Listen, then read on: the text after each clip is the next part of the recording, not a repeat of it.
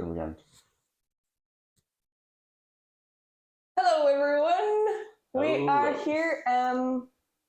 Okay. Oh, sugar. I think you can hear us twice. Okay. Hello. Good morning, and welcome to round 2 of the Sligo tournament, 2024. I am just gonna get the boards open. The only thing is that I cannot see the Masters games or the Championship games live. So only the challengers are live. So that's what we're going to start with. So let me just... Brilliant, like yesterday. So we can pay some attention to opening experiments. It's always interesting. Cool. Yesterday we had a King's Gambit. Let's see if we have anything as interesting today. Okay, I'm just going to put up the board. Here you go. Hello, Chris Lorenzo and Welsh Paddy. Welcome. All right. Welcome, welcome, welcome.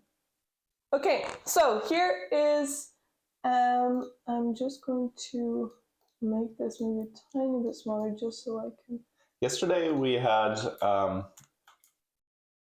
number of upsets in not only challengers but also the Masters section. In the challengers, what was our big takeaway? I guess that people were playing very quickly. So I guess it makes even more sense to focus on the challengers section at the start, because we might again have some quick games. Although if anybody's watching, or if anybody was watching yesterday, maybe the rebroadcast or the VOD, remember, playing slower is probably better for your chess, especially in the challenger section. Yeah, and the Masters. We saw some critical moments, quick moves. Yeah, different kind of, yeah, but that's true. Time usage was a common theme in the last round. Okay, so what do we have here? Okay, so this is board 1. Already the queens are off. Yeah. This is not very common in e45 openings that we trade queens so quickly, so let's see how that happens. Okay, so we're playing the exchange Ruy Lopez. Okay. Don't really know that much about it personally. It's the first opening I ever learned against e5. And I guess the idea is that we usually don't want to give away our bishop pair, but we decide to give it away here because we get a nicer pawn structure. White is trying to play against this this bad pawn structure on the queen side, but it's very equal. So white kind of gives away an opening advantage, and it's just an equal game, I guess. It's actually hard to break through this pawn structure. So anyway, d4. We will also want to break in the center a bit and get back some control of the center. And now he decides to take with the queen. Okay, so you can also take with the knight, but taking with the queen is the main line. And actually, in this opening, because you give away the bishop and you're playing against the structure, you do want to trade queens early because you want to get into an end game. And you're going to have this majority here, 4 against 3. And usually it's 4 against 3 here, but because this pawn is doubled, bless you, sorry, white can hold this pawn structure. So white immediately trades queens, gets the knight out. I guess they don't want to ruin their pawn structure, otherwise you'd be having problems on the structure that you want. Yeah, and also if we think about where the knight wants to be, the knight really, in normal openings, normally often the knight would want to be on c3, but here, in this case, the knight wouldn't be super great on c3, just because the c6 pawn. And this is something we often see, actually, in many of these openings that go into endgames very quickly, that a pawn will dominate a knight if they're opposite each other like this, and the knight won't have any good squares to jump to. Meanwhile, if it's on d1, on d2, it can maybe sometimes jump to f1 and then e3. Sometimes you can jump to c4. So lots more options that way for the white knight. So that's definitely the square it wants to be on anyway. Now for this bishop, I think it's less clear that this bishop wants to be on g4. So I kind of like this development for white. Now, castling is interesting here. Probably not a bad idea just because the bishops are still on the board. But you could think in endgames, there's often a chance that if your king is safe enough, you can try to leave the king in the center just because it's going to be easier to bring it into the game later on if it's not castled on the king side, because then it's very far away from the action. But yeah, maybe here it was the best thing to do just because the bishops are still on the board and the king doesn't really have a great square on e2 just yet. What do you think? Yeah, no, I agree with that. The only thing maybe white will struggle with here is getting this bishop up, but maybe he'll decide to fianchetto it here, although there is an immediate attack on the knight. I guess the knights are defending each other, so you can castle. Yeah, sometimes you can maybe try to castle, play like something like rook e1, and then you play knight f1, even though you let black ruin your pawn structure. You're going to have the bishop pair, and that's probably going to be quite good for you if you get black to take on f3 by himself. Hello, Goku, and hello, Fiedler. How are you doing? Hello. Okay, so let's see some other boards. Yeah, a bit of a quiet opening so far. Let's look at some others. Connor against Jamie. Okay, so this was a Caracan. Yeah. Main kind of line. Yeah, this is actually a very common thing in the Caro, where black gets this kind of pawn structure, similar to what we saw in the other game, actually. It's very solid around the king. Your king is going to be quite safe, but on the other hand, you do give up some of your central control because you no longer have any central pawns. Okay, so far so normal, I guess. White has a nice center. Black's bishops are slightly awkwardly placed here, but yeah. I mean, I like the way this opening went for white, I would say. Yeah. Maybe but again, inaccurate. So I guess it's nice for white has this bishop, but also black has this bishop. I mean, I guess it's a very equal position. Yeah, nothing, no, that's true. Nothing yet out of the ordinary. The lead chess sections are not working. Let me just. Yeah, so in the meantime, we can keep looking at some challenger games. If you guys see any interesting games, by the way, just let us know. If you're watching from Sligo, you can also come to Twitch and let us know if there's any game you would like for us to take a look at. We're more than happy to do that. So another e4, very popular here, apparently.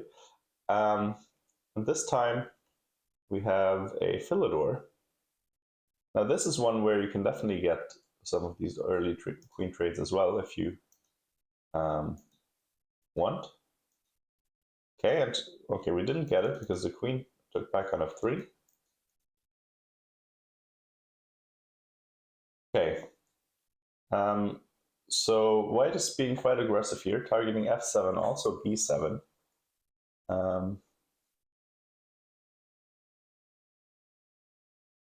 Okay.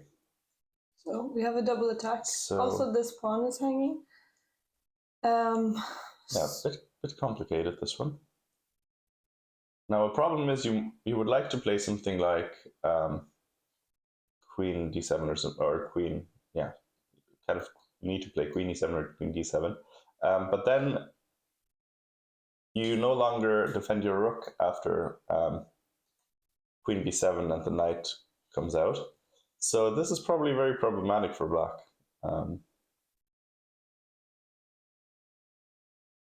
I'm not really sure what to do.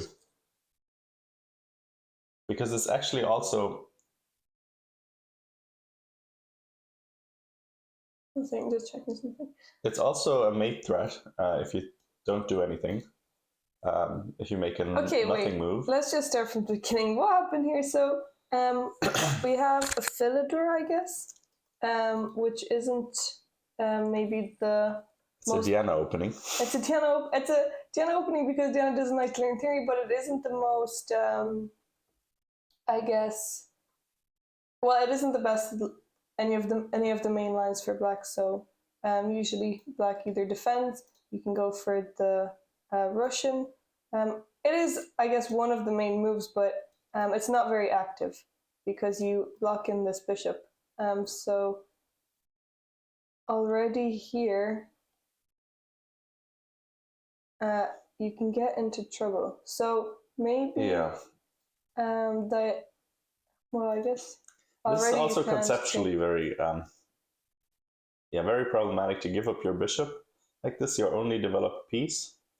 So now white has 2 developed pieces against 0, and this is just what happens. Yeah, this is a very tough position. If you're going to play the Philidor, you need to be prepared for these lines. This is one of those games that you see in old books where it's like Greco against NN or Morphy against NN, where you have like, some of the old masters against someone whose name wasn't recorded, because basically they were ahead of their time and understood the importance of development.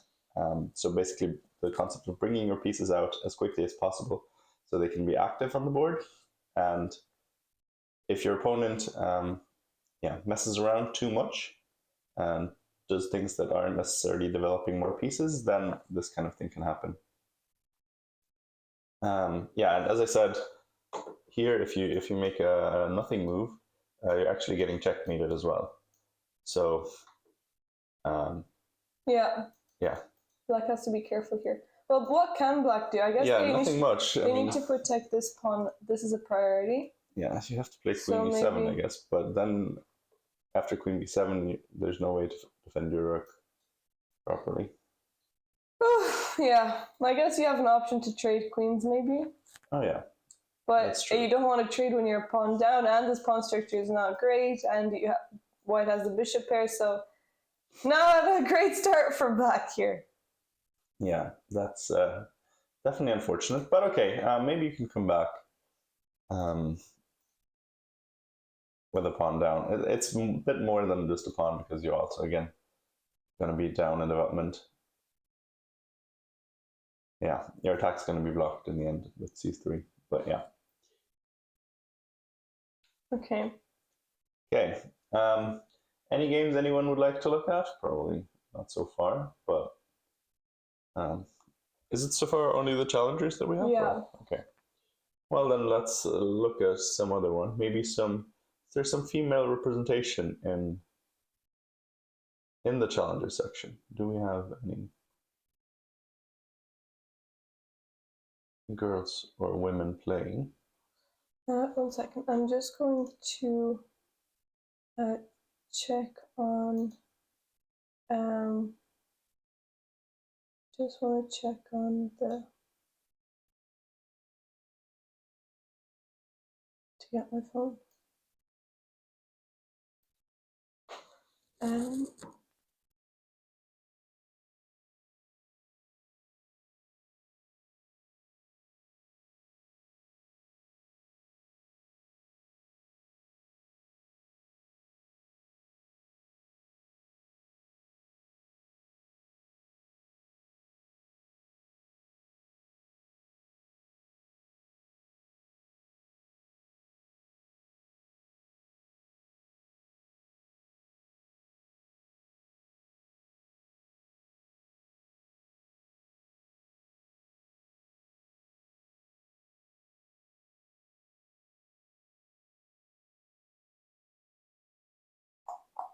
Okay, we're back. Technical break. I'll see if Craig can get the. Yeah, it would be good to have other boards. The other boards, yeah. Okay, so here bishop d6 was played apparently. So, I mean, I suppose this does prevent checkmate. So after bishop takes f7, we now have king f8 or king e7, I guess, and it's no longer mate. Yeah, but this is going to be a tough position for black for sure. But okay, let's maybe look at some other games. Okay, let's just go down the boards. Why not? Board 4.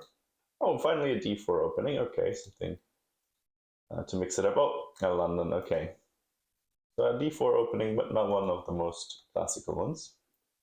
Okay, and we have this kind of g6 setup, and white is just building the Christmas tree. Very quiet, these sorts of games. And not the most ambitious way to play, but not bad either. Just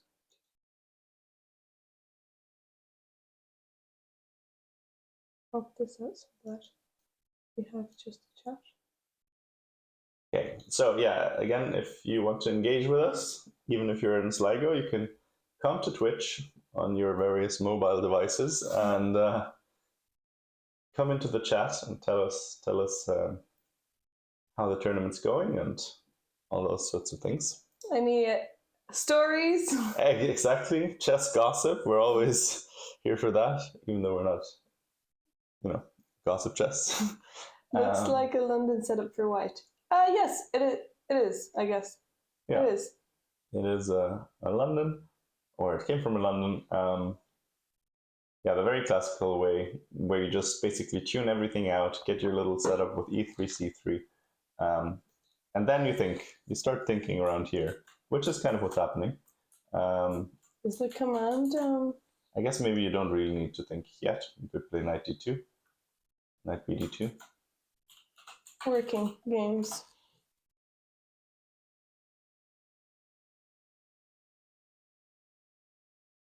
Yeah, so... Yeah, it looks like it's working now. No. Oh, that was a major. No, but the masters... Wait, what? Okay, let me... Wasn't there the thing... No.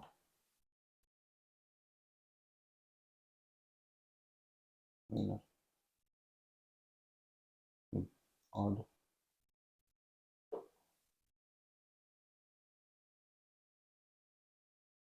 Oh yeah, I guess not. Okay, well, we're still short on. Wait, I just wanted to pin this. Yeah, that makes sense. Okay, well, we can probably leave this London system behind. Not the most exciting opening of all time. White's going to continue knight d2, bishop d2, or bishop d3 maybe. Okay. That's often a self-trap. But yeah, this is... You can show what you're saying.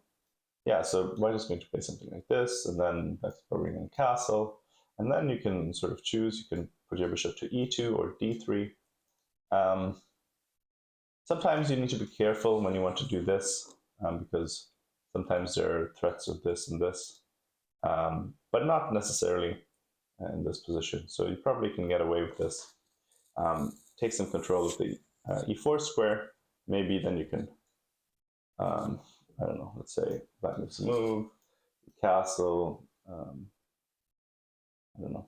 Let's say black makes maybe a slightly dubious move. Maybe eventually we can do this and break in the center this way. This is a sort of plan that white could go for, but yeah.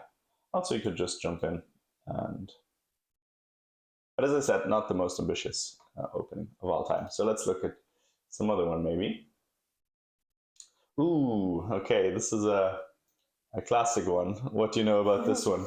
Here we have the Alekhine! Yeah. Famously, the only GM in Ireland plays this, Alex Baburin. He plays this. He played it against me as well. He's an authority on it, yeah. It's, again, not maybe the most active opening against white, and it does allow white to get a lot of center control, but if you know it well, it's and you're not familiar with it with white, you're going to get positions that you like. Hello, smart guy. How are you doing? It's often a very annoying opening to face. Yeah, hey, smart guy. Definitely very annoying sometimes. So the idea is you can chase. Well, actually, white didn't go for this, but let's just say the normal move is e5. You start chasing the knight around, and then knight goes to the center. You can, if you want, chase it around more. You can also play d4 and chase it around later. But this is something that can happen where white gets this huge pawn mass in the center, lots of central control, but the idea is to break it apart very quickly before white is really ready to keep it in place. But we didn't go for any of that. This is actually probably why it might be a good idea to play the Alekhine against players who maybe don't have as much opening theory prepared, because it's kind of scary to do this, chase the knight around and to overextend your pawns like that. Yeah. So yeah, we went for a kind of more passive setup. And now if white, for example, here, instead of g6, played e5, then we would basically transpose into some sort of, could be a Philidor, where white didn't play d4, and then maybe white could play d4 then. But instead we get a setup without e5, which makes a lot of sense. Now it's looking a little bit like King's Indian attack, but yeah, bishop out. True. And actually this is the same sort of danger that we were talking about in the London earlier, where your piece gets attacked once, and if you were to move it away, then you would get forked. Yeah. So this is the same kind of trick, where you have this piece arrangement of these two pieces that can get forked, and this bishop where you can get a tempo on it.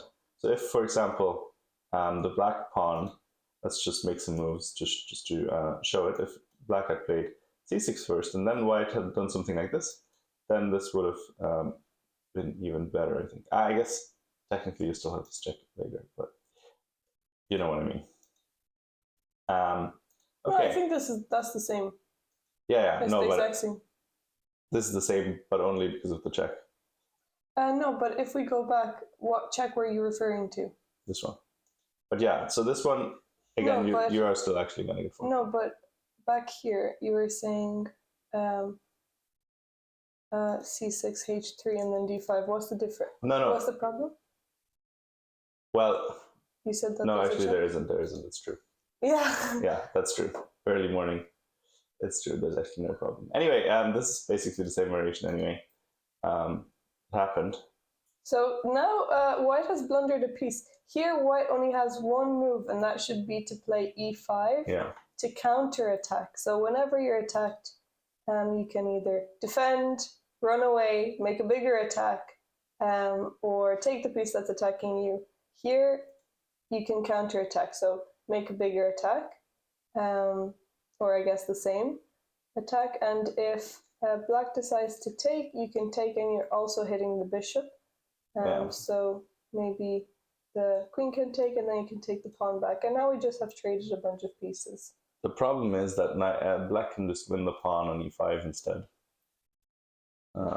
So you can play maybe knight d7, but also knight g4 at least, where you can attack this pawn, and you still have to take care of your bishop here.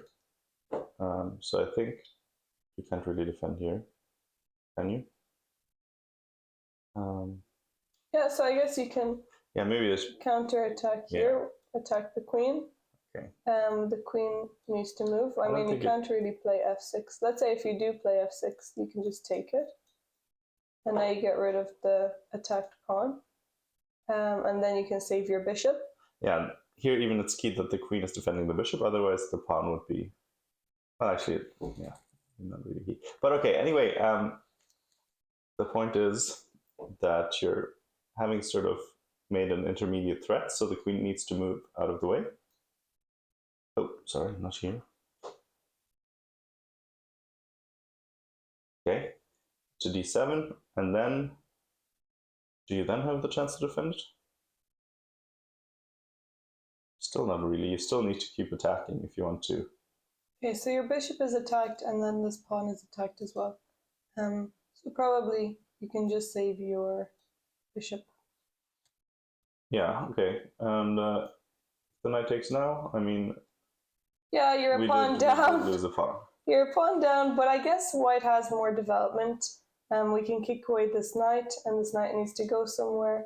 And now white can castle, and black still has these pieces to develop. So we can call this a gambit. We can call it a gambit. Probably not a very good one because black is, while not super developed, actually quite solid. Yeah. And if black gets to untangle, this is a very good pawn to be up.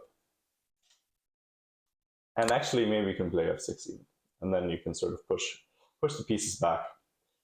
So yeah, good position for black, we're thinking. But let's see what actually happened in the game.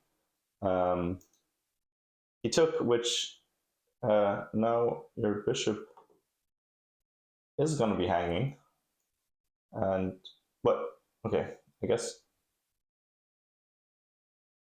What? Yeah, you're still forking. Yeah. And you could have taken it away, but okay, this also works.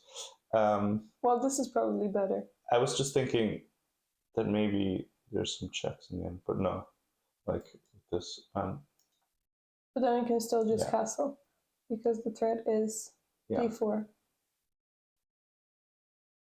Well, I was thinking something like this, but maybe it's nothing. Yeah, this is a nice move. Actually, this is a hard move to deal with because after this, then there is this check. Maybe I was thinking castles first, but yeah, like queen e2 and then castle. I think you can't get anything immediately, but yeah, maybe this is just nothing for white. If they didn't have this bishop, then that would be annoying. Yeah. But you can just block with the bishop. Yeah. And it's hard to get anything. Yeah. Yeah. Well, good play by white. Yeah, by black, I guess. Sorry. Taking advantage of that tactical opportunity and winning a piece. So looking very good for black in that game. Wait, let me just quickly check if we have maybe some of the masters. Or no, they don't work. No, they don't work? No. So you can continue? No, I don't really have it. Yeah. Okay. So... Oh, a Sicilian, finally. Okay. Let's see. I don't think we've seen many Sicilians in this tournament so far. Not yet. Yeah, so this is it. Nice to see. And okay, we're going for an open Sicilian. Exciting. We did see some close Sicilians yesterday, actually. We did see some. Yeah. One in the Masters in the Oshin game.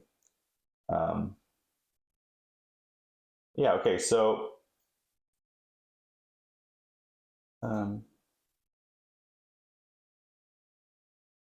okay, I'm not sure exactly what the name of this one is. It's kind of an unusual mixed match. Yeah, it's kind of a it's a rare line. Let's say that. Okay, this makes it even rarer probably. Okay, interesting. I've definitely not seen this before, but apparently this has been played. I see loads of games here. 179, including Wesley So against Maxime Vachier-Lagrave. I don't understand why. I mean, it's not played that often, so they have played everything. That's true. But is this a dragon? So, I mean, usually it is the dragon with the fianchettoed bishop here, but knight c6 isn't really played in the dragon. So already here... Yeah, if you want to play the dragon, you either start with d6, or you play g6 right away, and so some sort of accelerated dragons. Yeah, so here we have the accelerated, and here we have the... that would be the hyper accelerated. This would be d6 first, but yeah. Like d6 and yeah, but okay. Hello, TJ! Yes, the 17 channels full screen hall cam. And it's in color today. And hello, Coffin! Coffin, who is another Irish chess player. Favorite Sligo 24 commentary team. Well, we're flattered. It was on in the middle of the night. No way. That's funny. You can keep an eye on the hall. Also, TJ, the last game was not. Wait, were you here last night? And hello, were you here last night? It wasn't the Masters that had the longest game. It was actually the championship, but we didn't put that in the option. Oh yeah, we need to resolve the prediction so we can make a new one. Yeah, and it was a crazy game last night to finish up with. A lot of upsets. Yeah, a lot of upsets in round one. Well, since you did put Masters, we can take away your points because it was wrong anyway. There was no option to get it right, but I mean, I think that's a bit unfair. I think we should delete it. Yeah, we'll delete it. We'll delete and return points. But we can put in another prediction. So you can gamble away your points. Do you want to make it the same one, or do you want to make it a different yes, it's void. Okay. Do you have any ideas? I don't know. Maybe chat has some suggestions of what the prediction could be. Maybe, I don't know, the number of upsets in the master section, or well, we don't have the games yet, so that's a bit unfortunate. Yeah, we can do longest game again, I guess. Or maybe most moves, kind of slightly different, but also harder to check. Yeah. So maybe we should do longest game again.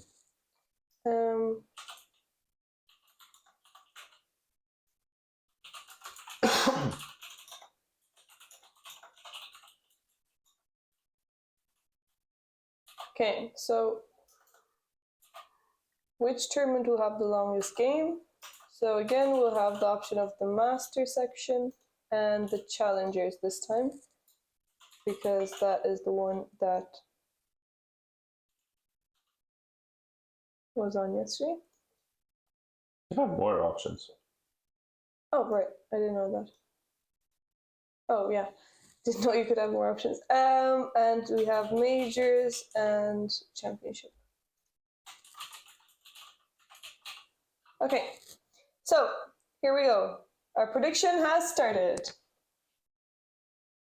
Oh, this might be the section with most black wins. The thing is, I guess we would have to look at all of the scores and then count them. Also, we would have to percentage score because there's there's less boards. Yeah, that's true. So maybe that would be a bit technically difficult. That's too much math for us in the early morning. Maybe we'll write some code. Most pieces involved in a checkmate. Okay, that's a good one, but also we would have to look at every single game. So, I mean, it could be possible. Yeah. If you have any that would be less... also, it's not easy to... We could say, will there be anyone on maximum points? I guess in the next few rounds, we'll get a chance to see who is close to... who is fighting for a medal.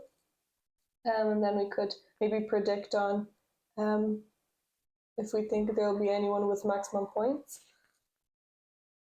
It's probably sort of likely that we at least in one or two of the sections have someone who goes 5 out of 5.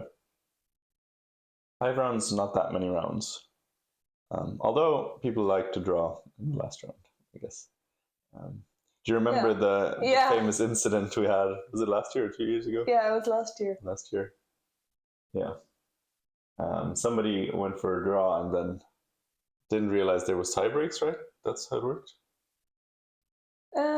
I'm not sure. I can't remember. Like had a winning position and thought that was all they needed, but then there was splits tie breaks and then they lost in tie breaks. Yeah. Yeah.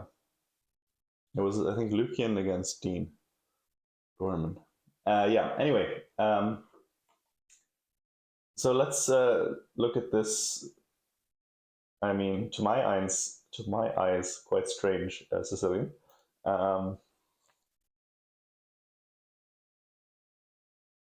Okay. Yeah. So most people here, all of the GMs that have played this position, basically, have played bishop c4. But okay, bishop d3, not bad. Okay, and f4, and now I think this is sort of justifies black's play a little bit, because now your pawns are quite overextended, and white might get the chance to break things down. Let's say with f6. So now I don't hate black's position anymore. What do you think? Well, I don't like that knight on g8. It's going to be difficult for it to develop, and you don't want to be playing e6. Yeah, so I guess with f6 that you're saying, I don't really love Not even that pawn necessarily structure. right away. Yeah, the thing is, I guess I don't love white's pawn structure either. But yeah. Well, we'll see what happened. They've been playing quite quickly. They're already a couple moves ahead. Okay, so he played d6, which also makes some sense. Maybe the more safe approach. Yeah, now we got developed, and now I really like black.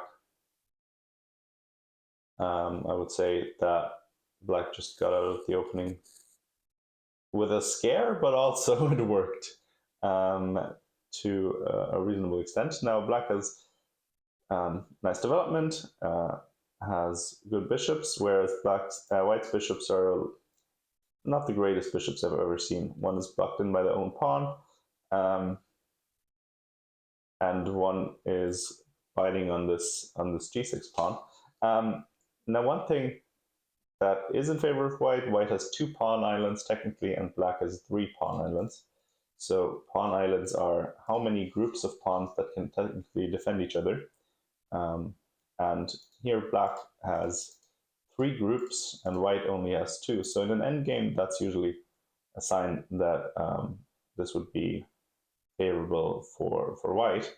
And yeah, I think generally endgames here would be okay for white, but middle games probably a little bit better for black with the queens on, because white's king isn't feeling so great. If the pawn was on f2, then this would be nice for white, but I'm not sure about this position with the pawn on f4. When the white pawn was on e5, you've had it in black. Okay, right. You've had it with black and boots. Yeah, I guess it's a interchangeable position that you can get, because you can also get this from, I guess, a King's Indian position as well. If the pawns exchange and things like that. I've never had maybe such an open center, but Yeah. don't ask me. Yeah. I mean, if you think out of your bishop, a lot of these positions can arise. Although white usually doesn't want to trade so many pawns in the center. Because now black is the only one that has center control with pawns. So after d5, now the square is nicely controlled. Maybe black would like to swap off this pair of bishops. And this pawn on f4 is a little bit awkward, because if you want to play f4 and f5, your rook should be on f1, but there is an open file here, so rook on e1, I guess, is more natural. White's pieces are not really coordinated very well. This bishop is hitting the pawn on g6.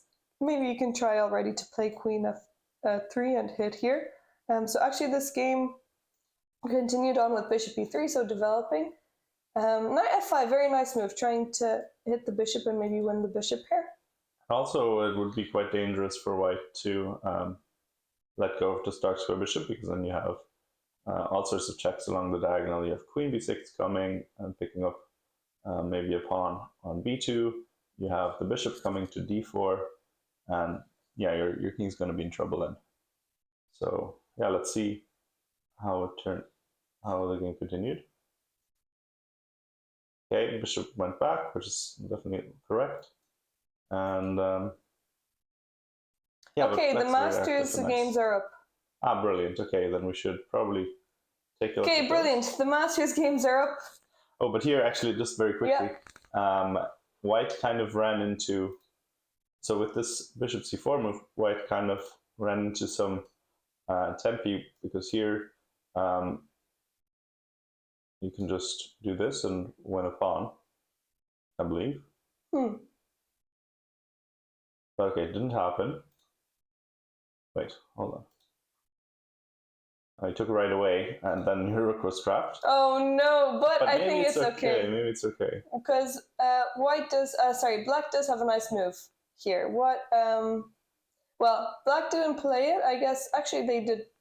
Yeah, they played a nice move anyway to protect the rook on a3. But what nice move does black have here?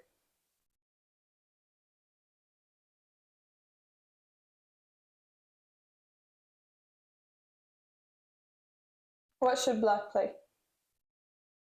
Kind of a difficult position, to be honest, but yeah, everybody can try to find.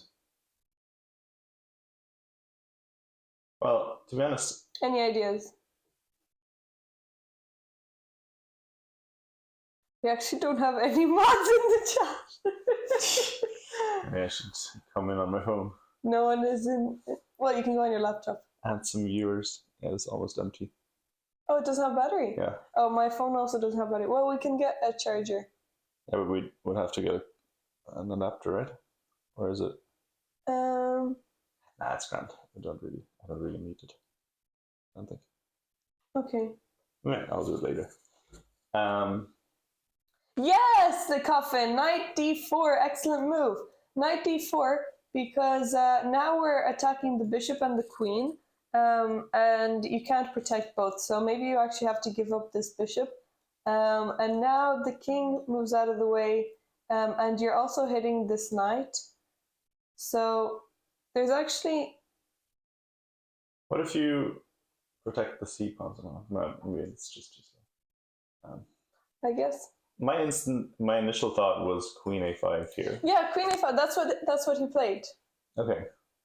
Yeah. Rook takes b3, super greedy. Is it greedy? Well, it's giving away material, so isn't it ungreedy? Why can't we just not move our queen? Well, I guess we can, but do you want to give away the bishop? Because then it frees up the rook a bit. Yeah. So let's say if we move here. Sorry, also the pawn is hanging. But even if you take on b3, then the pawn is still going to be hanging. Unless you take with the so yeah, if you take with the c pawn and then you free up the rook a bit. Yeah. Oh, queen d1, yeah, sorry. Queen d1, okay, so now we can just take.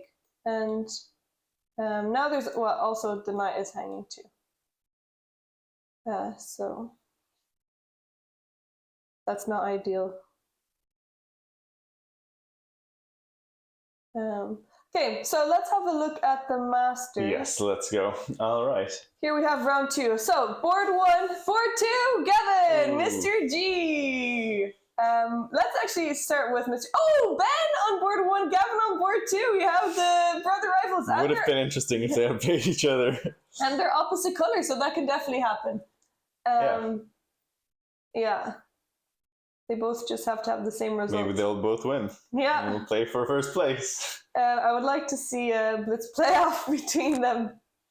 Actually, yeah, and also Lucian is up there because his opponent forfeited yesterday. Yeah, so he got the win. Yeah, he got a forfeit win against the GM. So it always feels good when you get paired against the GM in round 1 and then you end up on 1 point, no matter how that works out. I can imagine.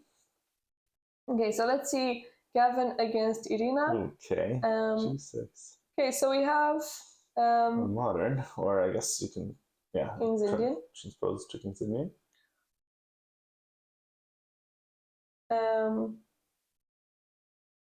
And hello, Ilias. Good morning. How are you? So, Coffin, what does before he plays it? What does Gavin play against the King's Indian? Tell us.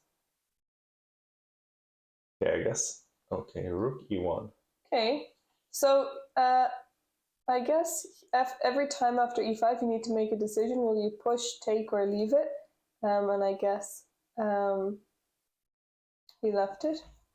I cannot divulge the info. Well, the info is here anyway. This is also a bit different. So this is the 97 variation. So I guess the slightly more common one, or maybe a lot more common, I'm not sure. But the more common one, I guess, is with the knight on going to C6. but like, yeah, this is a bit of a different line anyway. So, okay, tucks his bishop back into the f1 square.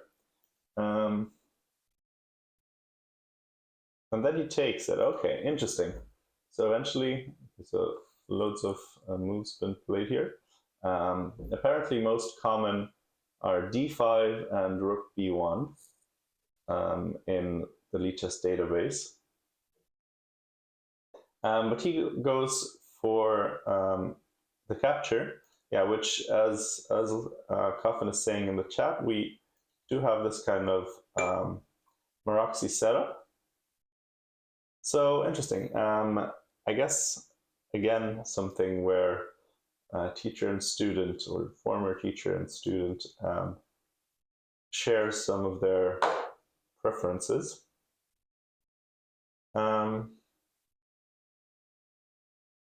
So we're just putting pieces on relatively normal squares. Of course, here with the pawn on e5, your bishop's a bit locked in as black, but maybe you can at some point put something on d4 and take advantage. Personally, not a great fan of these positions for either color, but I mean, okay, white is kind of expanding on the queen side now, and you know, white must be having a decent, nice position. With the pawn on e5, it's not as good as a normal one for white. Okay, well, if you say so. So I guess you're saying it's good for black to have its pawn, which makes some sense. I mean, it does control the square quite nicely. What do you think? You played such positions. You're a King's Indian player. Would you rather take white or black here? Well, now that I don't play the King's Indian anymore, I would always take white.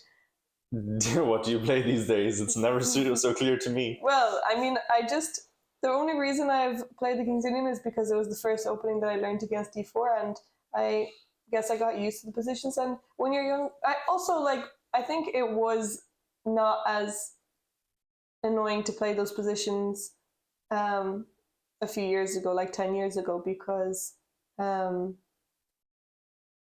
well, I guess theory was kind of different then as well. You were mostly playing the ideas. I was also younger, so also I guess like theory obsession has only been kind of a more recent thing. Yeah. But chessable age. Yeah, the ideas were kind of easy. You want to break in with f5, and I really liked attacking the king.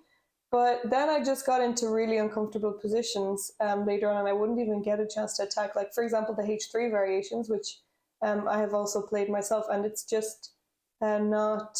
You don't get very. You don't get very comfortable positions, and also your plans don't work anymore if you can't play f5. And white always has a lot more space.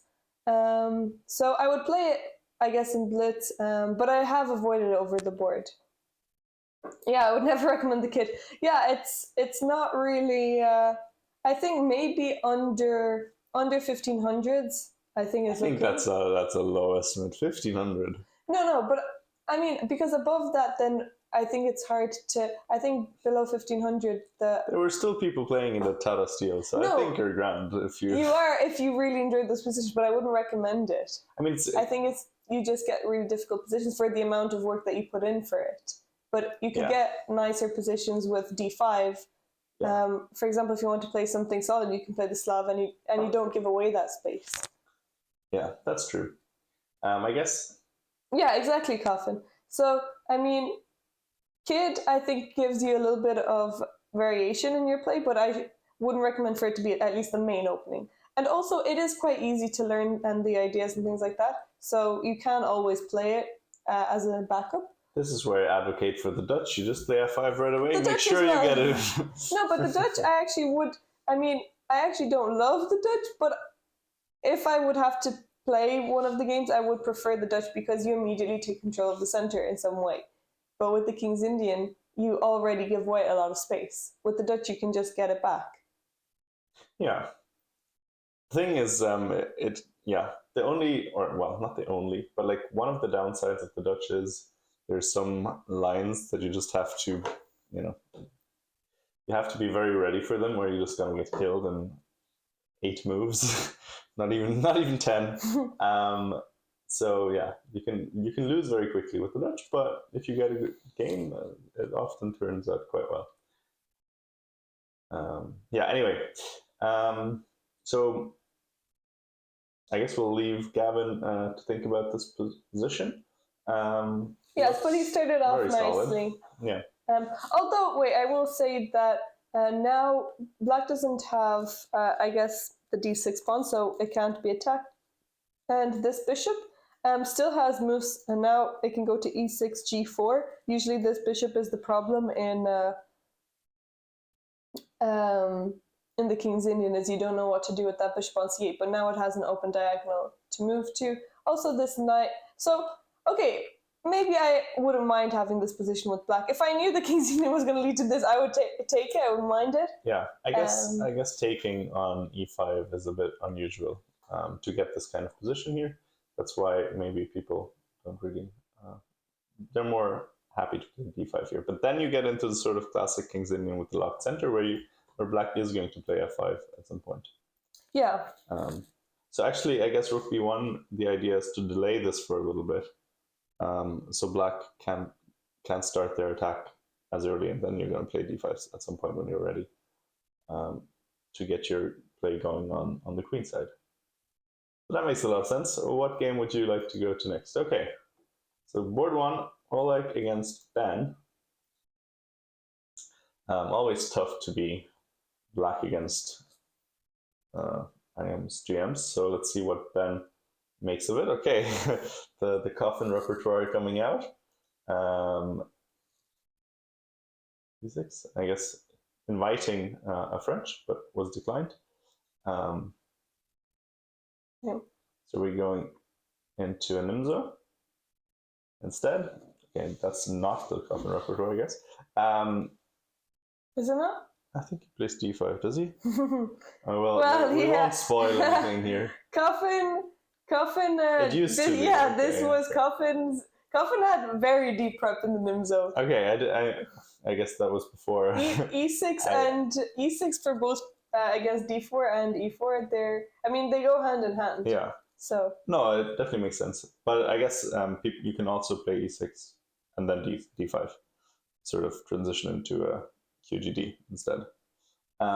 So QDGD, what is that?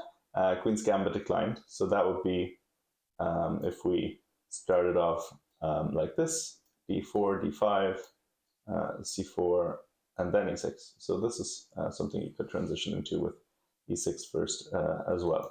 But okay, so that didn't happen. Nimzo instead. One of the lines where you don't prevent the damaging of your pawn structure. I'm not such an expert on the Nimzo. You were training the Nimzo. Do you know anything about this variation?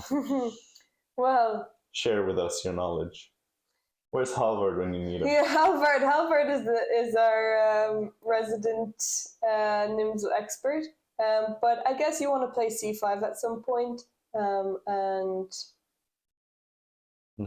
maybe, and then b6 and develop your bishop that way. Yeah. So, yeah, here comes c5.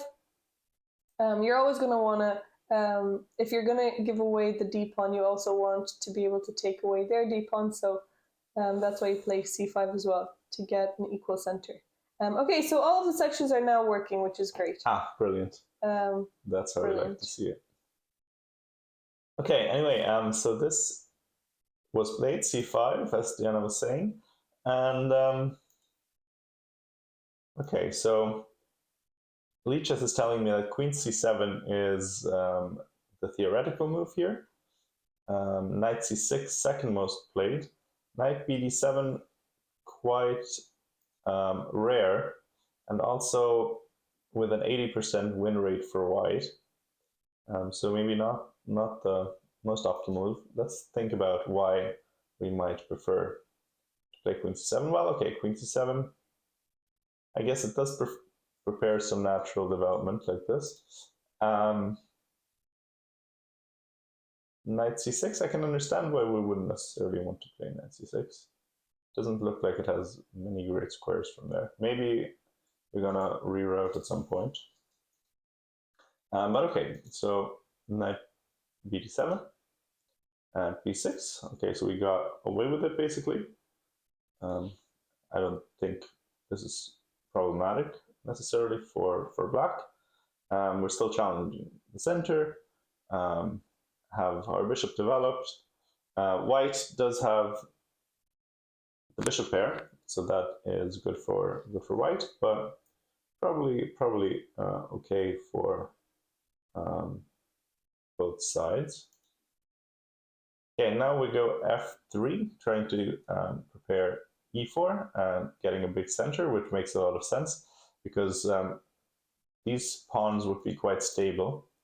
So kind of a typical idea in these sorts of positions to take over and create a big center. Black wants to challenge it. Oh wow, and then we play, okay, that's a very unusual move. E5 here.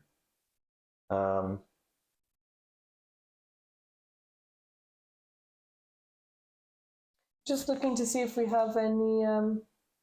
Well, we do have an interesting opening in the Masters on board 4. Okay, we'll take a look at it in a second. So black did allow this, and now white just has this passed pawn in a very solid position. Solid pawn structure. Maybe he'll even play... Well, I guess he doesn't want to play c4 yet because of the bishop on a2. And also you might want to put a knight somewhere here at some point, or maybe undermine black's queenside as well. Okay, so now you have an enormous amount of space, and it gets very difficult for black to maneuver.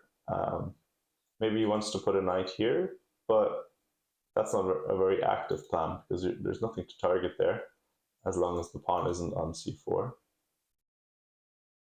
So I don't really understand e5. That seems like strategically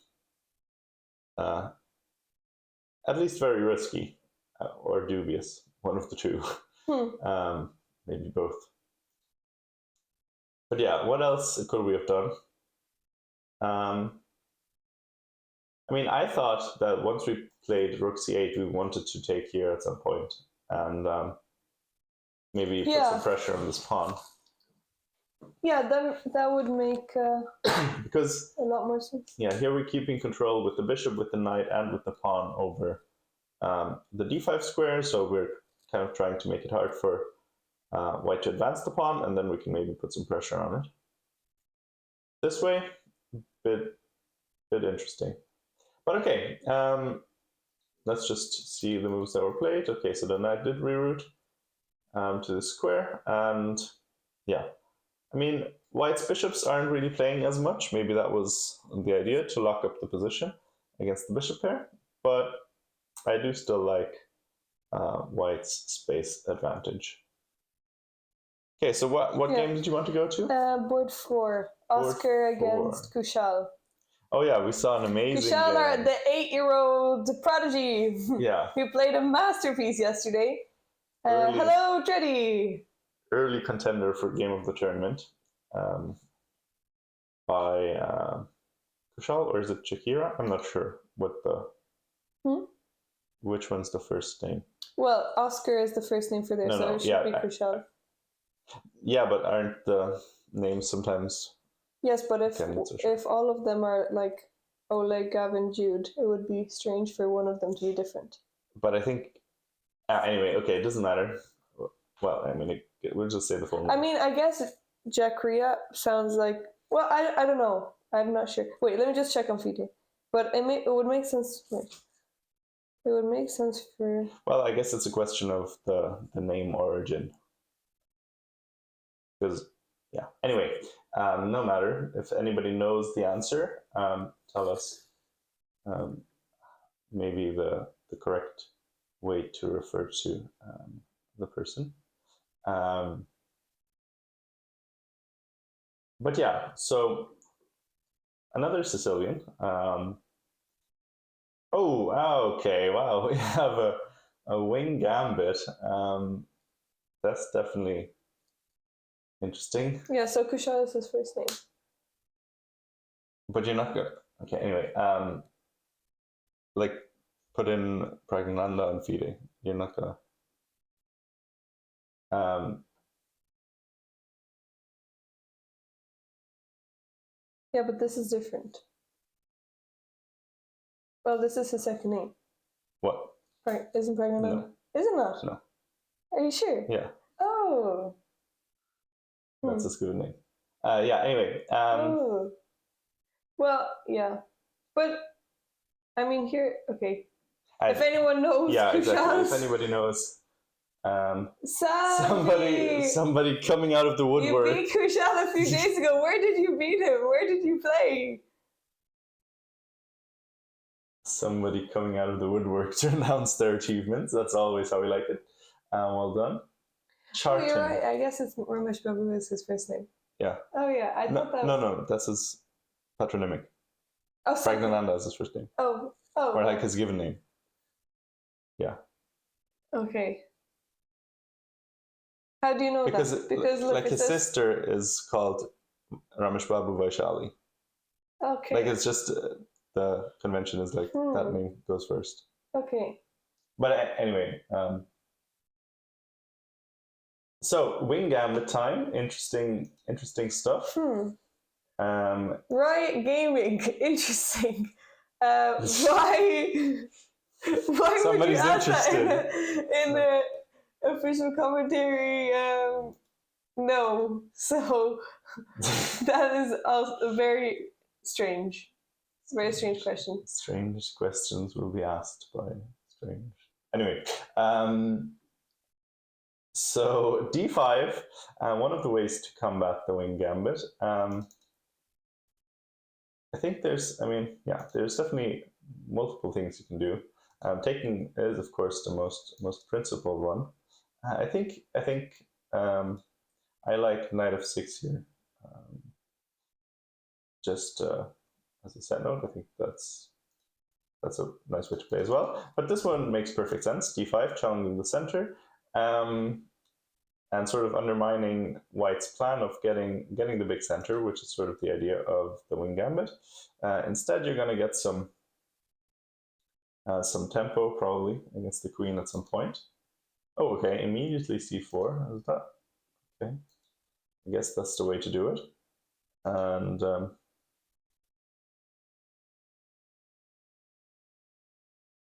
interesting. Okay. Definitely a fascinating opening. Again, is this preparation? Did Kushal prepare against this? Well, seemingly he has more time than he started with. White, on the other hand, yeah. So I think it is preparation. I mean, yeah. if we look into Oscar's games, maybe he does play this a lot. Very interesting. Yeah, we'll do the reconstructive preparation. Was he prepared for this? Apparently not. Is this with black or? Interesting. So yeah. I guess he knows his theory. I guess maybe the kids they're prepared. They have time to, instead of learning how to read or something, what he should be doing, already knows how to read, studying some courses instead, or maybe clicking through the Leech's engine, constructing his own. Okay, well, very interesting.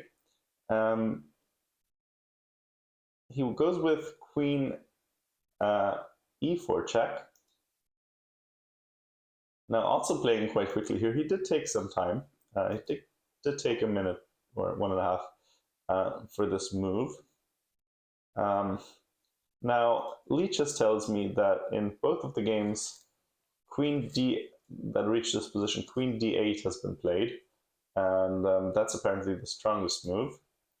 There's also a thought of taking, but then you do allow this, and probably not your favorite thing in the world. allowing this tempo to happen. I can understand why you wouldn't want to go for this. This is kind of then turning into a classic type of gambit. Okay. Okay. So I guess we can't play f3 because our bishop's hanging. Bishop g4, very interesting. Yeah. Interesting, strange. Bishop g4. Because you're running into things like this. I mean, it doesn't work because of the queen. But there's, you can defend the bishop first, I guess. So queen b3 and then f3 is threatened. Yeah, so you can move your queen out of the way because it's being attacked, and now you're protecting it. Now you're vulnerable to this attack. I mean, let's say if just knight f6, does it work now? Can we just play f3? Why doesn't this work? I guess you go queen e6 and then you take it, then knight takes, and you can't defend the bishop properly? Okay, the bishop is pinned. Wow, okay, that is...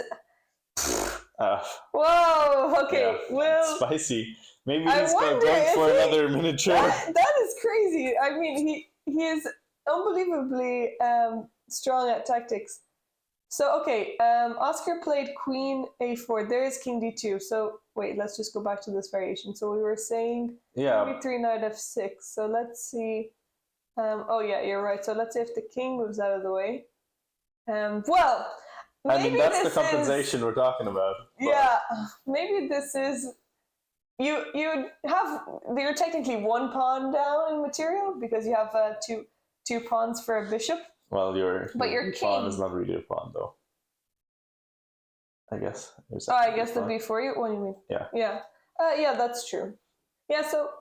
Although, I mean, I guess if you play it, it's all. I mean, it's out there. Maybe you can just develop your knight, but now there's also that fork, so maybe. Yeah, but then you have rook d8. I think that should be fine. Well, actually, yeah. Now maybe are you threatening some tricks?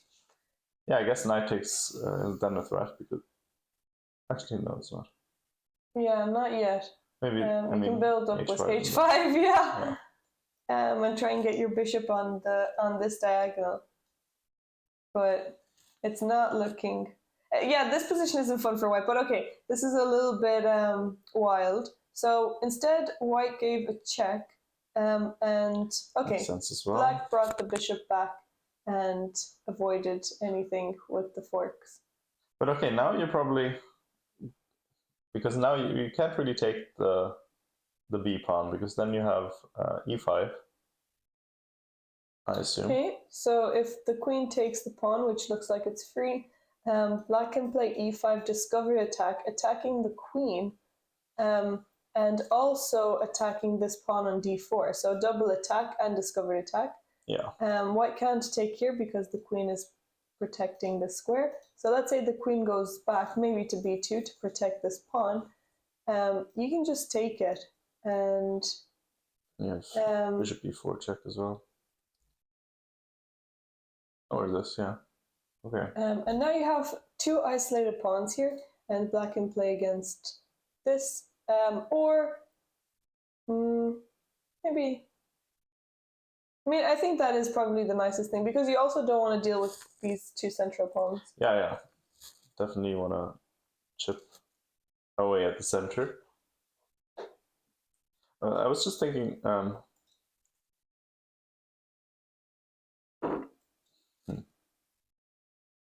I was just thinking if we can do something like this.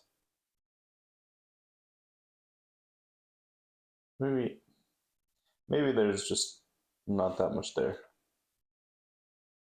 Yeah, I don't know. But it definitely looks a bit uncomfortable. I mean, you have less development and yeah, your bishops, castle, king still in the center. I think definitely nice for Black. So yeah, we should definitely keep an eye on this game. This is going to be very interesting. Oh, he actually went back. Wait, okay, so he went queen d1 back. I would have thought queen b3 would have been the move, just because, you know, you keep it active and keep pressure on this pawn, even though you're not, you know, threatening to take it right away. Then maybe you can, you know, just play this as well if you ever want to. I mean, not right now because you're dropping this, but eventually. Let's say maybe knight of 3 and then, so like, I don't know.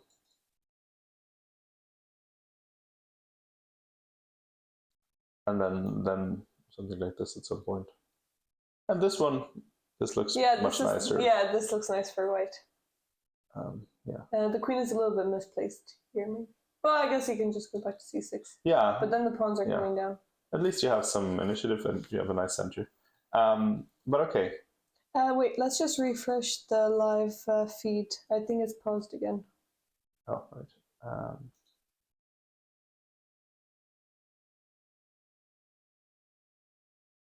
Yeah, okay. There you go. Camera back to, what did you want here? Doesn't matter, no. Yeah, the chat. Oh, right. Okay. Yeah, so let's see what happened. Knight d2, queen to g6, and then some development, and eventually d5. Okay, well now white again gets a lot of activity here. The knight doesn't really have great squares. The center isn't available. So where do you put the knight? Maybe in e7, or you go back somewhere. But let's say takes, and then where do you go? I don't know, it doesn't look very appealing. Yeah. Yeah, this might... Maybe a5? Yeah. I mean, it's... At least you're not blocking your bishop. Yeah, maybe you can reroute it like this somehow. But you're also keeping the c4 square from the bishop, I guess. Yeah. Maybe it's not actually that bad on a5. You say knights on the rim are dim, but yeah, maybe this one is fine, at least for a while, on its perch on a5. So maybe that's decent. But okay, actually that was played. Oh, okay. So this is how the game went. Okay. And then knight e5. Okay. Yeah, so white, if he wants it, at least gets the bishop pair. But we'll see. I mean, this is definitely a game we should keep an eye on. Definitely an early, an early mess, bit of chaos on the board right away. And that's what you get when you play unorthodox openings like this one. Ambitious openings as well. Okay, you want to look at another game? Maybe the Yannick one against our former champion who got dethroned in the first round. Let's just go through it from the start. d4. Okay. The Queen's Indian kind of setup against kind of a London setup. Yeah. Interesting. Not a clash of openings that you see a whole lot, I would say. Okay, double fianchetto. Interesting. Probably white not super used to playing against something like this. Okay, this is very timid. c3. Not sure if that's not really necessary. At least we could play some other moves. I mean, we don't really need it now, that's what I'm saying. And eventually we might want to play c4. So maybe it's good to keep that in reserve. Yeah, yeah, because black hasn't yet taken much control of the center yet. So you do want to gain some space. I guess c4 would make sense. Yeah. And then knight c3. c3, I guess it is very solid, and Yannick is playing an FM and a higher rated player, so he's maybe a little bit worried to not do anything too extreme, but that's not really the psychology that you want to play with. You want to put up as much of a fight as you can. So, and black is comfortable, I guess, here. Yeah. guess this is a very solid position, but Yannick is the underdog here, so looks a bit like black was white here. I don't know. From the kind of position that we got. Yeah. What is Patrick's Twitch channel? It's, well, we can type it, I guess. It's twitch.tv/. Well, we can just share the link. Yeah. Well, okay. Or that. This is Okay, I don't know where the easier. slash is actually, so you can.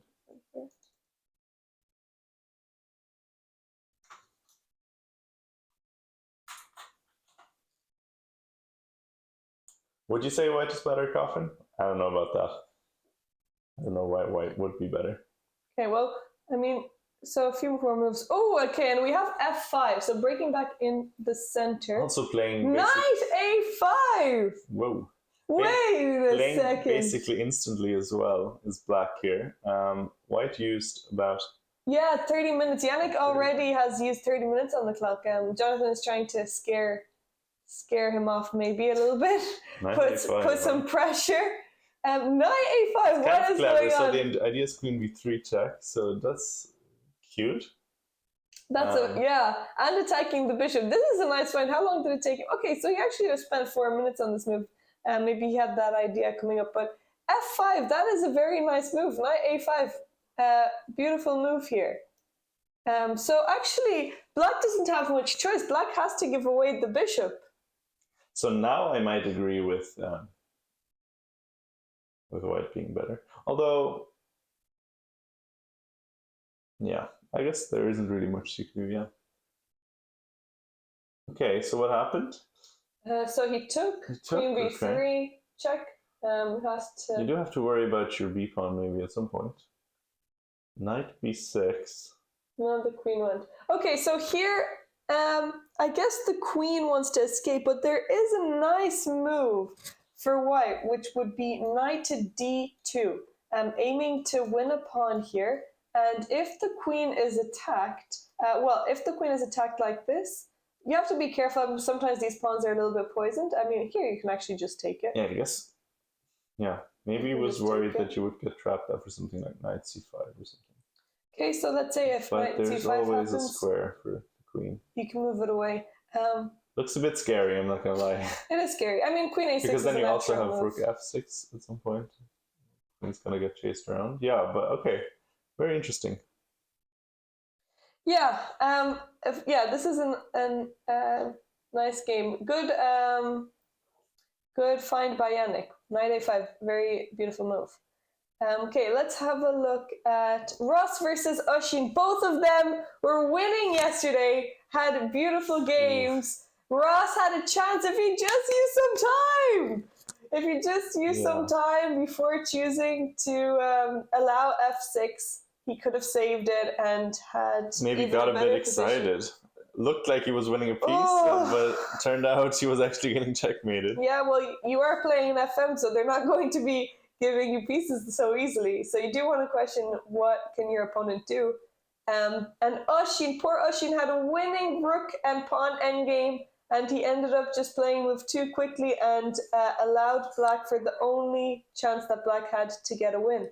So both of them are going to be fighting for a win today. Oshin is the favorite. Let me just check their rating difference. Let me just go on chess results so you can play through the game while I look. All right, results. So a very symmetrical opening. Yeah, kind of a King's Indian attack kind of deal. Okay, so there's just under 300 points between them. So Oshin is 2100 and Ross is 1831. Yeah. Okay, so yeah, King's Indian attack. You know all about this one. Oh, Ross is playing the King's Indian attack. Beautiful. Well, I mean, not against the French, but okay. Yeah. I still do like this. I have recommended this opening before to some of my students because I think it's easy to play. The only thing with it is it's not as active as other openings. and you don't get as much space in the center, and you don't take advantage of, I guess, your first move. But it is solid, and the ideas are simple. And there's not too much that black can do to really put pressure on white, and there's not much theory. Yeah, I guess the idea long term will be that black is going to grab a lot of space on the queen side and play on the queen side, whereas white is trying to try for some attack on the king side. So let's see how that went. Okay, interesting. Queen moving around a little bit, and now e5 is coming. Actually, not that many pawn moves usually, or well, often you see a lot of pawn moves in these kinds of openings, but now maybe they're starting to get going. Yeah, so f4 and b4.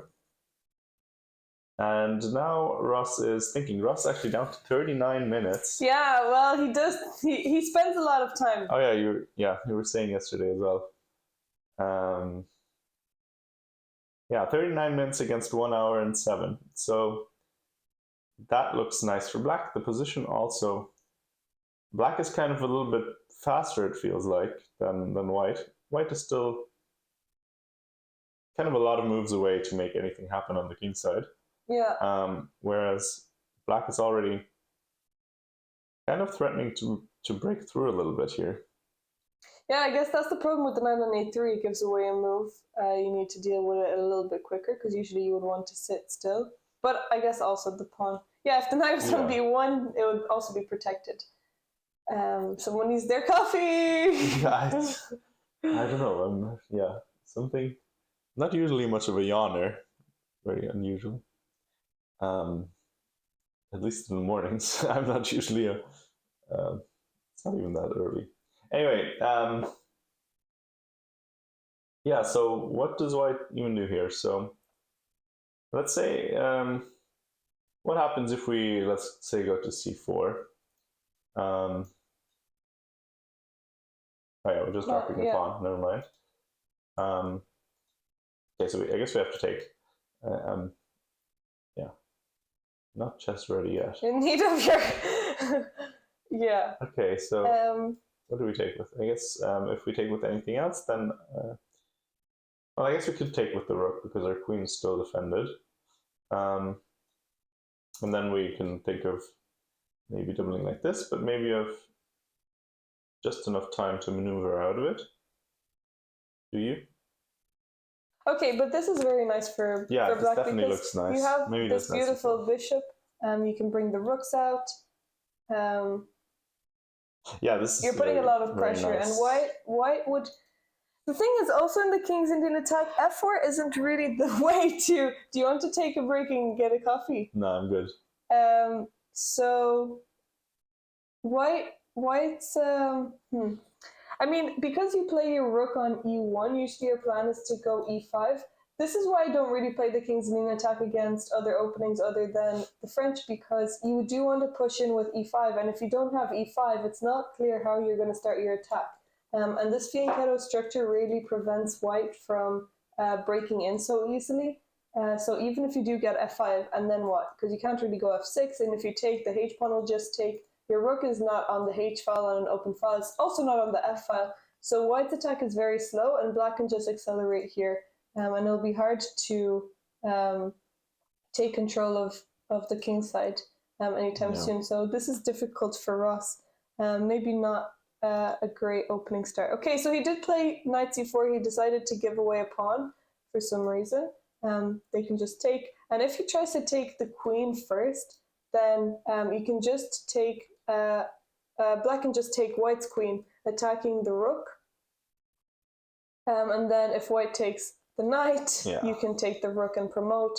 And then black can save their exchange.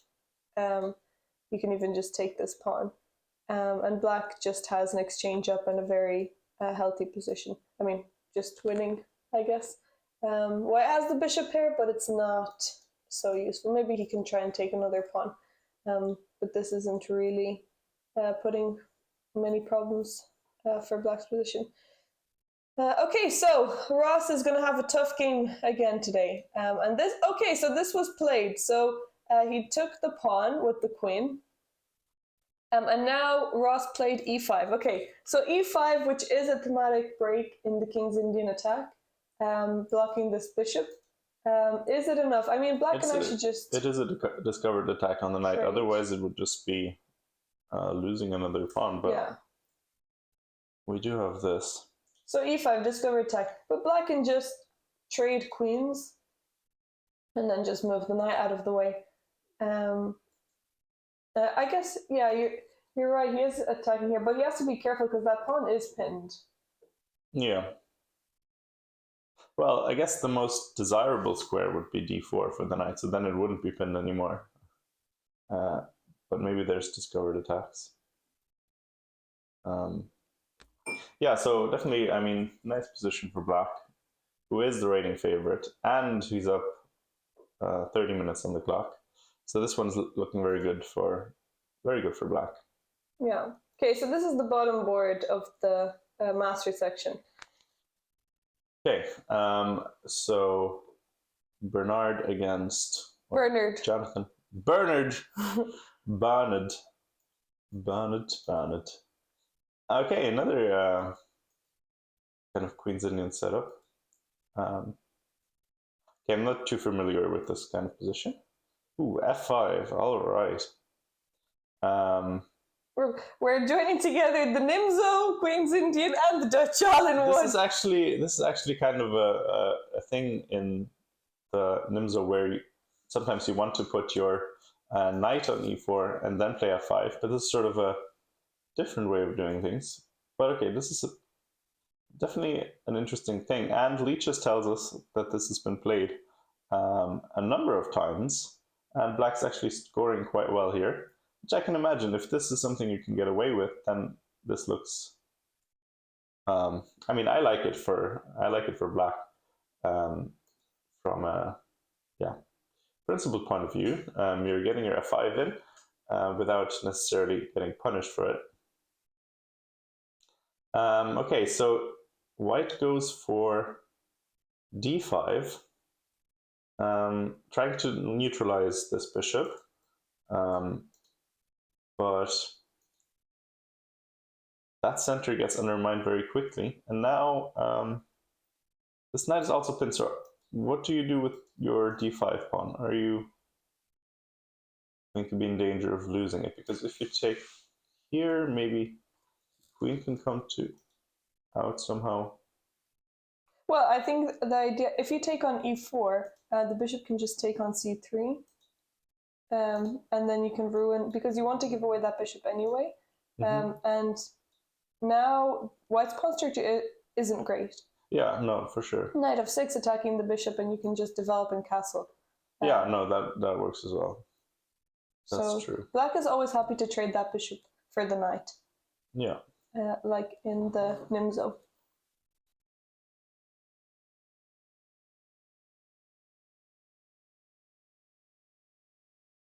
Okay, so yeah, this happened. So similar to what we were. Actually, this is the exact position that we were talking about. Yeah, with bishop g5 included. Yeah. And black castle. Black has a very nice position here. Bernard is playing very nicely. Okay, so and h6, and yeah, now the knight comes out, and this is going to be, or this is a nasty threat, because yeah, basically the bishop is only not hanging because of this pin. Well, it's going to be after this, so yeah, but that doesn't really even work because yeah, it basically removes the defender when you attack it again, because the queen can't take advantage of the pin, because then you would just be trading queens, and then that would be losing a piece. So what line are you talking about? Okay, I'm saying, let's say, I don't know, white does nothing, you can jump in here, and now the pin isn't really effective anymore because you need to move the queen, and now you take here, and now it would be the queen that has to retake, so the pin isn't really a thing anymore, right? Because here, here, here, and then you just lost a piece because the pin wasn't really effective anymore because it was your queen that had to retake. So yeah, this is a nasty threat that after knight a6 that white has to deal with. What did he come up with? Bishop to g6. Okay, knight's probably still going to come to c5. And yeah, then we finally take that pawn. And so if you take back, maybe you're gonna, what's the concrete threat here? Because also, this is going to be an idea as well. Looks very tough for white. What do you think? Well, I mean, yeah, I think maybe black is already up a pawn and maybe white structure is bad, but these bishops can be a little bit scary. The only thing is that white's king is still in the center. So if white was already castled here, I would maybe prefer white. But because of this king, I don't really love the position. So he did try and develop quickly. So knight e2, d takes. He gave away another pawn. So black is now 2 pawns up. And now white castled. So I don't really see the attack for white. I don't know where. Yeah, there isn't. I guess there isn't any immediate attack. Yeah. Well, black is just a clear 2 fronts up, and now we trade. If that bishop goes, white doesn't really have much to play with. Yeah. So nice move by Bernard. Very nice move. Bishop e4, trading the most active piece in white's position. And his white squares are a little bit maybe vulnerable, but now once this light square bishop is off the board, black is fine. There's really nothing he could do. He has to take because his queen is also attacked. So after the bishop takes, then now he has these nice knights working together. Yeah, now it's kind of almost more black that it's attacking. Yeah, the rook is... Say like black has the material and the compensation as well, almost. Yeah. Okay, let's have a look at the... wait, does this work? Okay, so is this the championship section? That's round 2. There we go. Okay, the championship section is working. So this is board 1 of the championship section, which we weren't able to follow the games yesterday, but now we can follow them. So here we have board 1, Andrew versus Sergey. Let me have a look at their ratings. So the championship is the second highest, right? So the challengers is the lowest. Yeah, and then it's majors, right? And then championship. Yes. Okay. Yeah, so this... Let me double check. The second, and I'm curious because I see... so championship is the second, yeah. So major is the third. I see one result being announced here, so I'm just curious if that's a game that's actually already ended or if it's another London, incredibly popular. I thought we were in Ireland here. Why are we playing? Why are we playing these colonial openings anyway? Okay, so kind of a Jababa setup from an interesting move order.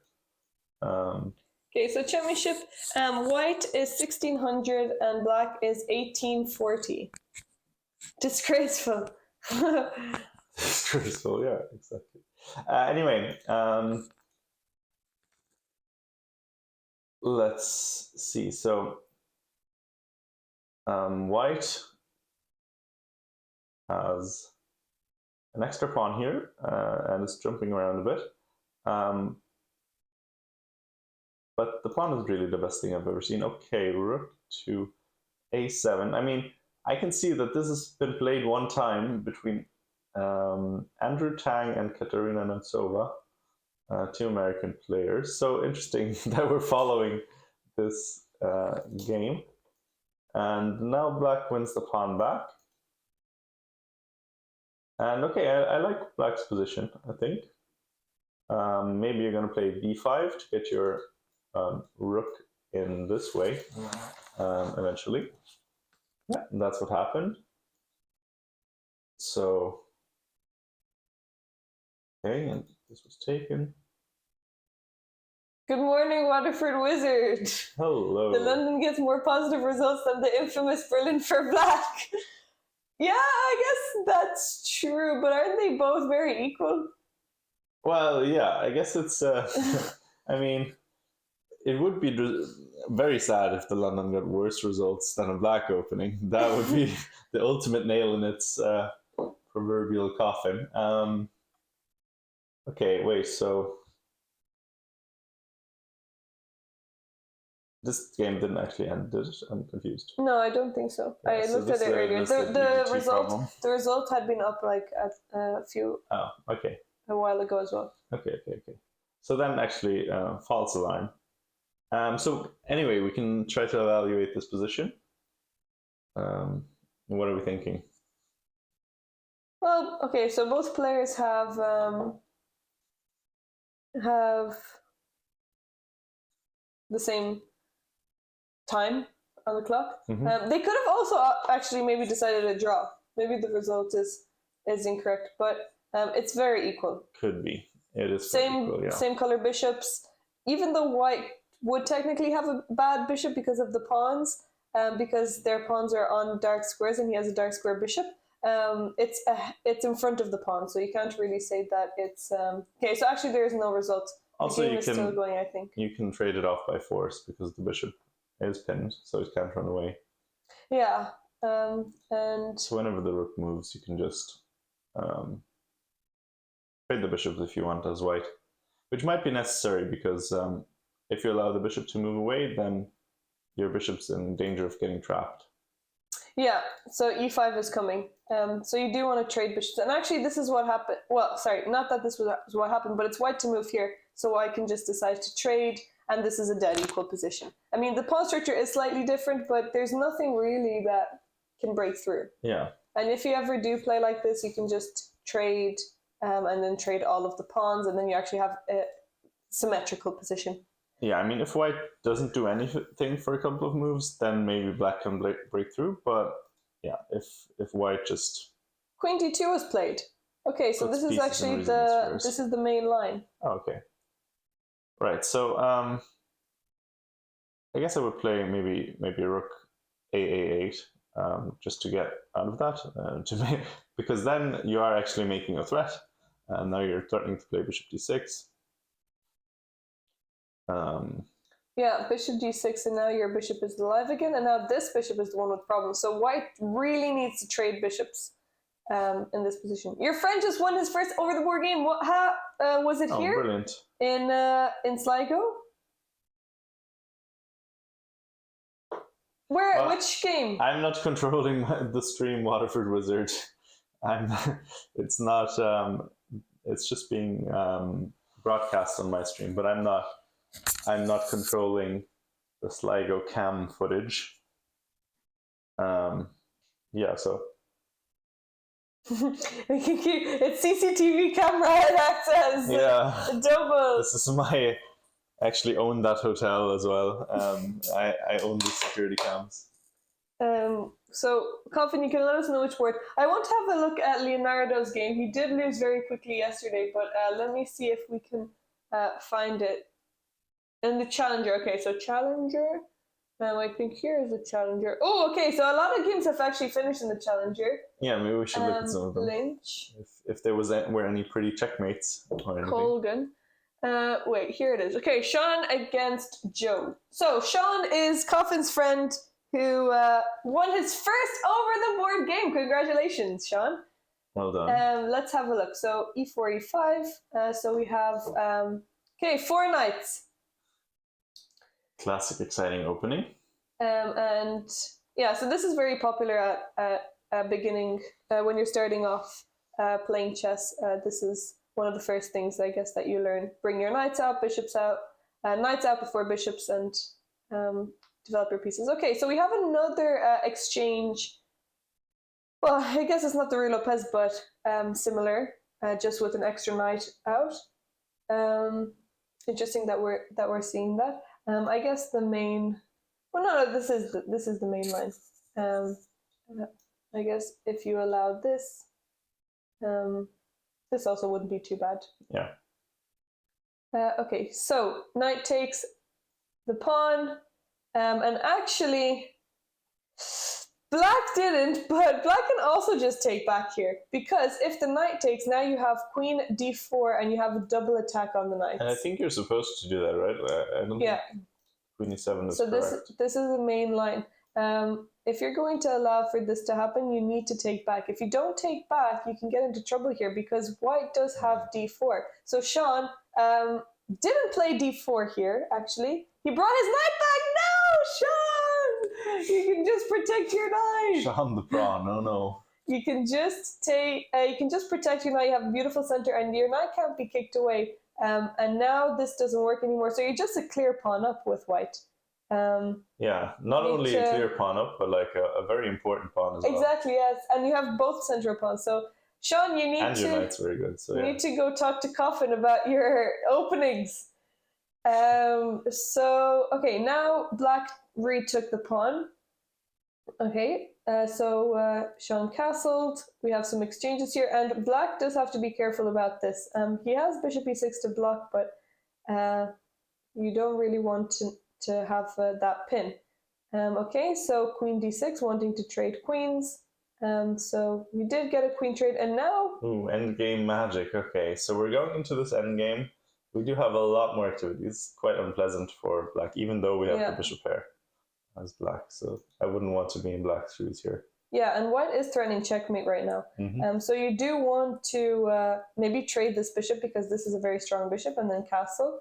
But actually, instead, black played bishop g4, which I think is the wrong bishop to develop, because you can't castle and you can't bring your rook on the d file. So you can't really activate this piece. And this is white's strongest piece on the board. I guess the rook is well paired with the rook. So this is the one that you want to trade. And you don't want to be, I guess, giving away this light square bishop for the knight, even though I think this is what black was planning.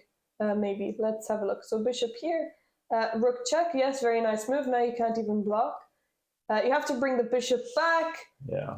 Oh, very nice play by Sean, taking advantage of black's inaccurate opening decisions. Definitely a tough position to play. I mean, yeah, he got into real trouble out of the opening. Okay, so here white has a nice move. Can anyone find a nice intermediate move or more a counter-attacking move after g5, attacking the bishop? He decided to bring bishop back to g3. This one's not easy though. Well, let me just... So what would you play here with white to keep the pressure?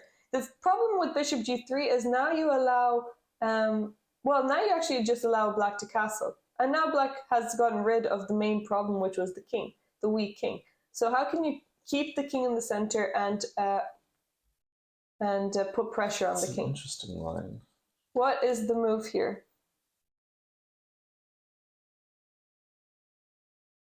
What would you play? Okay. Move forward.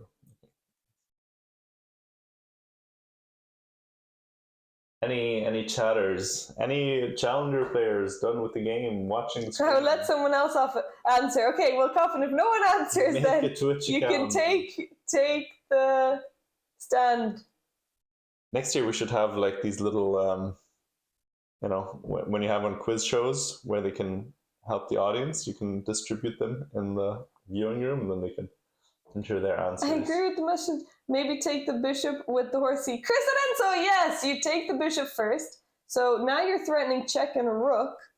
And if they take, you just end up... Actually, this is checkmate. Yeah, so this is checkmate. And it's a double check, so you can't even block with the bishop. Yeah. The Outcast Gamer, thanks for the follow. So you're threatening checkmate, and if they just take back... The thing is, you can't take with the rook first. That is... like you can't take the pawn with check. You might be like, I can take this pawn with check, but actually there's going to be a counterattack on your rook, and you don't have any way to save your rook with tempo, so you're going to lose a piece. Yeah, so now you have... now black has a double attack. So you just need to save your bishop first, but now there's still a double attack here. Yeah. And you can't protect both. And even if there wasn't a double attack, you're still not allowing black to castle, so his king is still weak. Even if the queens are off the board, these rooks are so powerful. And your rooks are not playing with black. Can you look at Frank Petoni's game? I think this is yawn number 5. Frank Petoni. Okay. Sounds like it could be a character name of some. The Outcast. Very much a movie. Which section is he playing in?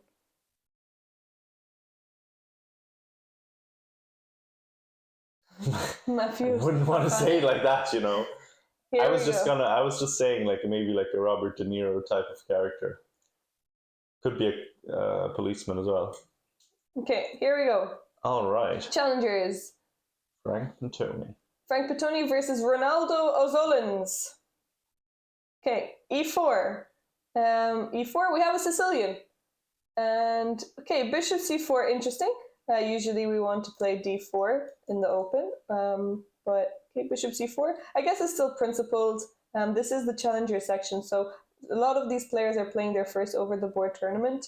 And a lot of variations you're also going to be able to transpose if you really want to. Yeah, d4 is still possible. Okay, so d6. I guess this bishop, maybe you want to usually play e6 so that this bishop doesn't have as much power. Yeah. d6 now you kind of allow them to build a nice center. Probably c3 is the move, I would assume. c3 you can also castle. You can also play d3. But okay, h3 here is a little bit slow. As white, you have an extra move, so you want to take advantage of that extra move. With h3, thank you.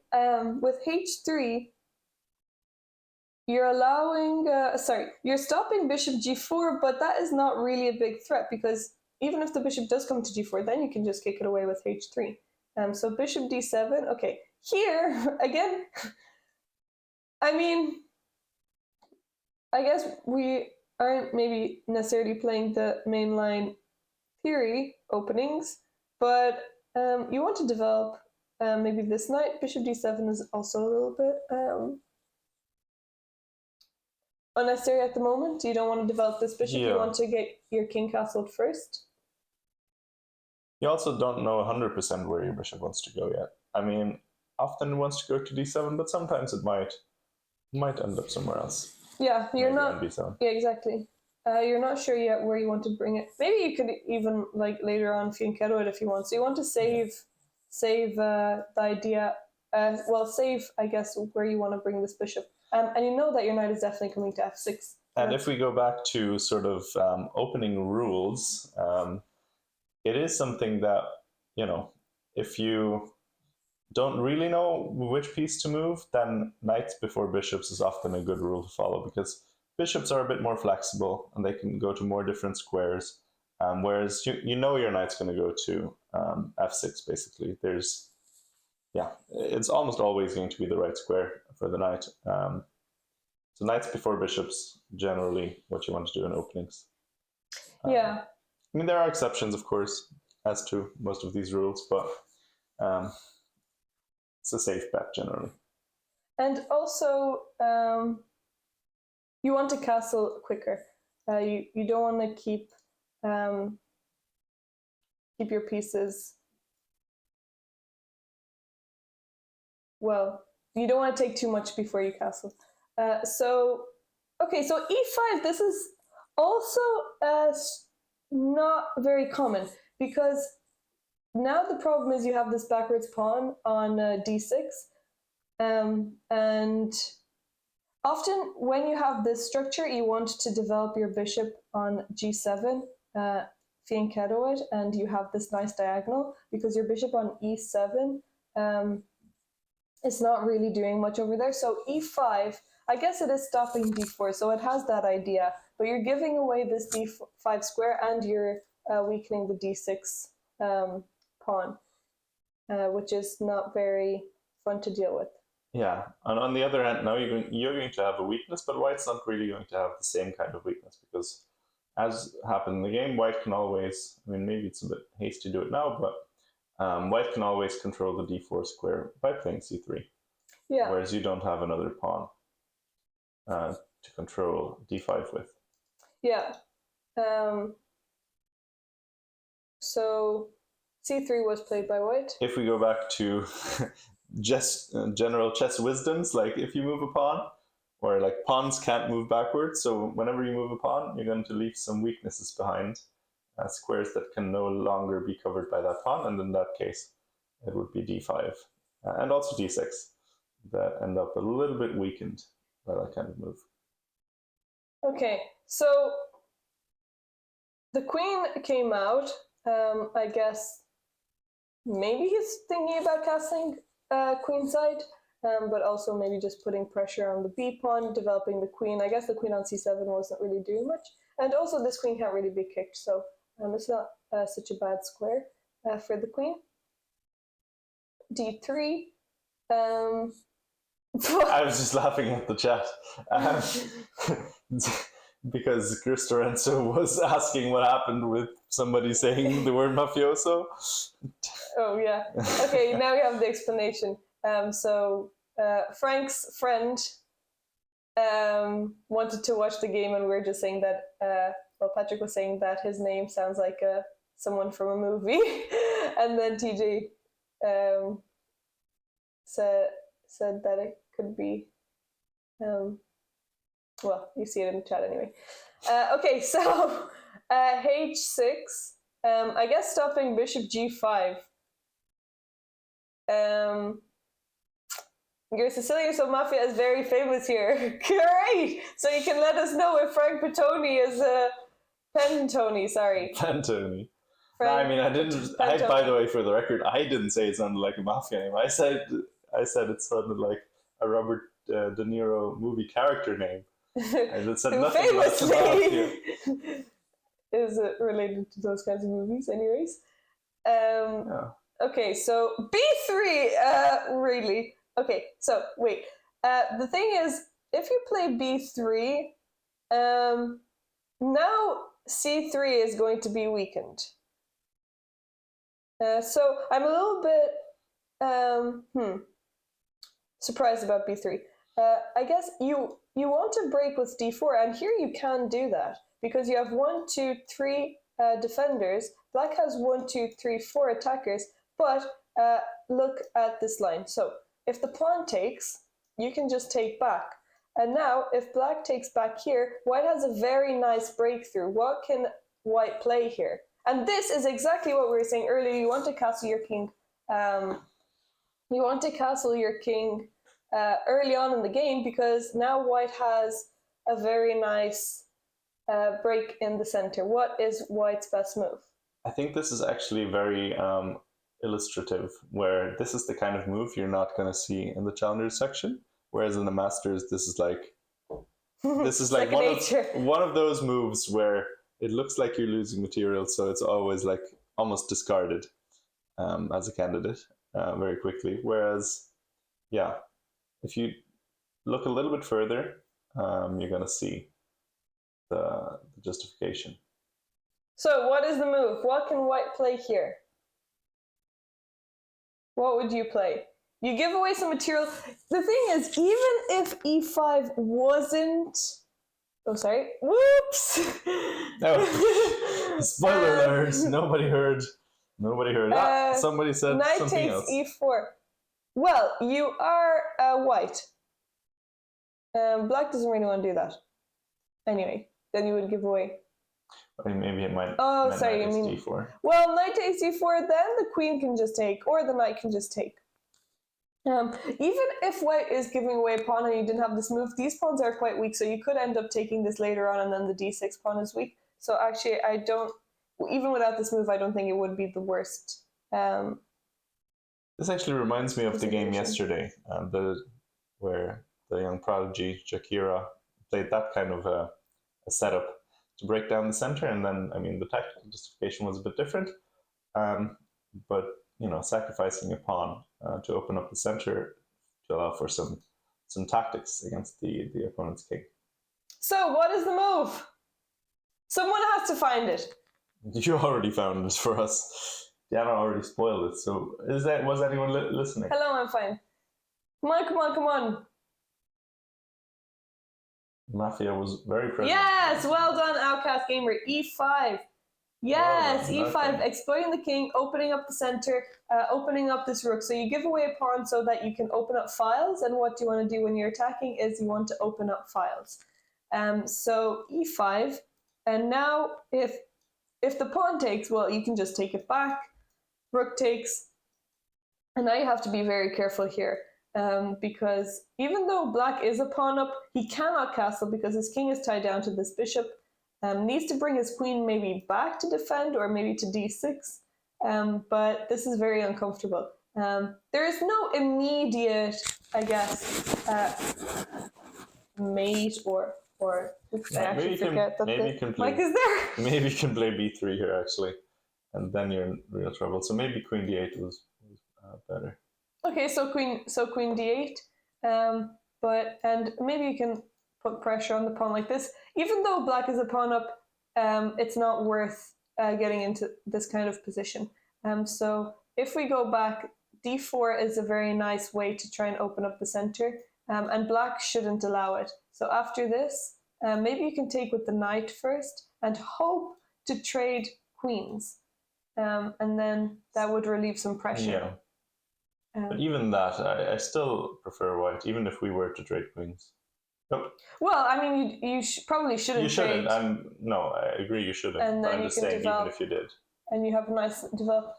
Okay, so we actually already have results on the board. We have a draw, but we haven't reached. Oh no, we don't. Okay, was that an accidental draw? So many results have already. The challenger section is already almost finished. If maybe anybody saw a nice game, they can alert us to some. I don't know. Some exciting developments. This is not the main line. Okay, sorry. So B3 was played. Okay, black developed. I'm just going to fast forward because a lot of probably moves D4. Have been played. This is one of those games where in the engine review it's going to go like zigzag, zigzag, because D4 on most moves is going to be the best move. Very likely. Yeah, and also G5 was played here, so very ambitious. Ronaldo does not want to castle and wants to just go for the attack. And you need to be careful when doing this when your king is still in the center.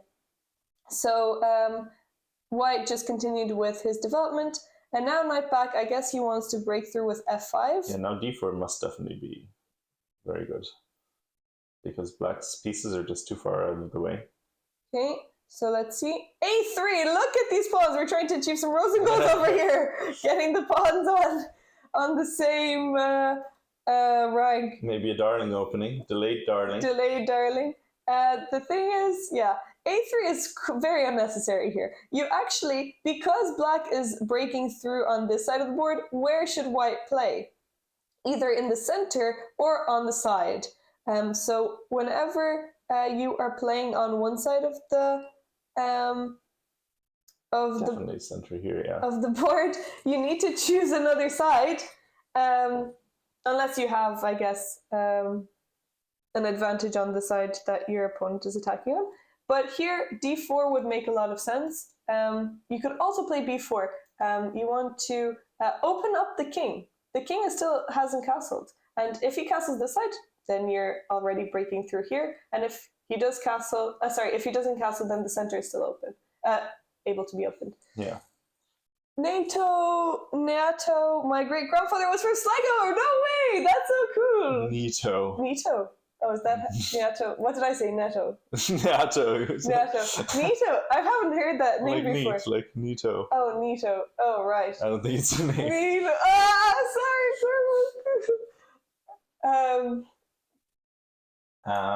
Okay. RX. Very nice analogy. Nito. Okay. Sorry. Yes. Anyway, Coffin was pointing out something interesting here earlier, saying that black was committing a color crime. Chess crimes were being committed by putting all of your pawns on dark squares, leaving all of the light squares incredibly weak, which is a good. Is there Dianamundo? Well, it's Merzamundo. Dianamundo doesn't really fit, but. Did I say Zamundo does now? Or? No, he just said is there Diana. And also, Jeremy says that Nito sounds like such a Diana word. Well, that's true. Nitamundo. Nitamundo sounds more like it. I don't know why I mispronounced that. Very I mispronounce words a lot anyway. So a3, yeah, a3 is way too slow. Whoa, a5, what is going? Black wants to just control center, queen side, king side. This is the James Morris School of Chess. Just h4. You can't control everything. H5, a5. This is wow. Okay, very ambitious. a5, a5. Dr. Mundo, yes, a classic. That was one of my favorites. Is that a character? Yeah, he's we can maybe show you a picture. Maybe we can show one here. He's a big dude who's throwing cleavers around. So now b4 was played. So if we look here, b3 was played, and now b4 we have wasted 2 moves. Well, sorry, 1 move. But also actually 2 because a3 was also played. But wait, so b4. Well, Alex, did you forget that your caps lock is on? Yes, b4 is very good. Nice move by Frank. Okay, so the queen moved out of the way. I guess he's worried about maybe some files being opened. And now b5. Okay, excellent. Putting some pressure on the knight. The knight has to move away somewhere. And now he continued with a4. Okay, so a4... Makes a lot of sense, to be honest. Yeah, I think it's very natural. Maybe there's better ways to defend it, but it makes a lot of sense, to be honest. What's a few tempo between imbalance? Yeah. Wait, I don't understand. Well, you throw some tempi back and forth. Oh, right. Oh, right. Yeah. Also, black is only 2 moves away from putting all of his pawns on dark squares, so that would be a nice achievement. Oh yeah, right. Yes, a few. What's a few wasted moves? Yeah, I guess it doesn't matter too much, but you do want to. If the thing is, if you don't maybe take advantage like immediately, you could lose a little bit of initiative. Well, the thing is, I think even after you play b5, I don't think it's necessary to play d4. I think you can just play b5 and then later play d4 anyway. After, let's say, I don't know, queen b3, and then... Yeah. What board is this game on? This is board 25 in the Challengers. Hello, Laurenity. Leaving a lurk. I'm one of the arbiters. Oh, brilliant! How is the tournament going? Oh, there's Desmond, I think, walking. No, was that Desmond? Maybe not. It looks like Desmond. Diana is monitoring. The boards are slowly emptying. Yeah, so maybe we should... But wait, 1 second. Queen b3 double attack. Yes, queen b3 is actually a great move here. Queen b3 double attack. Very nice spot. Well done. You're threatening a fork on the queen and the knight, and you're threatening to take on f7. So queen b3 would have been an excellent move here for white. And a4. Could you also have played bishop takes f7 right away, maybe? Bishop takes f7, and if the king takes... Now the problem is if you go there... no, never mind. It's a bishop block. Yeah, never mind. Okay, I'm blind. That would have been just the cutesy way to do it. Let's have a look. But yeah, no, this is of course much better. I was just curious. So let's see what happened. a4. I'm just going to fast forward a bit. Okay, d4 was eventually played. Excellent. He finally broke through. Excellent move. Well done, Frank. And all the we're playing checkers. This is how I always played when I was first taught the game, because this is so pleasant, like building your own little artistic, very nice, very beautiful. It looks deceivingly solid. But very deceiving. But very quickly, these pawns are going to be exchanged, files are going to be open, and your light squares are going to be the place that you're going to be killed on. Yeah, definitely not the way to play. I'm just saying, very aesthetically pleasing. Okay, knight back. White can actually just do anything here because these pawns have created so many problems for black that. Also, this bishop is well, not white great. Can do anything except play d5. Yeah, you don't want to close. You want to do anything but close the pawns. I mean, to be honest, even if you do play d5, you still have the chance to break through. I don't know if that's true later. But maybe. You still have like because if you play f4. d5, then maybe black's the one, eventually playing f5. That's true. I guess f5 is still coming. But why I think this bishop and black's pieces are so passive, and also the king is so weak that, well, Maybe, I think maybe. white can get away with pretty much anything. You've not seen. I've actually never seen this either. I've never seen this in real over the board games. No. I've seen it maybe in Play Blitz or online. Well, I've seen it when Diana plays her something like the Darling, just for fun. Actually, that should definitely be a rose and goal. All your pawns on one color complex. Yeah. Definitely missing out on that one. And one no goal. Did we win a rose and achievement? Well, actually, this. Yeah, we're just saying this. I don't think it is, but it should be. Knight lacked space. Yeah, the knights also lack space. That's true. So let's see what happened. Rook b8, and now. Okay, now the knight's coming. Okay, so black. We ruined it. Well, now maybe we're going for the white. Now we've done the black, so we're changing. That's a good point. Changing to the next color, but also interesting. Nothing has been captured this whole game. That's true. That is a rose and goal. 30 moves without capturing is a rose and goal. It's not been 30 moves yet, and 10 more moves. They didn't make it. I can see in the PGN there was a capture move 25, but that was Queen, very close. Only one. Well, I guess two. Queen b7. Okay, so now the knight goes back. We're just maneuvering pieces around. h4. Okay. This is okay. Now the king is. I guess the king looks like it's kind of safe here, but once this pawn trades and opens up the d file, you're going to be in trouble. Okay, so attacking them. Oh, the knight is trapped. The knight is trapped. You have to protect it. What happens if rook here? Why can you not just play rook here? Oh, can anyone find it? Can anyone find the move? What happens if black decides to protect the knight? Because instead, he gave away the knight. What happens if black protects the knight? The only way to protect. Can anyone find it? You can find the move. Queen f7, not quite. Queen f7. I guess queen f7 does actually... queen f7 is also a very strong move. Oh, you meant before taking the knight. Sorry, I thought we were taking the knight first. Sorry, yeah. Okay. Well, are you deciding to answer the question? No, I thought you'd already said that. I didn't. Oh, we got a raid! Chef Oh, thank you so much for the raid with 94 people. Welcome, everyone. Shout out to Shefru. Hello, Dan. Shefru is also a very strong player from Hungary. I would say that queen f7. Is there a bishop e8? And then queen g7? Yeah, okay. Hello, Karsten. Bishop, yes, well done, Kailovsky.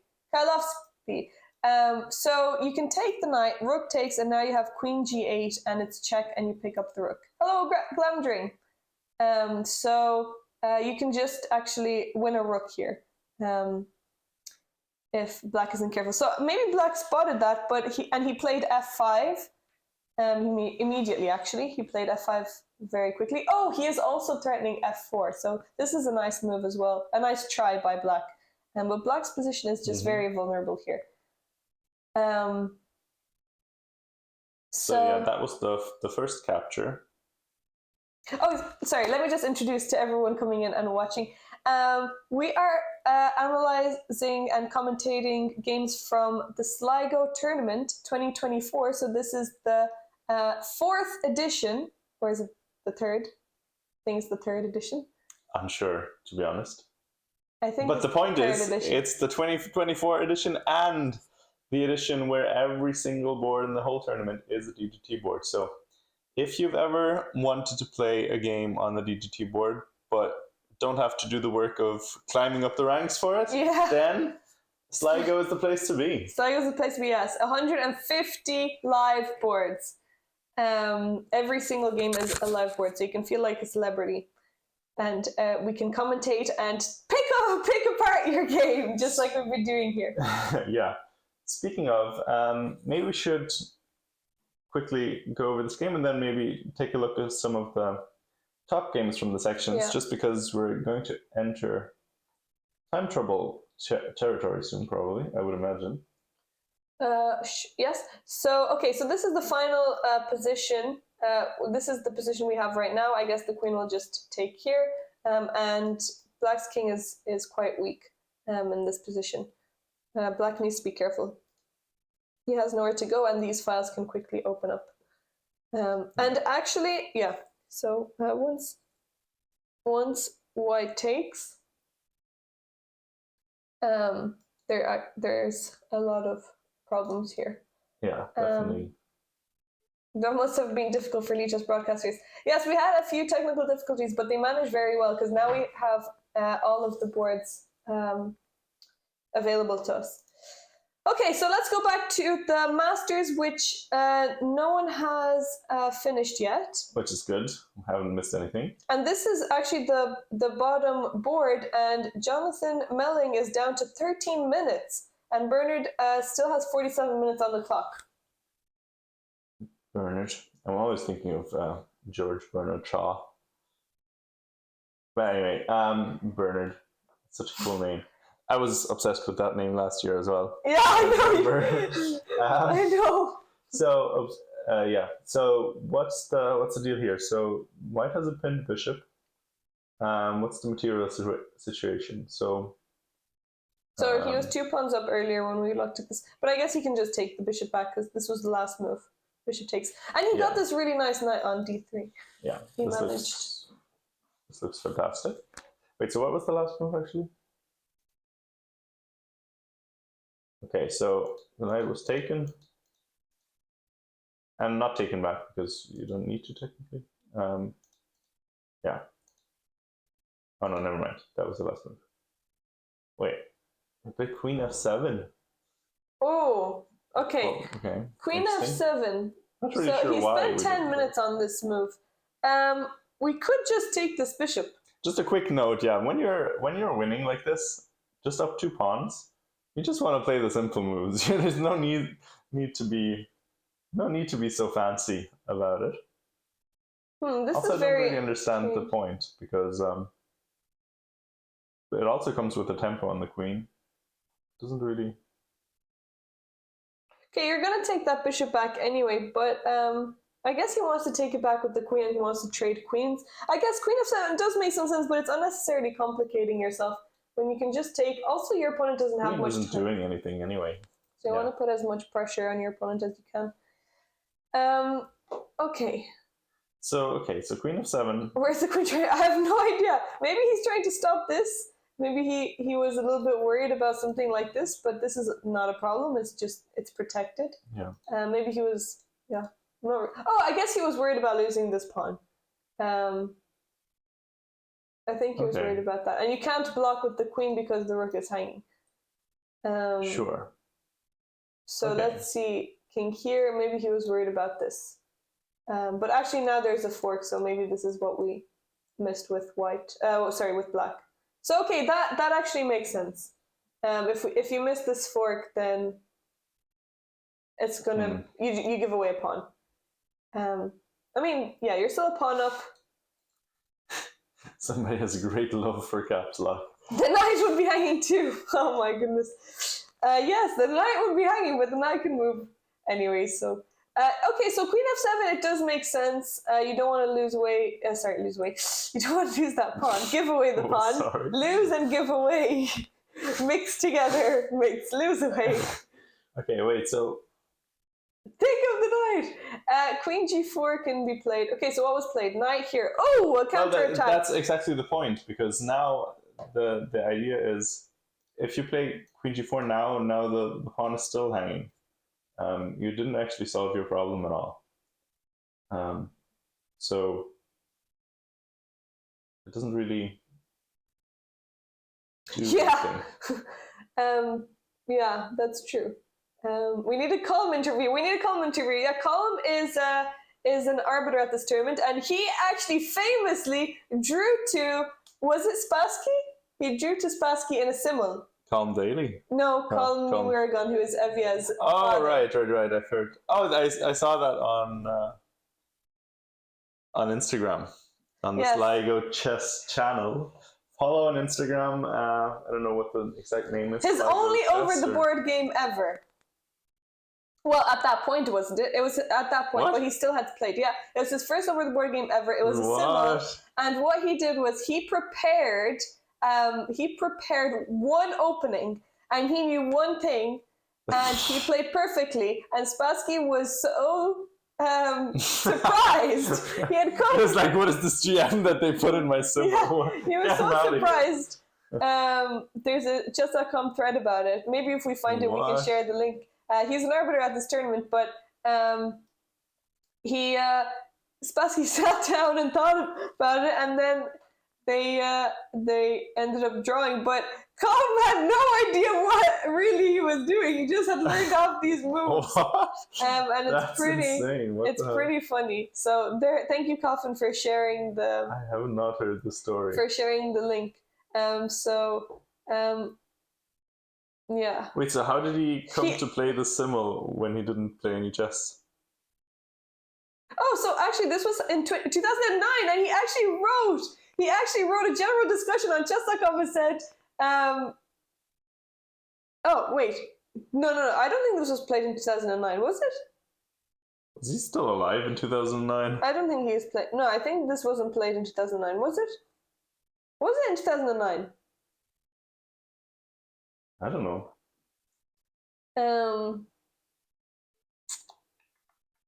it was played in 2009. Okay, so the post is what happens in a simultan? What color will I be? How long do I get to move? Better again, did anyone ever see Mr. Spassky play in a simultan? In a simul, what opening does he use? My dream is to draw with him, but failing that, I would love to go at least 20 moves with him without making a god out of myself. If anyone out there can give me any advice at all, I would be extremely grateful. Wait, so who was the hero who provided the so then key advice? Players helped him. This was on chess.com, and they helped him find how to draw. Now, if you ever wanted to advertise chess.com, the resource that can allow you to draw against world champion. Wonderful. Hans, someone says he's not going to draw with Boris Spassky playing the black pieces in the King's Gambit. It doesn't matter how much he studies, that simply won't happen. Someone said that. But they're saying that... But Coffin is saying that he did play King's Gambit and got a winning position and made a draw. Yeah. Oh, wow. Yeah. So maybe we can look at the game at some point. That seems incredible to me because... Crazy. What are you going to learn? I mean, that's insane. Because like either you're the biggest genius and can learn a million moves by heart, or you must get the most like incredibly lucky. I've seen the score sheet. It's framed in his house. That's so funny. I actually haven't. I've been to his house, but I've not seen the score sheet. I need to see that. Learn Spassky's repertoire and get lucky. That is really funny. And not know anything about chess, because then you can you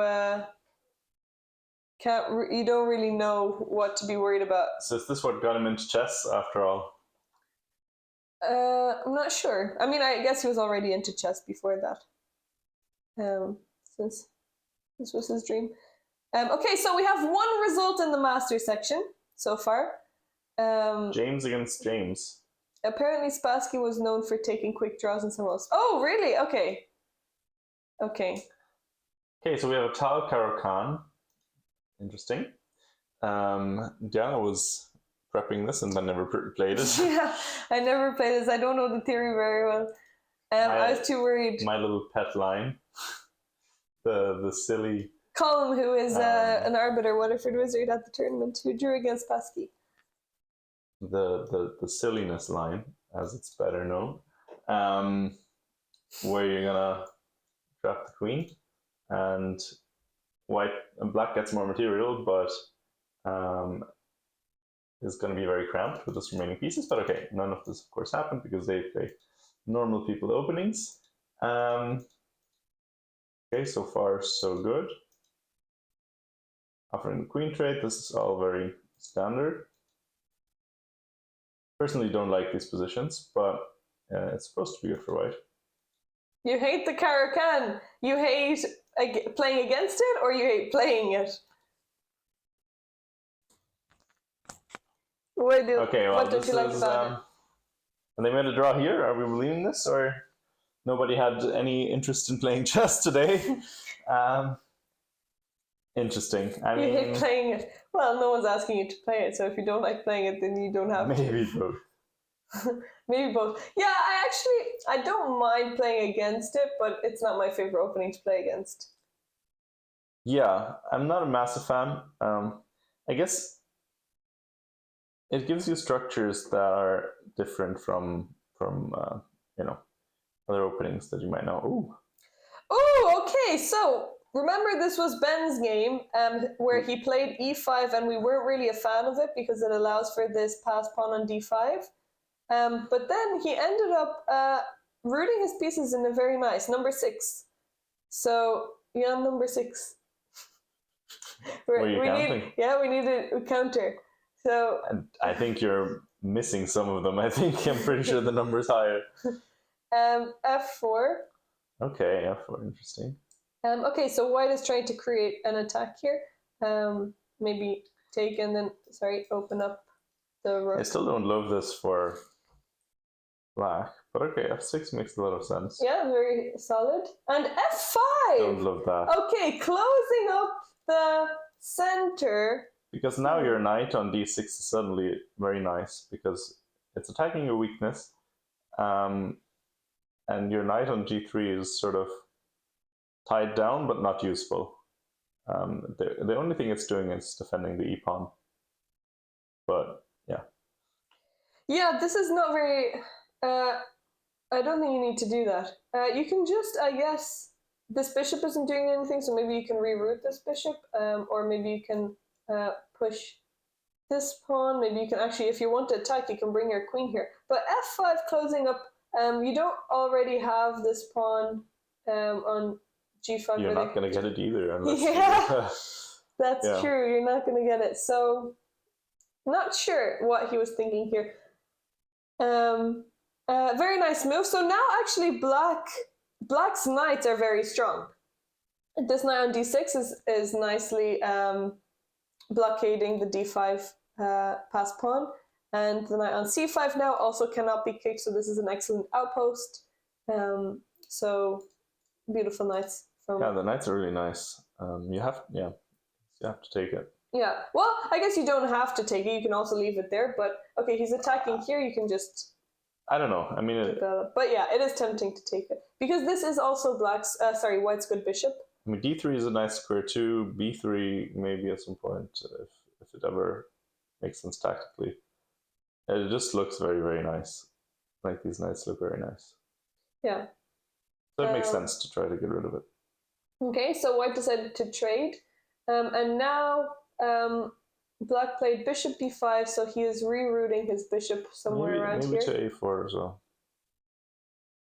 Yeah. Oh, maybe. Well, does he want to trade here?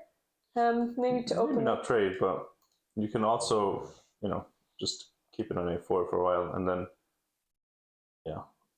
if white ever gets distracted, it might come to d3, and then you're winning. So, but yeah, that's of course a dream. Okay, so bishop back. It actually did go back. And now, okay, I do prefer Black's position because of this knight. He's attacking this weakness, and now White's queen is tied down to the e4 pawn. Yeah, so I guess White is still trying to get g4 in. Okay, so that's what he played. Whoa! King f7. Okay, wow. Bashir, let's not forget, is a French player, so he's used to dealing. Like, why is my king castle? Stop that. Why is my king? Yeah. Get back where you belong. He is used. Both Ben and Gavin are used to dealing with these wild kings. So maybe he's going back into his territory. Okay, so King f7. I guess his idea is that to bring the rook in and maybe bring the king into where it's safer. Yeah. I'm not sure why we didn't play g5 right away. Okay. So, rook g2. Alex has stopped with the caps locks and has asked, how far should you calculate in a chess game? How far should you calculate? Until the end. Until the end, okay. You should figure the game out. You should see all possible moves from the starting position, and you're going to win every game. One. That's how it works. Depends on the time you have. Many gens say 6 to 8. Well, I guess a rule of thumb is calculate until there are no more forcing moves in a certain line. So checks, captures, and threats are forcing moves. I guess you want to try and maybe like keep adding a move if you can, like in each game. Practice your calculation and see if you can analyze like 4, then move on to 5, 6. It very much depends on. Okay, so let's see. So this king is going back. Here after, let me just see. Here, maybe black should stop g5 and just play h6. And now white doesn't really have a breakthrough. If white tries to go here, the thing is that after g5, you can just take and then you can just sit like that because your pawns are all protected. So you can actually just play on the queen side. And let's say if g5, you can just take, and after the pawn takes, you don't need to take back. It's a little bit spooky. It is, of course, but I guess this is the whole idea of bringing your king here, because now if g6, you're completely safe because the pawns are fixed. Yeah. But if you, and then if you take here, well, do you take back with the pawn? I mean, queen h5 is coming as well, and so king here. If you take back, your king can just go, and actually white might be the one that is being attacked. Yeah. If white isn't careful on the h file, because black's king is safer than white's king. Yeah. Okay, so let's go back. What happened? Okay, so the king moved. And now we have g5 break, but the king is safe, so king hides back behind his pieces. Bishop is just really bad. It's just chilling on a2, not doing anything. White needs to reroute this at some point. I mean, it is actually putting pressure on c4 a little bit, but this knight is going to be there forever, so... Yeah. Okay, so there was some pawn exchanges here. White decided to move to the king, so he wants to double up his rooks. Queen, f7, stopping that, stopping the entry point. And now finally we see the bishop to b1 rerouting.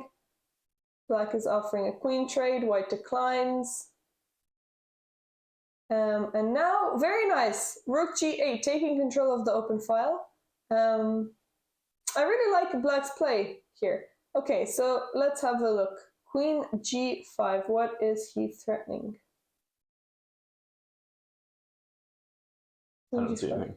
What does he want to do? Maybe he'll, well, I guess, Queen g5. Well, I guess he's just thinking his queen doesn't have terribly many squares, so might try to get it to somewhere more useful, but maybe it's already quite useful there. It is, yeah. You can keep the queen on the h file. Maybe you want to get your rook around. We could think about an idea there. I guess it's hard to find the right time for that. Just as it was kind of hard to find the right time to reroute the bishop, it's kind of hard to find the right time to make the rook more involved. Yeah. So queen g5. Okay, so what's white gonna do? Because it doesn't look that easy for white either. Because if you move, let's say, queen h3, then maybe the queen is coming into f4. So it looks a little bit, you're a little bit loose, but maybe. Yeah, and I guess the thing that I don't maybe, that could get in trouble with queen g5 is that when the queen moves out of the way, let's say like now the queen is on the same file as the rook. So that's just one thing that I don't love, but I mean, it's fine. It's not really a problem. Need to tell them what to type exclamation permit so you can post it. No, the link does work. We can see. I think you linked something else as well. We can't. Well, we can see the link. Yeah, but I think he tried to link something else, I guess. Oh. Maybe. I don't know. because he said it's the final position, but I don't think that was in that link. But okay. Hello. All right. Do you want to? Yeah. Sorry. No, I was just saying hello to Kuchman. What were you saying? I was. Wait. We still have a question. Who do you think will win the Masters? Who do we think will win the Masters? Well, okay. So Oleg would of course be the rating favorite now that. Danny Gormley. Yeah. Now that the only gem pulled out.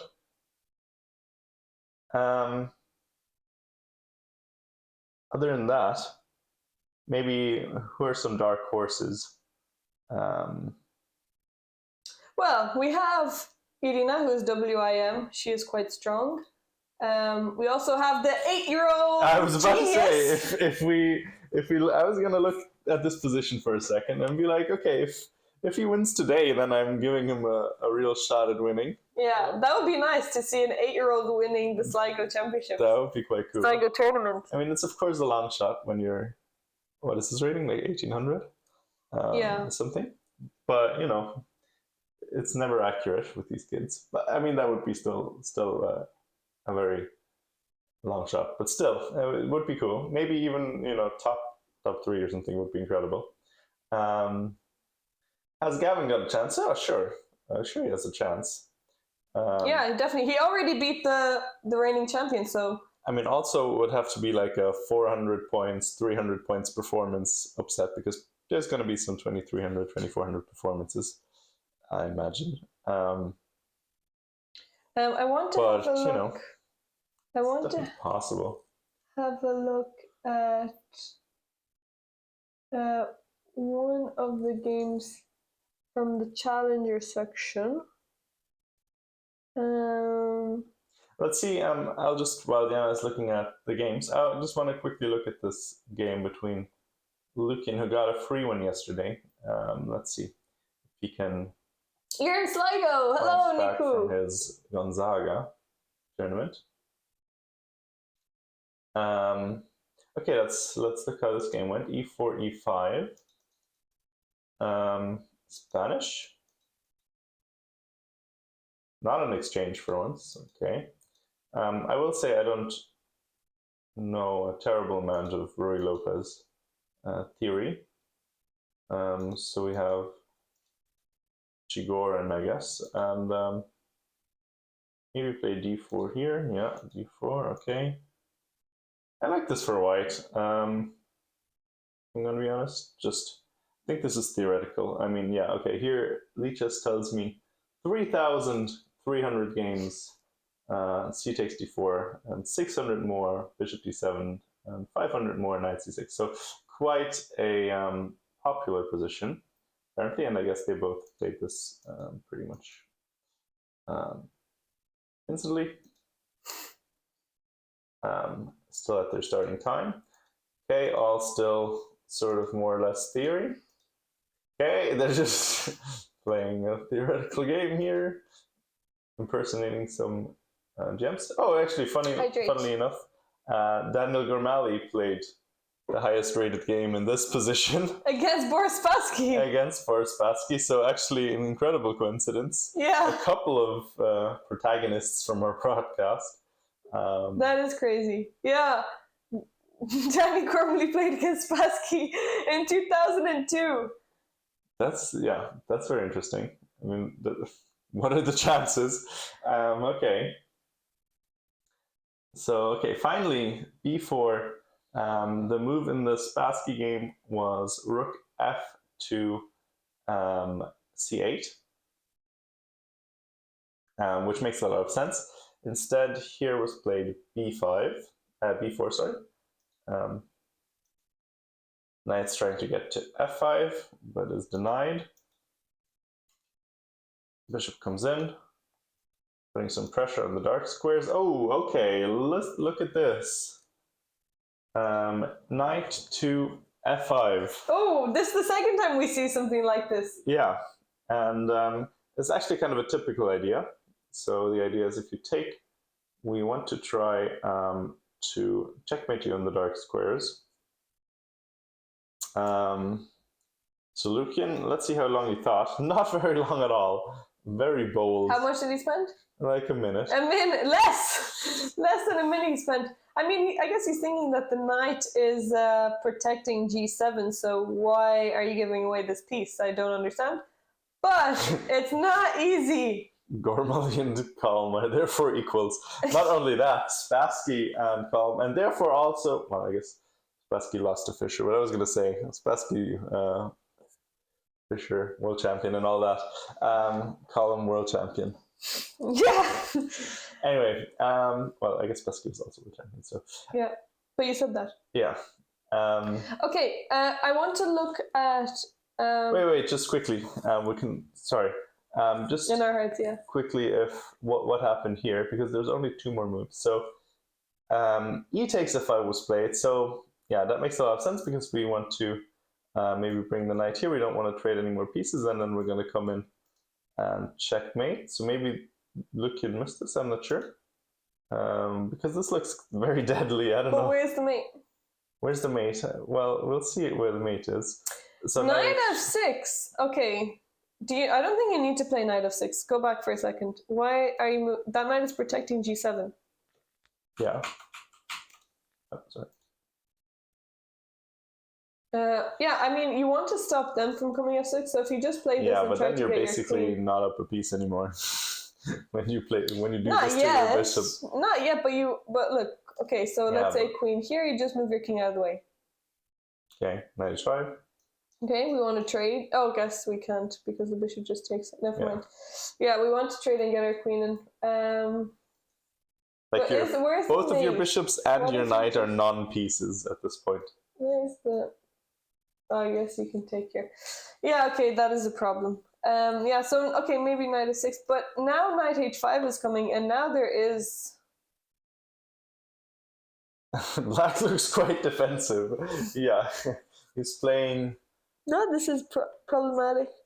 Problematic is one way to put it. Actually, I want to just point out real quick. So he thought for 1 minute on taking the knight, and then he thought for 48 minutes. Oh 6. Oh my goodness! So, no, but I think that was an error, wasn't it? Because I think was it? I don't think so. Because wasn't this just played recently, and then he just moved? No, I don't think so. No. Oh, this was already.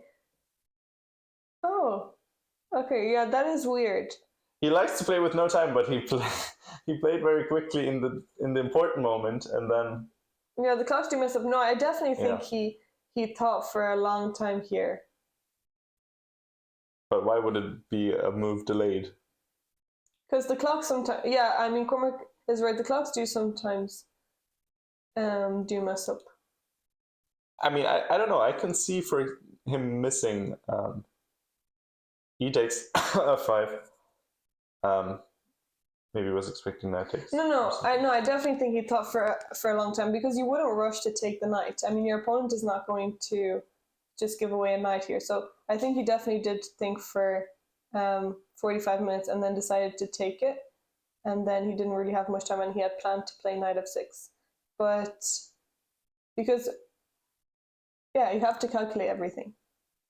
Well, you have to, but I'm not sure if he did because it looks like it's not working. I do think I mean, his calculation could have went wrong, but I do think that he thought for a while because yeah, it could be. That's, I think, the normal thing to do. Anyways, I want to look at the challenger. I want to look at challenger board 40 something here. Okay, so Leo has been playing a lot of chess recently, and also a very good name. Let's just Leo, say that. His name is also Leonardo. Also F3. Whoa, what is this F3? I've actually never seen this before. Nobody's ever seen this before. It's already protected. Against David Dooley, another interesting name. Leo Laturi, David Dooley, we have alliteration. Yeah. He's friends with your dad. Oh, no way. Speaking of David Dooley, I think the girls with similar names Doolin. I think yeah. they're also playing in this tournament, are they? My politics. I don't think so. Aren't they? I thought I saw them in the. Oh, then we'll definitely have to check out the games. Maybe I'm wrong with this. Yeah, Dooley, I guess, is another famous Irish name. My politics teacher is called Mr. Dooley. He's out of your life. Mr. Dooley. Sarah Parker, thanks for the follow. But let's just have a look. Okay, F3, very strange. You don't really want to protect. You don't want no F3 and no F6. Famous words from Ben Fangold. Yeah, then taking is also a bit interesting because you don't want to take it. You want to leave this pawn blocking your knight because now it makes F3 useful. I would be very tempted to play D4. Yeah, D4 and then C5 and maybe E5 as well. So okay, let me just fast forward and see what happened. Okay, he loves giving away his bishop there for some reason. He always does this, and now. Have you been coaching him to do this, or? No, I've been saying don't give away the bishop so easily. But let's see. So, whoa, we got it. Okay, so here he fell for this fork. You don't need to trade queens. Yeah. The rook is protected. Do you actually hold on? It's protected for now, but bishop c5 is coming. Yeah, but then you just move your king out of the way. No, but also knight. Well, maybe it's fine. Yeah. Yeah, you don't need to fall for this, and now you lose. Okay, this is of course worse, but yeah. Okay, well that was a quick knockout, I guess. Here you could just defend. F3 is a genius move if you know your opponent will always take. Yeah, if you play. If we're playing checkers, challengers, then. Whoa, shade! Wow. No, I'm just saying if you're playing challengers, it's funny because they actually do. Well, apparently it didn't work out so well even after taking. Yeah, but I mean, then afterwards you're on your own. Yeah. But if you're going to be able to prepare, but in the challengers, they actually have a lot of preconceptions. That a word? That is a word. Like they already know what their opponents are going to do because of how they are used to who they're used to playing in the challenges. So I was having some lessons with Leo, and he was saying that when I was calculating this, I knew my opponent would take the pawn. I was like, why would they ever do that? They're like, no, because this is how they play in the challengers. And I was like, what? But you cannot guarantee that. Every time it happens, like they just know what their opponents are going to do. It is very weird. It's very strange. It's almost as if like they know that they're not improving. But it's actually true because the field of vision is much narrower. Like you have a lot more strict rules in your head. Sometimes you don't follow them, but yeah. Challengers code of conduct always take. Yeah, that does happen. And it's funny because they follow the principles halfway. What happened here? So the bishop was just put on prix. Oh yeah, we can just take this free bishop, that's true. And he took it. Yeah, well, always take. Always take free pieces. Okay, unless it's rude. This is a convincing one. And we're going to take all, are we going to be... Okay, he resigned. He didn't... A lot of the times we play it until checkmate. But what was I saying? Oh yeah, it's funny because they play like half principles. So they'll never take to double pawns. So they would actually rather not double pawns and give away material.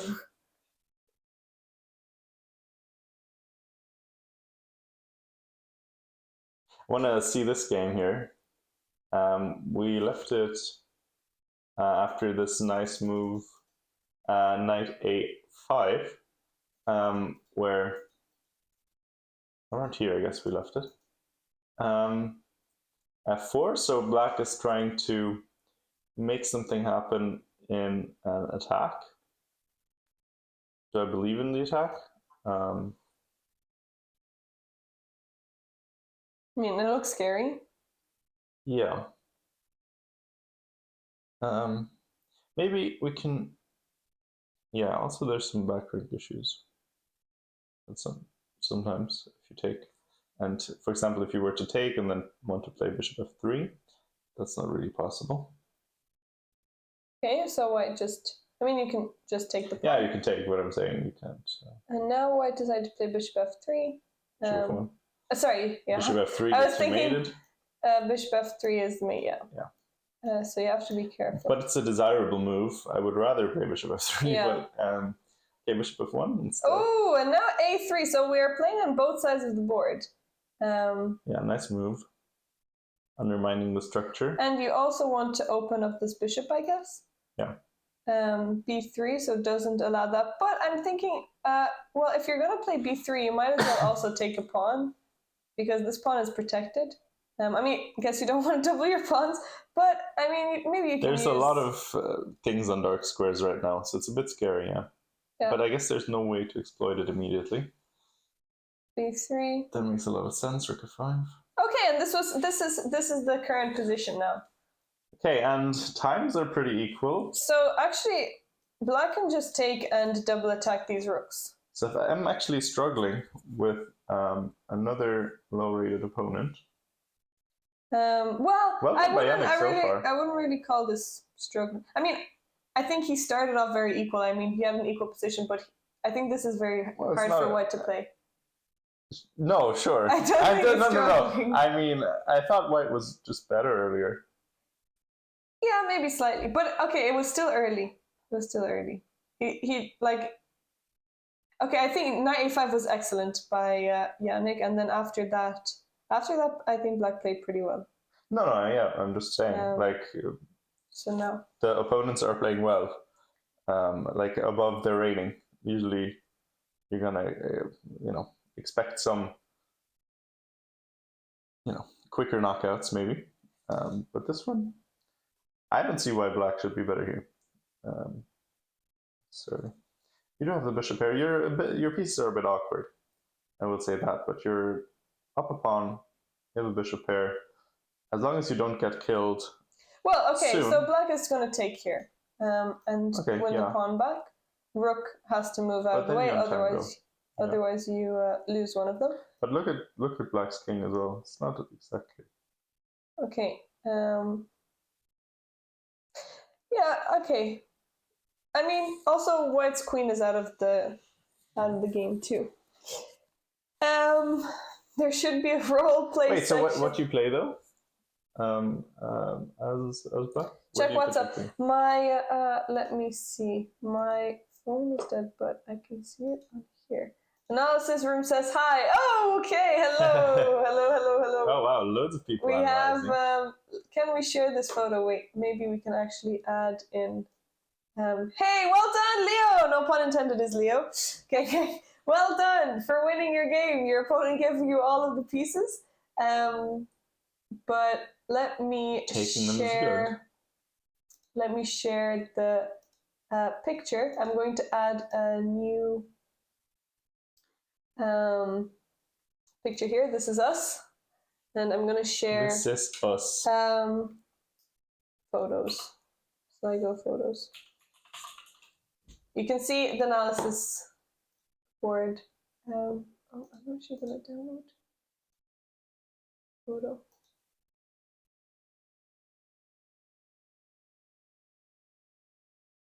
I like the photo. It has a very surreal feel to it. Okay, action shot. Yeah. Here is the analysis board room where they're saying hi. So, hello everyone. Good luck analyzing your games and keep it going. I hope we're not distracting you too much in your analysis. We can help you analyze if there's anyone anybody wants to analyze their games. We can make a Twitch account, give us a follow. Yeah, and if anyone wants their games analyzed, we can hop into chat, analyze it here. So let's go back to the games. The hall is emptying again. That's how it goes. Adam Birmingham is playing. Okay. Great. So is he one of your friends? Sorry. So what happened? Queen takes a7, and black is now, I guess, considering. We're down. I guess we are down to the last few minutes. 10 versus 15. Yeah. Well, it's nice because usually, or often, I guess, it's not even the position that's tough for the players. Gavin is winning. What were you saying? It's not tough for the players? It's tougher. It's not even the position that's the toughest thing for the lower rated players, but getting to that position often takes a lot more time. Yeah, getting to an equal position. Yeah. Yeah. But here, let's see. Well, Gavin, I would say he is very confident in himself. So I mean, no, but I mean, I think that's very important as a chess player, is to believe in your chess, and it's much better to be overconfident than underconfident. And I think each player has their own style and their own demeanor and energy that they put in. And I would say that Lukin sometimes can be over defensive sometimes. Sorry, not Lukin, Yannick. That's possible. From his play. Like he's not. Yeah, maybe. He doesn't he doesn't give the energy like Gavin does sometimes, but then it can work both ways, because sometimes if you're overconfident, you believe too much in your position, you can blunder. But then if you're more probably not reserved, many people give off the energy that Gavin does. Yeah, to be fair. But I don't think I've ever actually met him in person. Have you not? Maybe you've seen him. I've seen him. I'm sure I've seen him, but I don't I don't know. Yeah. It's real confidence as opposed to overconfidence that plagues many players. What do you mean? I don't know. Okay. I was going to ask you the same thing. I guess it's going over both of our heads. But wait, let's just see where we left off. Bishop C. Wait. This position looks nice already. Oh yeah. Right? So we were saying here that this was very equal, and that White decided to trade pawns in the center and didn't need to. Okay. Anyway, so Black decided to take control of the center, and I think anyway Gavin is happy with getting a draw. I mean, he's happy with any positive result, but Black is the one that needs to push, so that is his advantage. So if he gets a solid opening position, then Black is the one that needs to press, which is going to be difficult to deal with for Black. Yeah, but now your knight gets to a nice square if you want it on d3, or maybe even just permanently on c5, because you don't really want to play e6 probably. And yeah, I like this structure for White. Probably objectively okay, but I'm a fan. I would pick White. Yeah, I would pick White too. I mean, okay, this pawn, it's a passed pawn and it's a little bit scary, but you can't protect it with any other pawn, so it's actually maybe a weakness. This knight isn't great, but it can easily just come into the game. And then we'll have, so this is Gavin's game, which is similar to Ben's game. Just opposite knights. Brothers playing similar chess.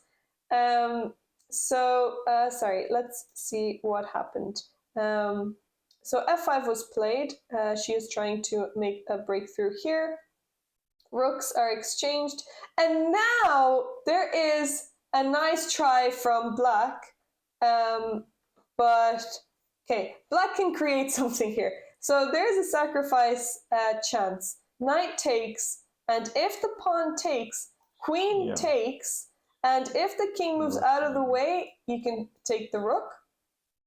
So double attack. If the queen blocks, you take the rook. So knight e3 actually is not, it's not too difficult to see. Well, I guess the problem is more the maybe you're going to take on g6 or something. Okay, so knight takes, and if the pawn takes on g6, yeah, that's true. Let's say you take on f1. Then you take on h7. h7, okay. And then after king here,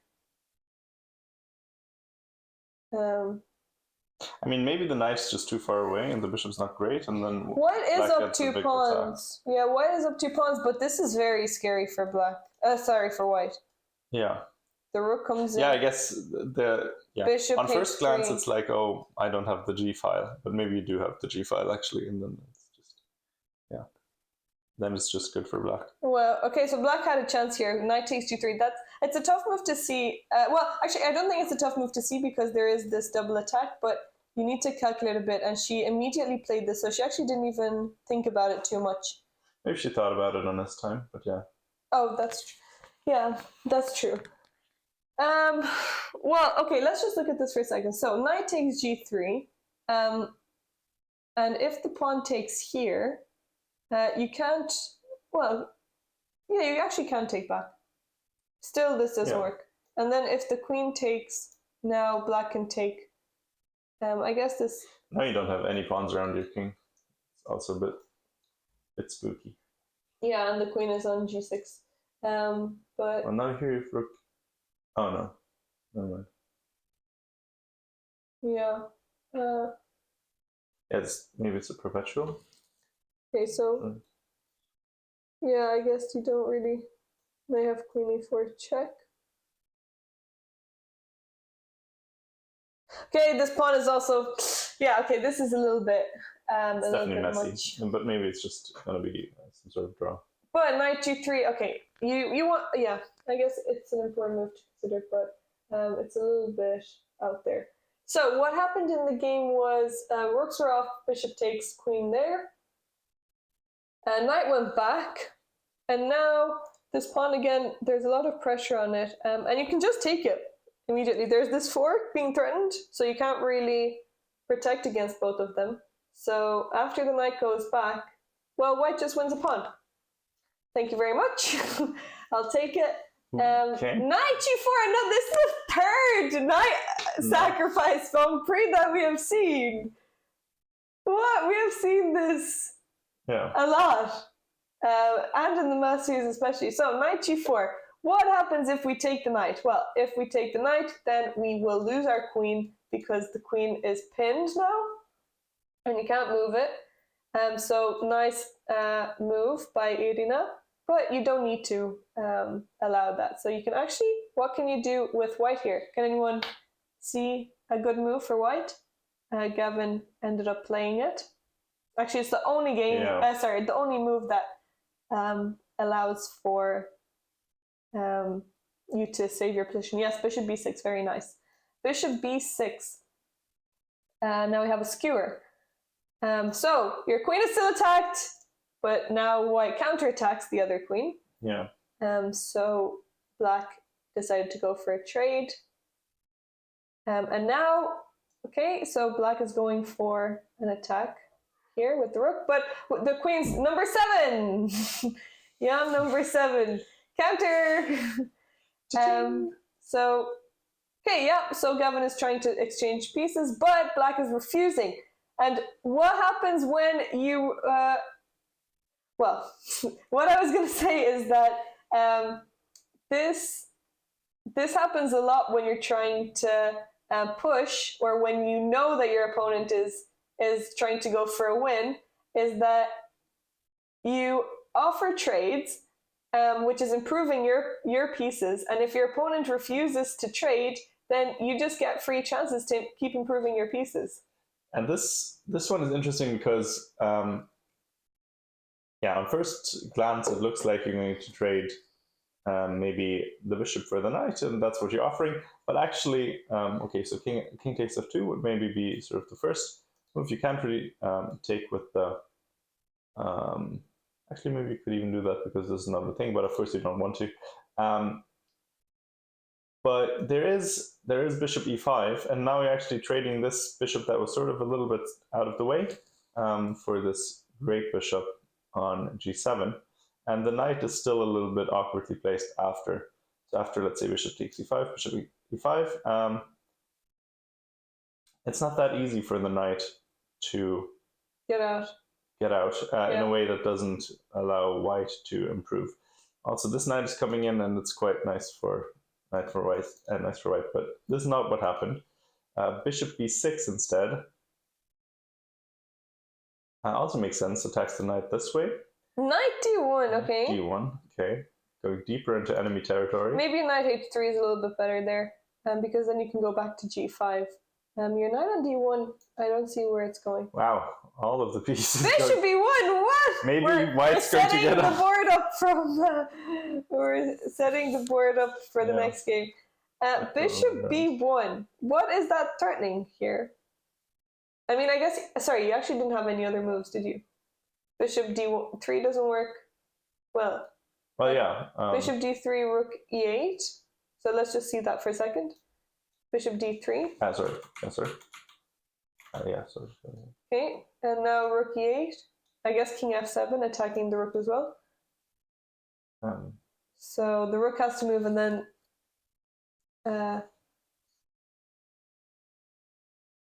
okay, where does rook move? Well, somewhere on the back rank, I would keep it there.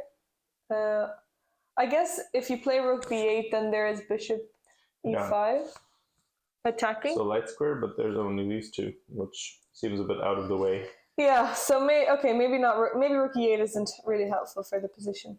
Sorry, you can actually just pin the bishop. Yeah, rook d2. Yeah, that makes more sense. Okay, so I guess you can do this.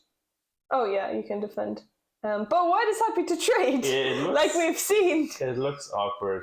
But okay, let's see what actually happened. So bishop b1, knight c4, knight coming in, looks very strong now. The bishop's still a little bit locked out, but maybe we can take care of that in a bit. Okay, bishop d4 check. Goes to h1. Okay, instinctively would have gone to g2, but maybe there's some tactical things that he saw.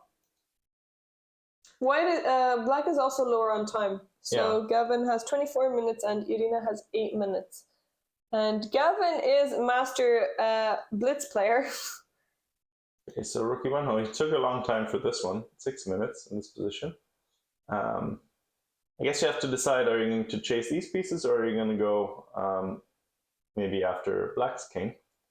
It would be great if you could maybe like capture your own pawn, then you might be on the checkmating track eventually. But okay, so rook e1, knight d1 back again. Very unusual setup of pieces, and now Gavin is thinking. Yeah, white has a very comfortable position. You're just up a pawn. Yeah, you have the bishop pair. Yeah, the bishop's pair is really nice in this position because black's king is really open. If only we could put our c-pawn anywhere else on the board. Yeah, so Gavin, excellent. Maybe 2 out of 2 in the Masters could be possible. That would be great. So actually, another game is finished. Sergey versus Rory Quinn. We haven't looked at this game yet. That's another upset, isn't it? Sergey. Let me have a look. It's his second upset in a row, I believe. So Sergey is 1852, yeah, and Rory Quinn is 2080. Yeah, he beat someone in the first. Who did he beat in the first round? Oh, he beat Oshin, yeah. Did he, Sergey? I think so. Oh, okay. Sergey is. Yeah, you're right. Sergey is doing really well. Yeah, so 1800 on 2 out of 2. Let's see how that happened. Okay, yesterday, of course, he was losing for most of the game against Oshin, but had a very nice trick, which was very painful. Yeah, very unfortunate. Okay, so Queen's Gambit accepted. Mm-hmm. Okay, I want the pawn back right away. Variation. Okay, so wait, is this theory? Not really, apparently. There's a Carson against Aronian game here, but hello, Gotham Chess fan, by the way. Quite a new. Welcome. This must be +2 -3, or must +2 to 3. Makes sense. Yeah, Gavin definitely looks like he has a nice position. So, okay, so e4. We're just gonna go through it relatively quickly. During the opening. So here, black gobbled up a pawn.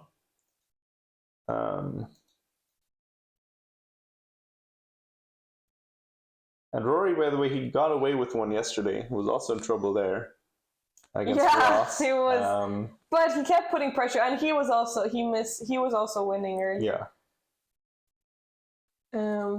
I'm just having a look at This time he didn't manage to run away with the point. Okay, so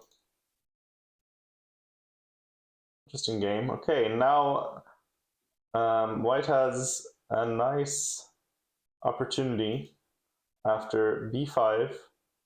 Bishop takes f7.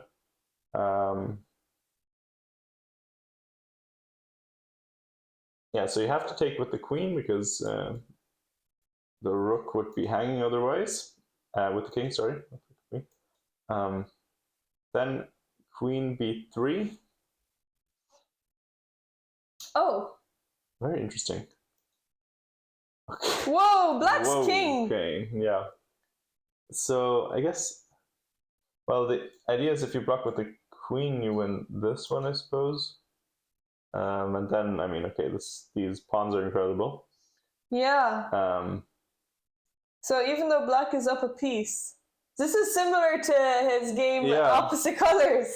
Yeah, very interesting. So he goes king e8, which, yeah, that looks a bit like a death wish.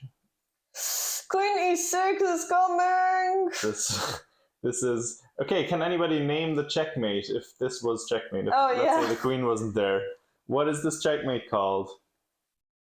Do you know the checkmate? I do. I know it, but I don't know the word. But you don't know what the word means? In my mind, no. The first word that comes to my mind is lapel, but I know it's not lapel. But I know that it's these. Yeah. But I forgot the word for these. Does anybody remember the word? Coffin says the thing is called checkmate. You're correct. What is it called? What does it begin with? E. E. Wait, what's the second word? Letter P. Yeah, sorry, P. Second. Epaulette! Epaulette mate, yes, very good.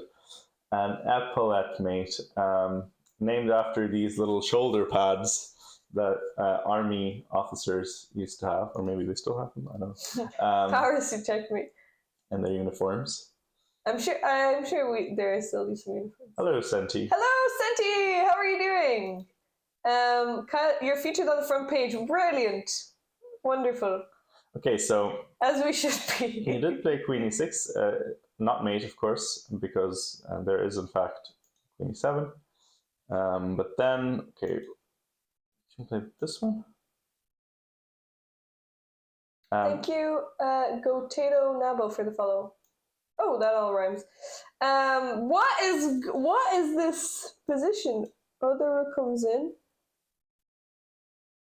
Well, okay, your queen's hanging, so here, I guess, and then...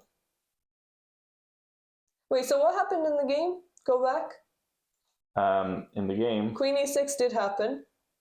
Yeah, but queen c6 check happened. Okay. Then the king is kind of maybe getting to say... I mean, okay, I mean, still white has... And white got back the material. And these pieces are also just randomly scattered across the board. Probably going to win one of them at some point. Maybe. Okay, king goes back to the center. And Perpetual! Queen says no. Okay, Okay, we took it. Okay, I mean, you don't have to be that precise. I don't think this was maybe the best way. Yeah, but you can just But it doesn't really matter that much. Yeah, okay, here. Yeah, you can just take it because the knight is... Oh, you could also take with the bishop. And now the pawn's promoting as well. One worry after But another. there's still some back rank tricks, I guess. Loads of worries for Rory. That's my level of humor. Okay, yeah. Okay. Quote of the day. Rory has to worry. Okay, and now he resigned. Queen d5. Interesting point to resign, but I guess queens are getting traded. And with check, and then you're losing the rook as well. Yeah. Yeah, tough.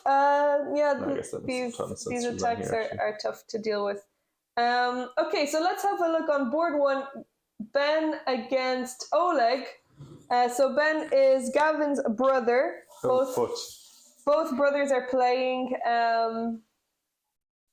on the top two boards. No, thank you.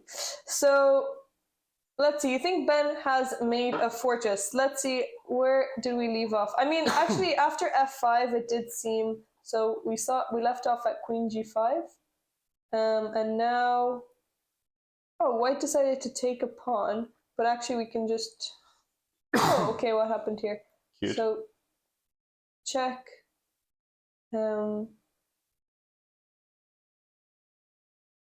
Okay, so White is actually up a pawn, but I guess it's not really enough because this knight is so strong that your pawns can't really do much. Yeah, that's good knight versus bad bishop kind of situation. Yeah, and now this king, excellent play by Black. He's been listening to the coffin. Activate the king. I mean, to be honest, activate the king. If anybody, then maybe Black is the only one who can do anything here. Yeah. What's White gonna do?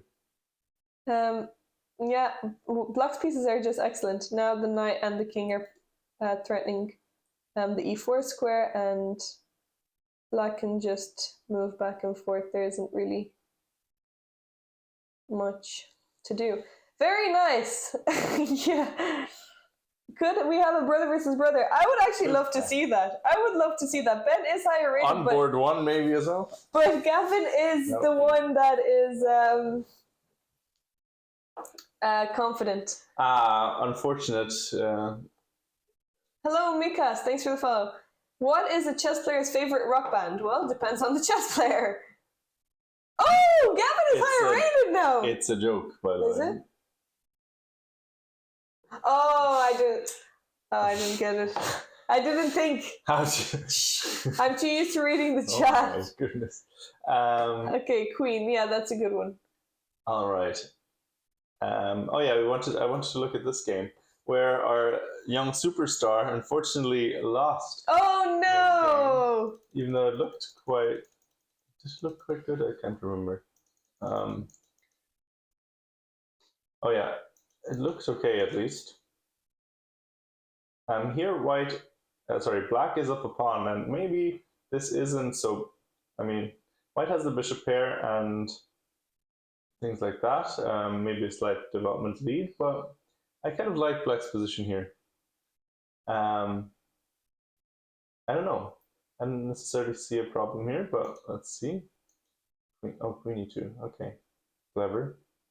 And then a6. Hello, Captain Ketchup. Because we don't want to allow this, I guess.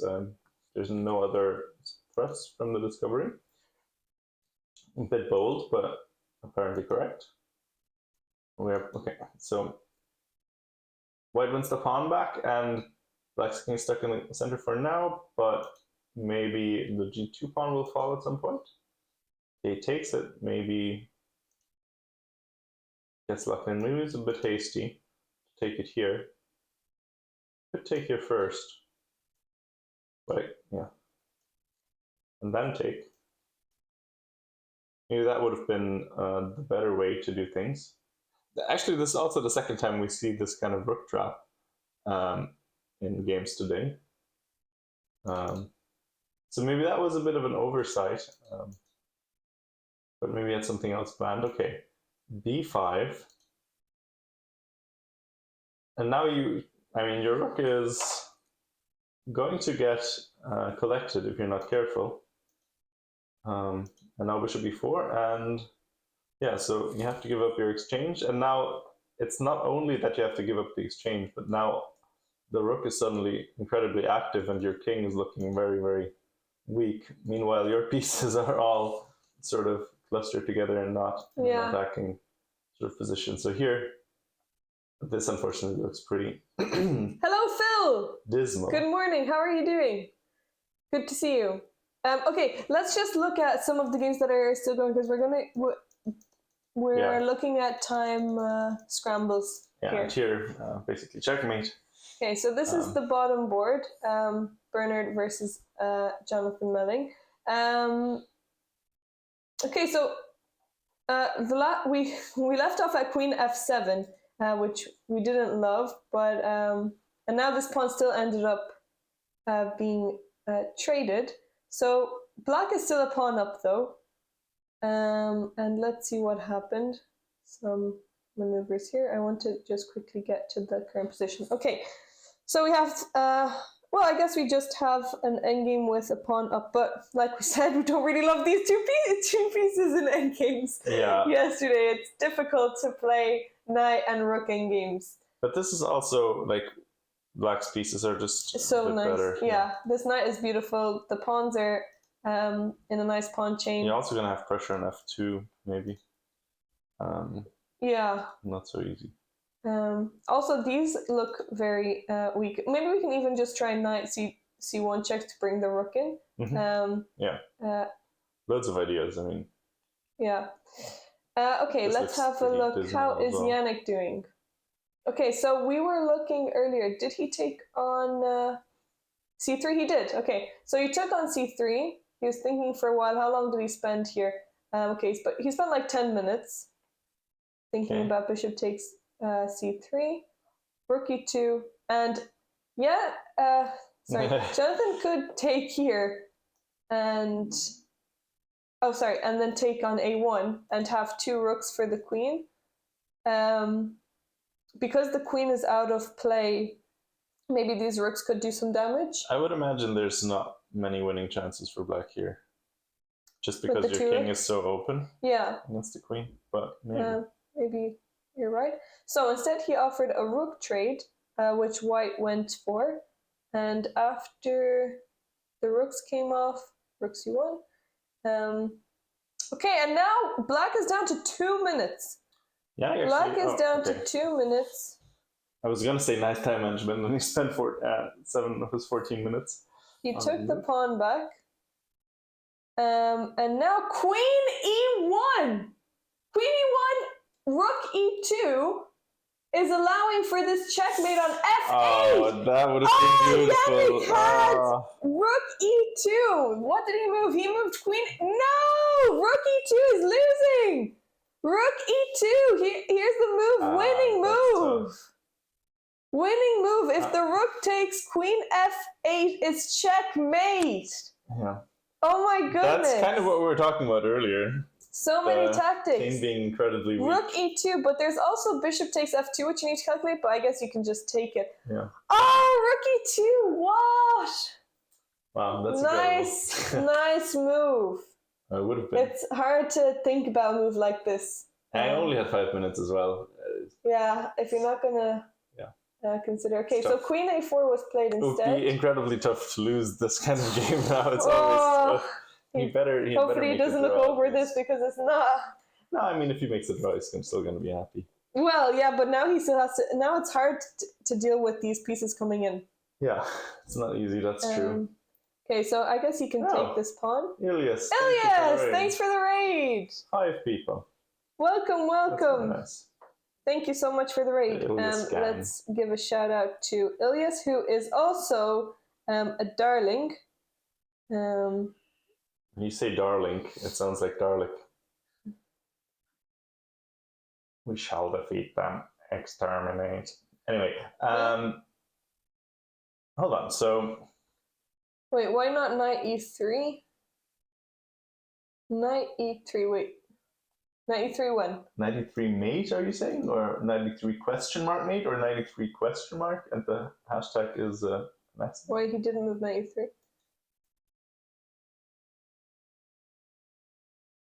Maybe, I don't know. Not sure where you mean. Maybe here? No. What's the do? Okay, no problem, never mind. Okay, so let's see what happened. Okay, so he did take the pawn. He did take the pawn. Knight e3 is threatening mate. Oh, right. Yeah, it is threatening. Keith Carr, hello, Keith Carr. Okay, so we're down to the last few seconds. Everything looks more or less defended, you know. Yeah, very, very interesting. Personally, I hate these kinds of things when you have to play on increment without the prospect of getting more time at move 40. But We're not. We don't have German time control in Ireland. Okay, Gavin. Gavin. Rook endgame had a nice. We're saying he chance was to get an Rook A1. Okay, Rook A1 a little bit passive. Yeah. I mean, you want to stay active with your pieces, so I don't really know why he played Rook A1. But now, I guess he's happy with the draw. Okay, so he wants to trade down to. Okay, but this is not easy. He's still a pawn up. Sorry, he's still a pawn up. He's still a pawn up. And you have the activity as well. So we see another Rook endgame. Yeah, so you go king 2, you go king 3. Lucian 1. Really? Wait, Lucian 1! Wait a second! Wait! No way he won. Wait a second! What? This was completely winning for white. Wait. Queen takes. What did he do? Bishop f6. Okay, rook e3. I guess rook e4 is more accurate. To go there. And why is that? Because now bishop b5. So what's the difference between here and bishop b5? King h8. And what is the difference here? Rook g3. And wait a second. So if white decides to play rook e4. Because probably you have rook h4. So you can mate on the h file. Oh, so bishop g7 check. Yeah, and then rook h4. And if the bishop takes. Eventually. Oh, maybe not. Oh, yeah. f6 and then. No, maybe I'm wrong. Okay. Wait. So what's the? Wait. Let's just figure it out for a second. So this is what happened. Bishop g7, and now. That's tragic. So this is the exact line. With the rook on g4, this winning. c1. Because of this, and you cannot. Oh my goodness, that is very tough. Okay, so let's just put it on the board with. This is very complicated. So there's two decisions. Sorry, there's two possible moves: rook e4 or rook e3. One of them is winning, and one of them is not. Rook e4 is winning because you get the same thing, but after this trade, you have f6. No, so queen c. Yeah, so queen c1, and after queen c1, king h2, and now after bishop h6, which is similar to the game, the rook is not on g3, so you cannot pin the rook with bishop f4. This is actually and this works. The literal same line. This is the exact same line, just with the rook on g3 instead of g4. But one of them is winning and the other one is losing. That's very unlucky. My goodness. I mean, this is actually just purely unlucky. Yeah, because you can't calculate up until here. You can't see all that. You just have to choose between rook e4 the thing and is, like, e3. this is the kind of thing where luck does actually come into play in chess, because neither player saw this. Yeah. And it just randomly works That out. is so tough. That's why you want to be as active as you can. Whenever you want to make a rook lift, you want to be as forward as possible. But I mean, there's loads of things, because rook e3. It does seem less natural, to be honest. Rook e4. No, rook e3, because you can't go to the h file. Yeah, and you can get pinned sometimes.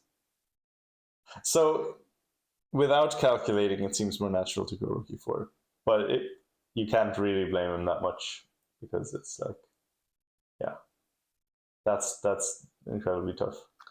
Oh, and white played so well to give up that knight. Yeah, it was a really nice shot, but it just, by pure bad luck, didn't work out. And then there's this pin. Oh, that is so unfortunate. Yeah. That's very unlucky. Very fortunate wow. to get away with one there, because taking that. Oh! Mate in 2! Black has mate in 2! Knight g4 No. check and queen h4. Oh no, Yannick. What happened here? Oh. So this is what happens in these kinds of positions. And Jonathan's very good at calculating. So will he? But he only has 10 seconds. No, so. but I mean you can see. Yeah, he found mate in 2. Yeah. Oh wow, mate in 2. What an unfortunate thing to fall for. And rook e2. He played rook e2. It would have been winning earlier. Rook e2 would have been winning. And every other move is basically winning. Oh, just no. a few moves earlier would have been winning. Oh, poor Yannick. And then that's basically almost like a self-mate, like you're helping your opponent. That is so tough. That's what happens. You only had a few seconds. I guess this is the threat though. If you play something else, Knight g4 is the threat. Yeah. Oh, that is so tough. That is so tough. You have to play something like. Oh, sorry, I thought it was previous position. Yeah, okay. This. You have to play g3 or bishop g3. Yeah, this is what happens.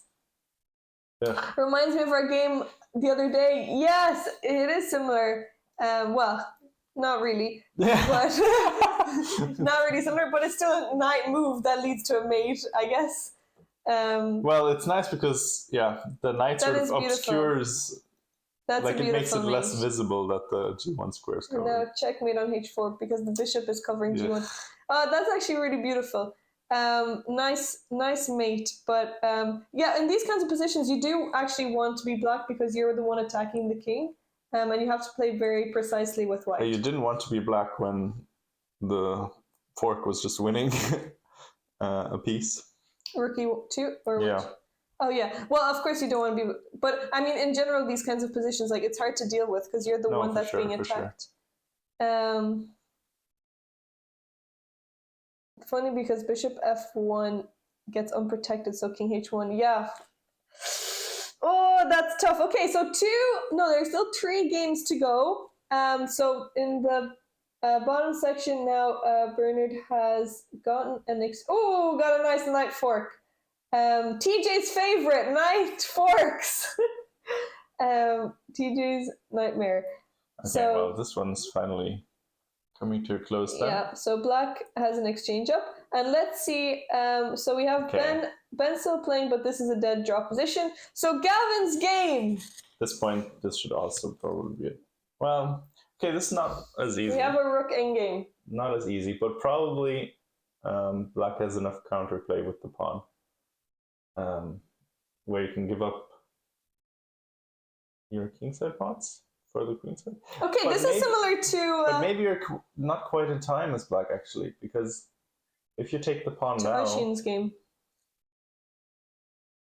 Did Coffin's endgame preparation shine? This is a very unclear position. So easy to lose as black. Yeah, it is. I guess black is the only one that can lose in this position. You're not there. I know, but before. Say that. You know? Never underestimate the losing chances in rook endgame. Yeah, that's true. But I mean, it's much easier to protect this, even if you do end up pushing this pawn down the board. You can just keep your rook on the. But this is another coffin position where you have to play king f2, bring your king in, which is. Okay, so natural. I guess you can't really protect because after this. No, that doesn't really make that much sense. Yeah. So okay, king because f2. Your king's gonna get cut off, and then it's always gonna be relatively easy. Because then it almost doesn't matter anymore how many pawns you have. There's always gonna be like, the king is gonna chase you around. And the pawns are not gonna go anywhere.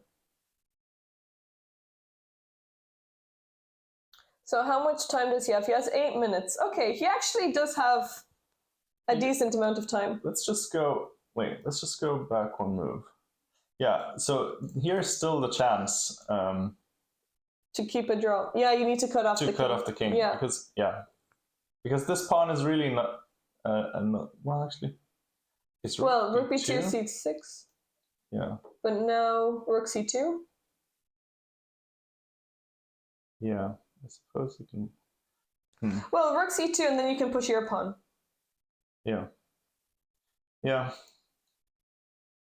I guess that you can never, and your king is close to the pawn anyway. Yeah.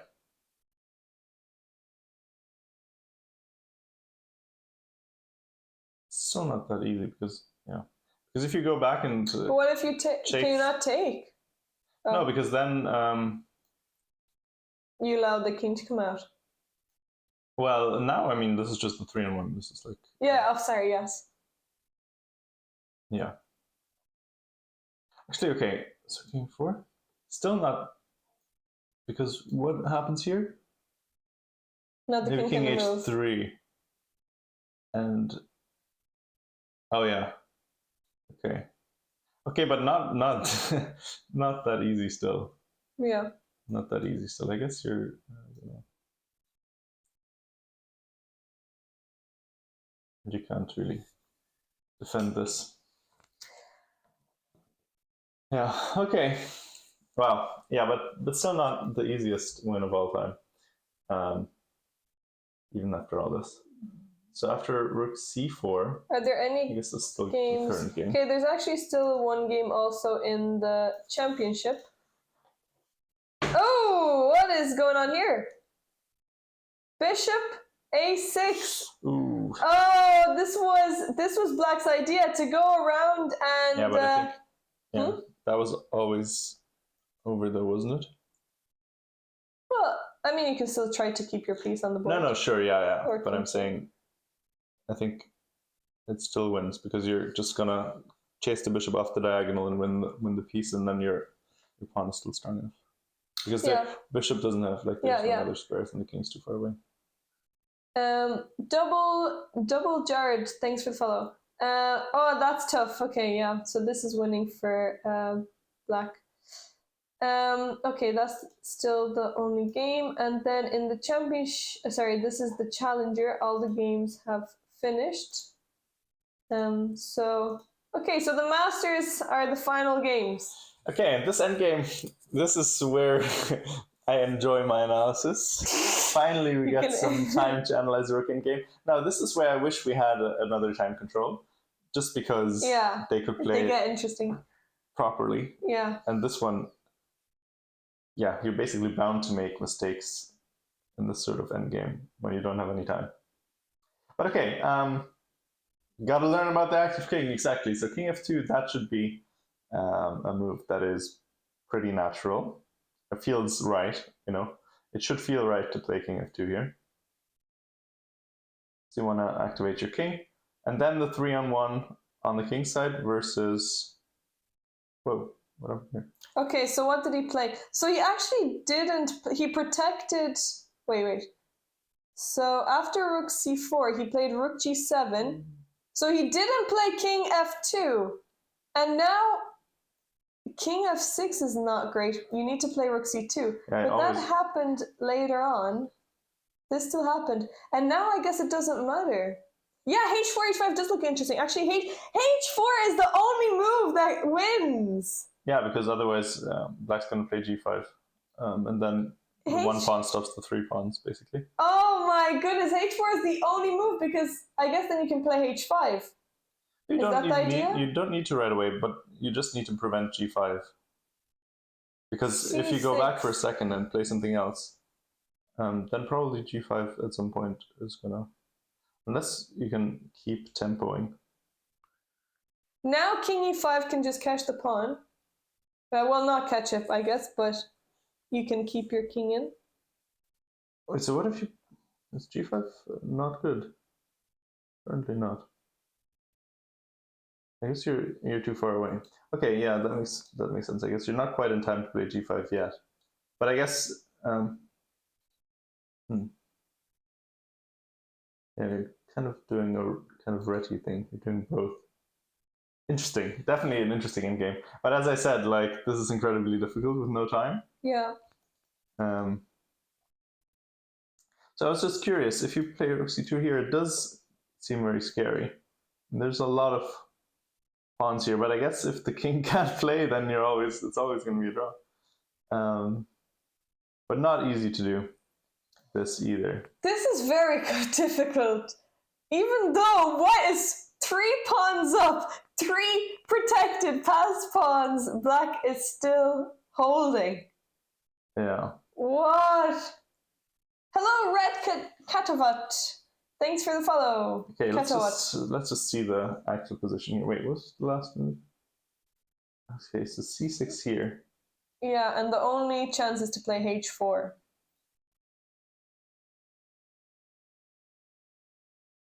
Oh, okay, but so it's still not that obvious. It's not. It's not I guess at all king obvious.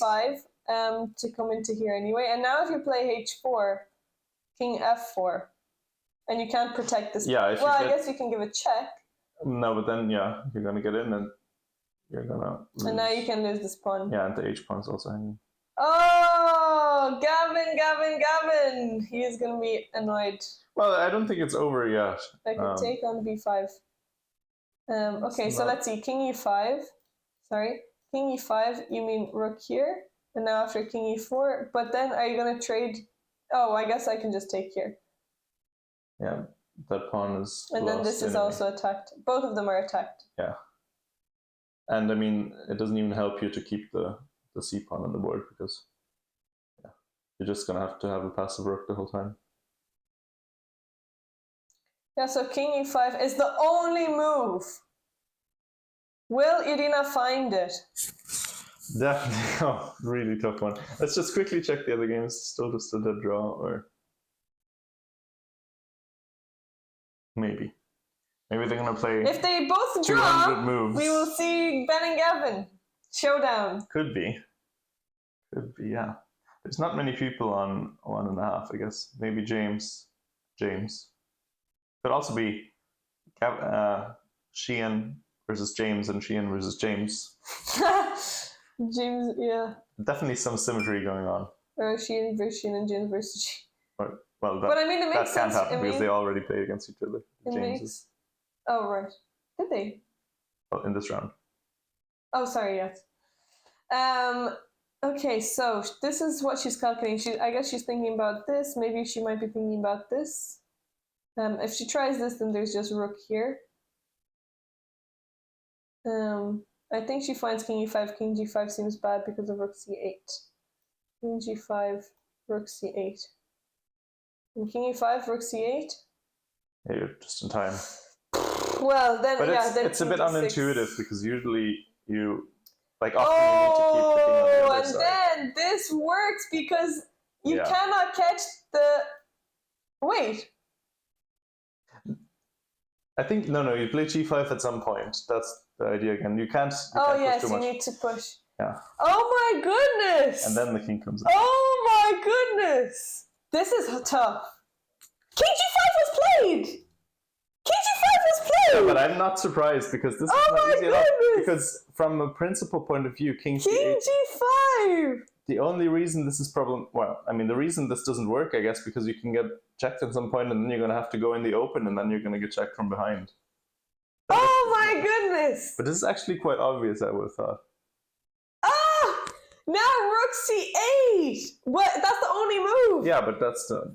What else can you play? I think that's the only move. We have seen so many upsets with rook and games. Rook c8, will he find it? I think there's no other move you can play except for rook c8. Yeah, that's true, you're right. Rook c8, and now b4, c7, and b3. then you're going to play h4 or f4 maybe. h4. I mean, okay, I still don't think it's that easy. But that's your idea, because if there was only 2 pawns and the king was here, then it would be fine, right? It's very easy. Well, we'll see. I mean, yesterday we said it was very easy to not miss the mate in 2. I think rook c8 is automatic, the legendary word. But yeah, I think that is automatic. And then... Let's see. By the way, where are they? I can't even, like... Probably at the top. Is the master section all the way to the other side? Yeah, okay. I think so. You remember doing a lesson on similar position? This is what I was talking about. Does your endgame preparation come in? Let's see. Yeah, I'm pretty sure he's gonna find this. That would be a great start for Gavin. 2 out of 2. Let's go. Darling power. I'm taking credit for this. Of course, darlings can take credit for everything. Darling leader. Yeah. Okay. It's funny if Black Paul was on b3. I think Black would hold. But we only take credit if it's something good. He didn't play it. I told you. I told you it's not easy. Rook b7. Why would you give up your Rook b7? pawn? He didn't find it. He didn't play rook c8. What? That doesn't make any sense. It's not easy. Your pawn is so strong. Why do you want to give it up? Wait, actually. But if rook takes c6, then you can escape with your king. The point is, you're not threatening to promote it anymore. Their ratings are Gavin is 1950 and Irina is 2140. So they're decent. The problem is there's no way to promote this pawn now. You need the king on c8, the rook on c8, because now you can give up whatever. Rook takes c6 was played. Rook takes c6 was played. Oh my goodness!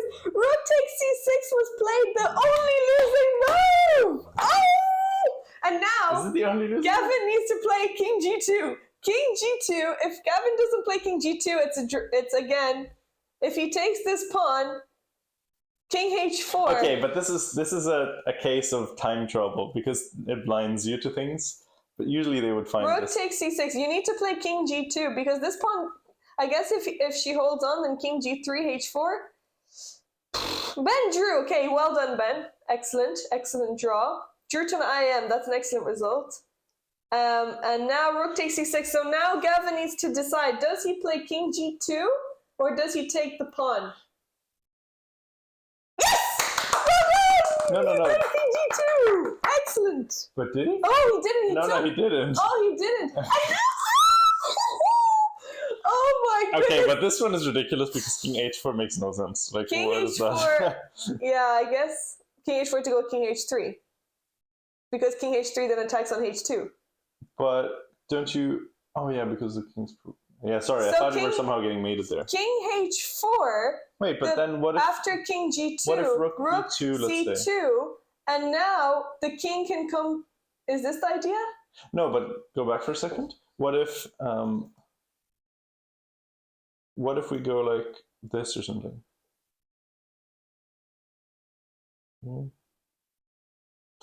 I don't know. Yeah, okay, this is... I guess here you're just trapped on the background. Oh my goodness! So many chances! Yeah, okay, well, incredible. But okay, as I said, I think this is a matter of... Not only is it deceptively complicated, although I think rook c8 wasn't deceptively complicated, but this is something you find not even because you have more time, but if you're just not under the stress of time pressure. I think he doesn't need more time to find it, he just needs to not be stressed. Yeah, and he's also playing a higher rated player. So there's the added. Okay, so... Yeah, I agree that the white wins are easier than the black draws. This is not... I mean, this is still not easy for either. For white to win... Still chances for sure. Because if you trade off one of the pawns, it can... It's definitely rook not easy, b6, no. He can't protect the pawn anymore. Oh, right. Wait, but can't you counterattack? Oh no, maybe you can go here. You can't counterattack and take this one. Yeah, no, that's. But the king is too far away. Okay. Oh yeah, sorry. I thought you could counterattack the g pawn, but you can't. So rook b4. Sorry. What about rook here? Yeah. This is actually losing because there's gonna be checkmate. This is losing because it's gonna be checkmate. Wait a minute. Oh my goodness. Rook b6. Okay, so you played rook b6. Yeah, this one is... Yeah, okay. That makes a lot of sense. Oof! Imagine rook b4. Oh my god. What the hell? That would have been quite incredible. Yeah, that's true. Dodard. Oh my goodness. Tough game. Okay, whoever voted for Masters to have the longest game. Did anybody even vote? Why isn't it working? Oh. Okay. Yeah, they did. There were a few votes. So actually 10 channel points, the minimum. And nobody voted against. Masters. So. Okay. Nobody won anything. But nobody you got a refund. I mean, you got your points back. Okay, so rook b6 was played. Gonna win that pawn, and then we have 2. But okay, we still want to see some technique here. Yeah, okay, but with two rooks, with 2 pawns against 0, that's gonna be. So rook b. Wait! Oh, nothing. Sorry, I saw. No, that's what we analyzed earlier. Yeah. Now. Sorry, I saw something else. Now this doesn't work because you have this. Yeah. Okay. Yeah, okay, and this is pretty easy now as well because your kings are going to be cut off as well. Okay, so this is the game right now. The pawn cannot be protected because there's check on f5. Wow, Gavin, what a game! Way to give us heart attacks. Yeah, I imagine we're going to see resignation in a moment. Well, nah. I mean, I guess the next round is starting. Yeah. Starting soon. You don't want to deprive yourself of your hour of rest. Yeah. So next game starts at 3 p.m. Irish time, 4 p.m. CET. So in 1 hour, roughly, we will be back to see round 3. Round 3, that's the last round of the day. And then 2 more tomorrow. So we're getting through the rounds quick enough. Irina's still thinking here. There's nothing left for her to do. She can try and go for a checkmate maybe, but there's nothing. 8. Oh, number 9 actually. 8 was really? The last one, yeah. 65 minutes to prep and eat. Yeah, it is tough. I mean, it's nice for everyone else who has already finished. Yeah. Well, it's not nice. Oh, they changed they changed the next round to 3:30. Oh, okay. Which I think it should be like that anyway. 4:30, 3:30, yeah. To give more time. Okay, so this is what happened. Rook takes g5, and now we're playing on this position. Yeah, but okay. We're playing on rook takes g5.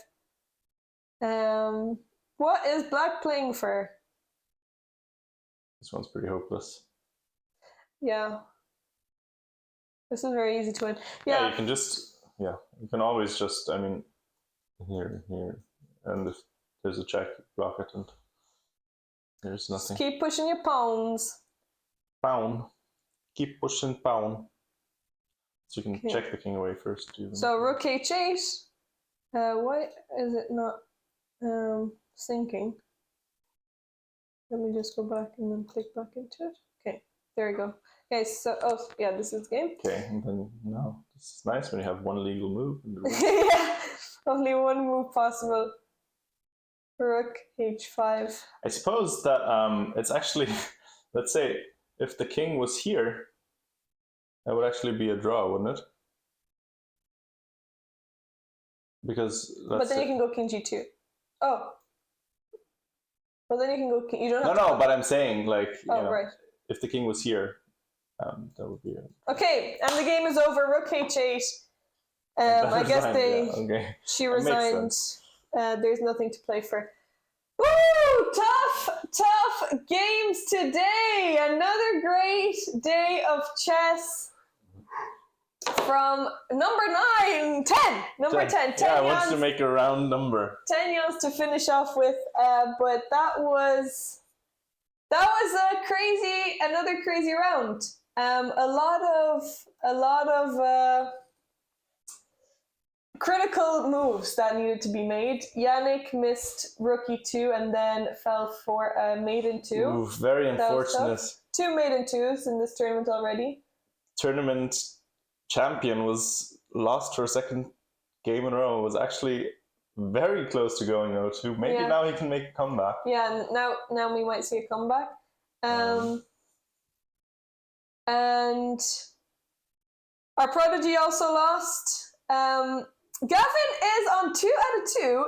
Is he the only one on 2 out of 2? Wait, Lucian is also on 2 out of 2. Yeah, Lucian got a free win and another gift basically in this one. Very unfortunate for so actually Jude, we have... because Jude has played a very, very nice sacrifice and got incredibly unlucky playing the wrong out of 2 moves. One was completely winning, one was, well, not completely winning. Yeah, heart attack inducing. Yes, he won. So we will be back in an hour and a half for round number 3. I will leave up the live camera, the live board, and we will just put on a timer here. But don't go anywhere because the next round is starting soon. So yes, we will be back.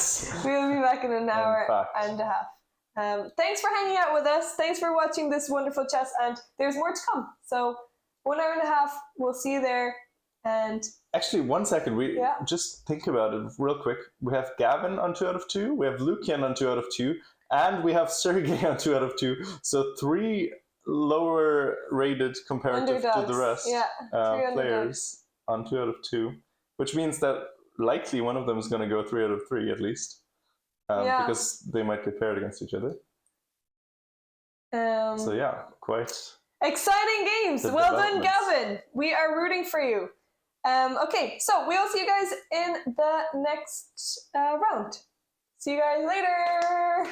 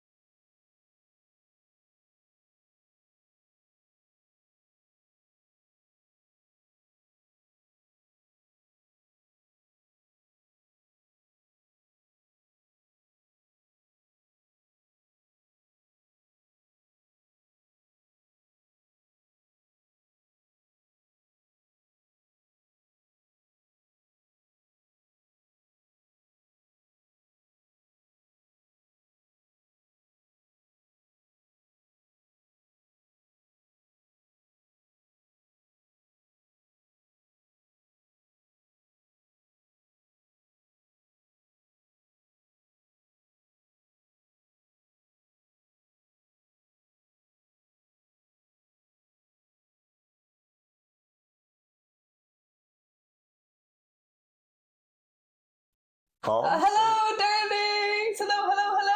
Hello. We are ready for round 3. Live from the Mundo Studios in Tübingen, Germany. Woo! I just want to ask one question. Can you let us know? Can you let us know how do the mic sound? Hello, TJ and Hoshno. Hello, everyone. I can't believe that we kept like 40 people here while we were. This is the real way to gain viewer statistics. While we were gone.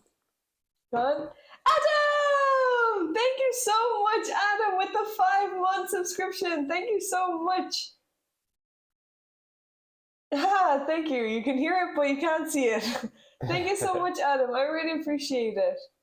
The Michaels are great. Okay, great. The Michaels. This is actually the perfect part. This is the first sub we got. Yeah, this is the first sub we have gotten during the commentary. Thank you so much, Adam. Okay, so we're in round 3 of the Sligo tournament. Might sound a little average. Brilliant. Okay, well, average. Gallant pawn. That's unfortunate. That's unfortunate. Well, okay. I mean, they're not perfect, but we are both using. I mean, you know. No. We both have a mic. It's hard to have perfect mic from like. Yeah, because we have another mic, but then that wouldn't be the same distance away from us, and that would be a little bit awkward, probably. Yeah, but I hope it's not too bad. Okay, so I was actually going to ask you, Christopher Woods, is that related to Yannick Woods, or I saw he's born. Remember we had this question last time. Yeah, I forgot. He's born in 2009. Yannick is born in 2011, I think. So maybe younger brother, or just a different person with no relation. Woods is another famous. I have no idea why they spelled major like that. I was wondering the same thing. Yeah, force majeure. But it's. I mean, I was thinking maybe they spelled it like. Oh, what? No, I thought we already had a quick draw. I was thinking they spelled it like that because of a lot of Irish words have O-U-R, so maybe we took on an Irish spelling. Maybe that is the official Irish spelling. Me too. What? Me too. What? Me too. Wait. Let me just get all of the broadcasts up. Let's get our bearings before we dive into the action. Okay, so this is round 3. This is the championship section. This is the Masters. Ooh, Oshin against Jonathan. Oh, and already, okay, we have That's going to be interesting. Wait, I just want to get all of them up first so that we are prepared here. And this is challengers. So we have Masters,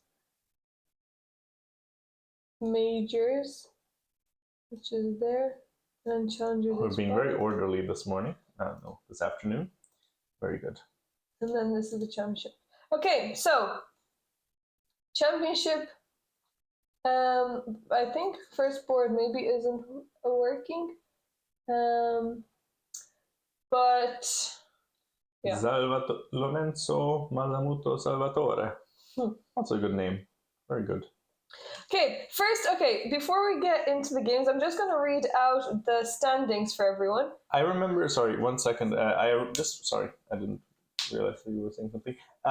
This is the exact opening that he played last year as well in one of the games. I remember it's kind of Sicilian with G3, and then eventually it was check, the king went to F1 and that kind of thing. So, interesting. Repeating the opening that helped him win the tournament last year. Anyway, sorry, go on. I mean, yeah. Oh, I guess that's true. But this is already nice for black. Black has a nice queenside pawn storm here. But before we get deep into the games, it's the 3rd round. There are only 5 rounds, so 2 to go after this one. And I'm just going to read out the who is on 2 out of 2. So in the challengers, we have 1, 2, 3, 4, 5, 6, 7, 8, 16, 17. Yeah, I was getting no, to it. I was saying 17. That's the Thanks number. for jumping ahead. Number. We got 16 people. We have 17 people with 2 out of 2. And yeah, I guess that's what I want to say. 17 people with 2 out of 2 in the challenger. So that's going to be well, I guess that's going to be tough to get. Maybe sometimes it's tough to get a clear winner when there's so many people. We got a request. Let's show my friends. Of course we can. Championship section. Yes, Andrew Campbell. Let's go to that. So he is in the championship section. I think that is the second one. Yeah, there was 4, 6, 5. Okay, 5. Okay, perfect. Okay, here we go. Andrew Campbell. Hello. Oh no, another London player. They've been all over the place. Oh, another Jabava London player, in fact. Oh, okay. Well, I actually like the Jabava London. I've played this as well.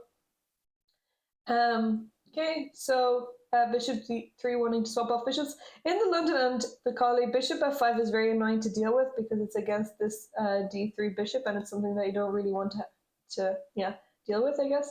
So now after bishop d3, the bishops just come off. And taking with the c pawn is, it looks weird, but actually it helps your center. Yeah, I don't mind playing like that at all. Seems sensible.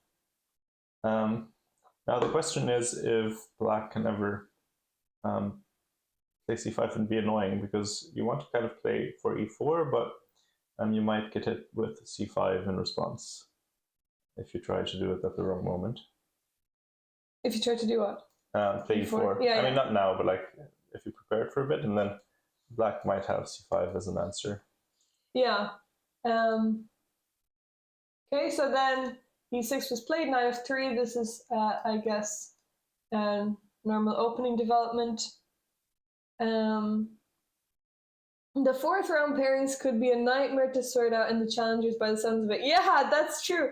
It can be like anything can happen. If we have a few draws, that will also, I guess, cut down some of the possibilities. But yeah, there are a lot of people. We might see some playoffs in the final round, after the final round. I also, so that was in the challengers. In the majors, there are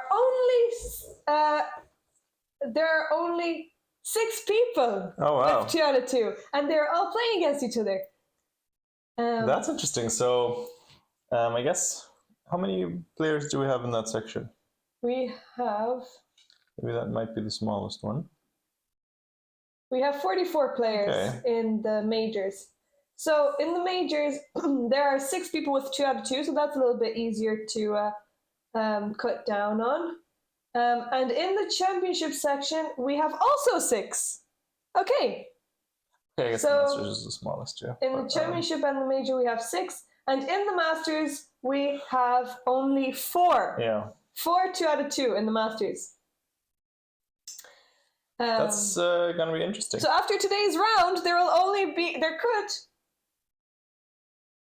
Well, if 2 draws happened, there might be no one. There might be someone in the sole lead.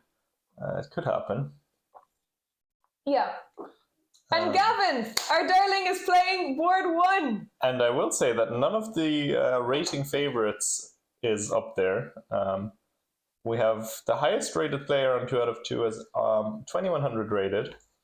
So, and the others are all, lower. One 1850, one 1950, and one 2000.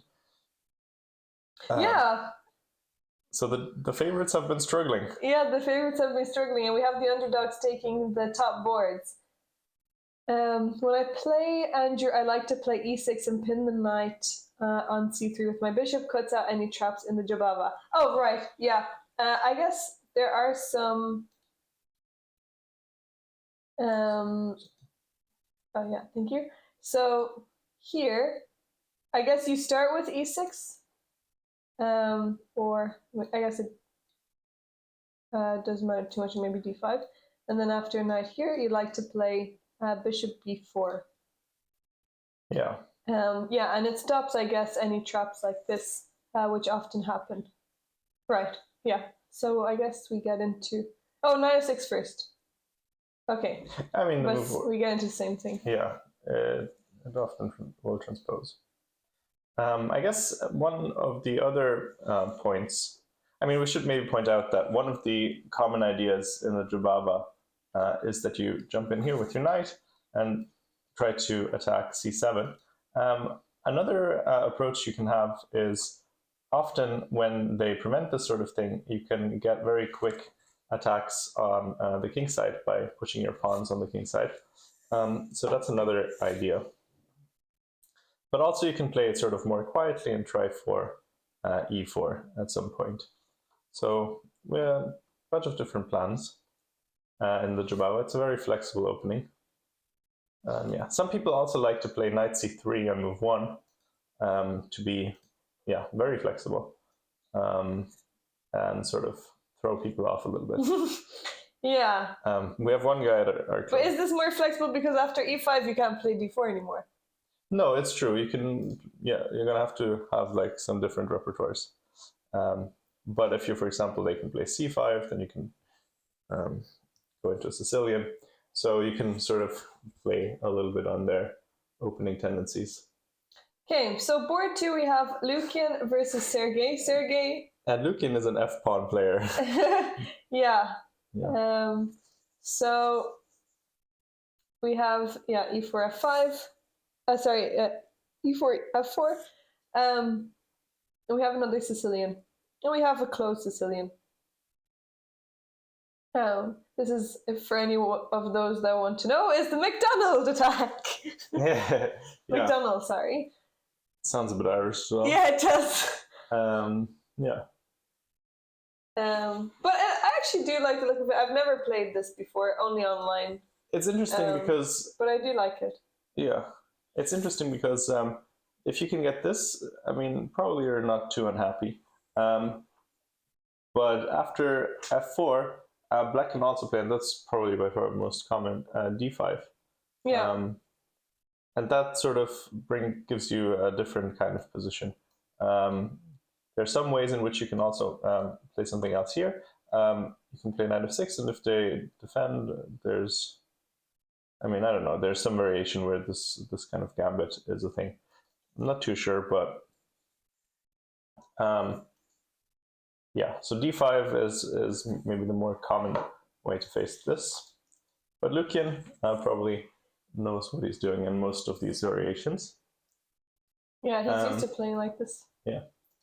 He also plays the stone wall with black, so he likes having taking kingside space, maybe at the cost of some king safety. Okay, so here we have on board 3 James Kavanagh, who is also an actor.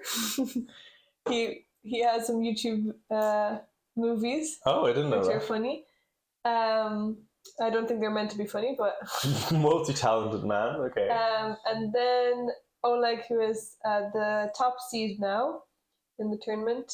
He had a draw against Ben. Great result from Ben. And here we have a Scotch game. And he didn't take back, so actually this is the Scotch gambit. If he would have taken back, knight f6, I guess, is the main move. And we've actually seen this before in this tournament as well. But bishop c4 we haven't seen yet. Yeah. I played this at some point when I first thought of playing e4 instead of d4. Didn't like it after a while.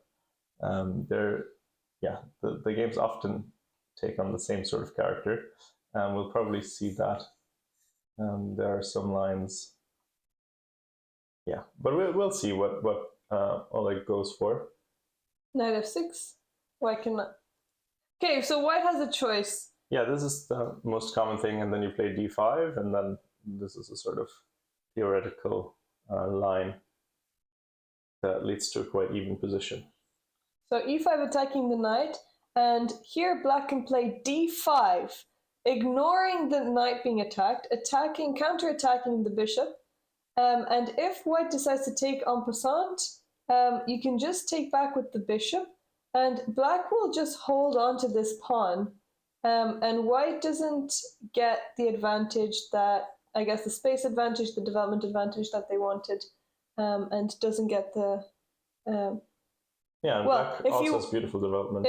If white tries to take back the pawn, there's a trick here. When knight takes, queen takes, now there's this move bishop b4, checking the king and opening up a discovered attack on the queen. We call this Diana's favorite tactic. Yeah. This is my favorite kind of tactic where you discover attack the queen.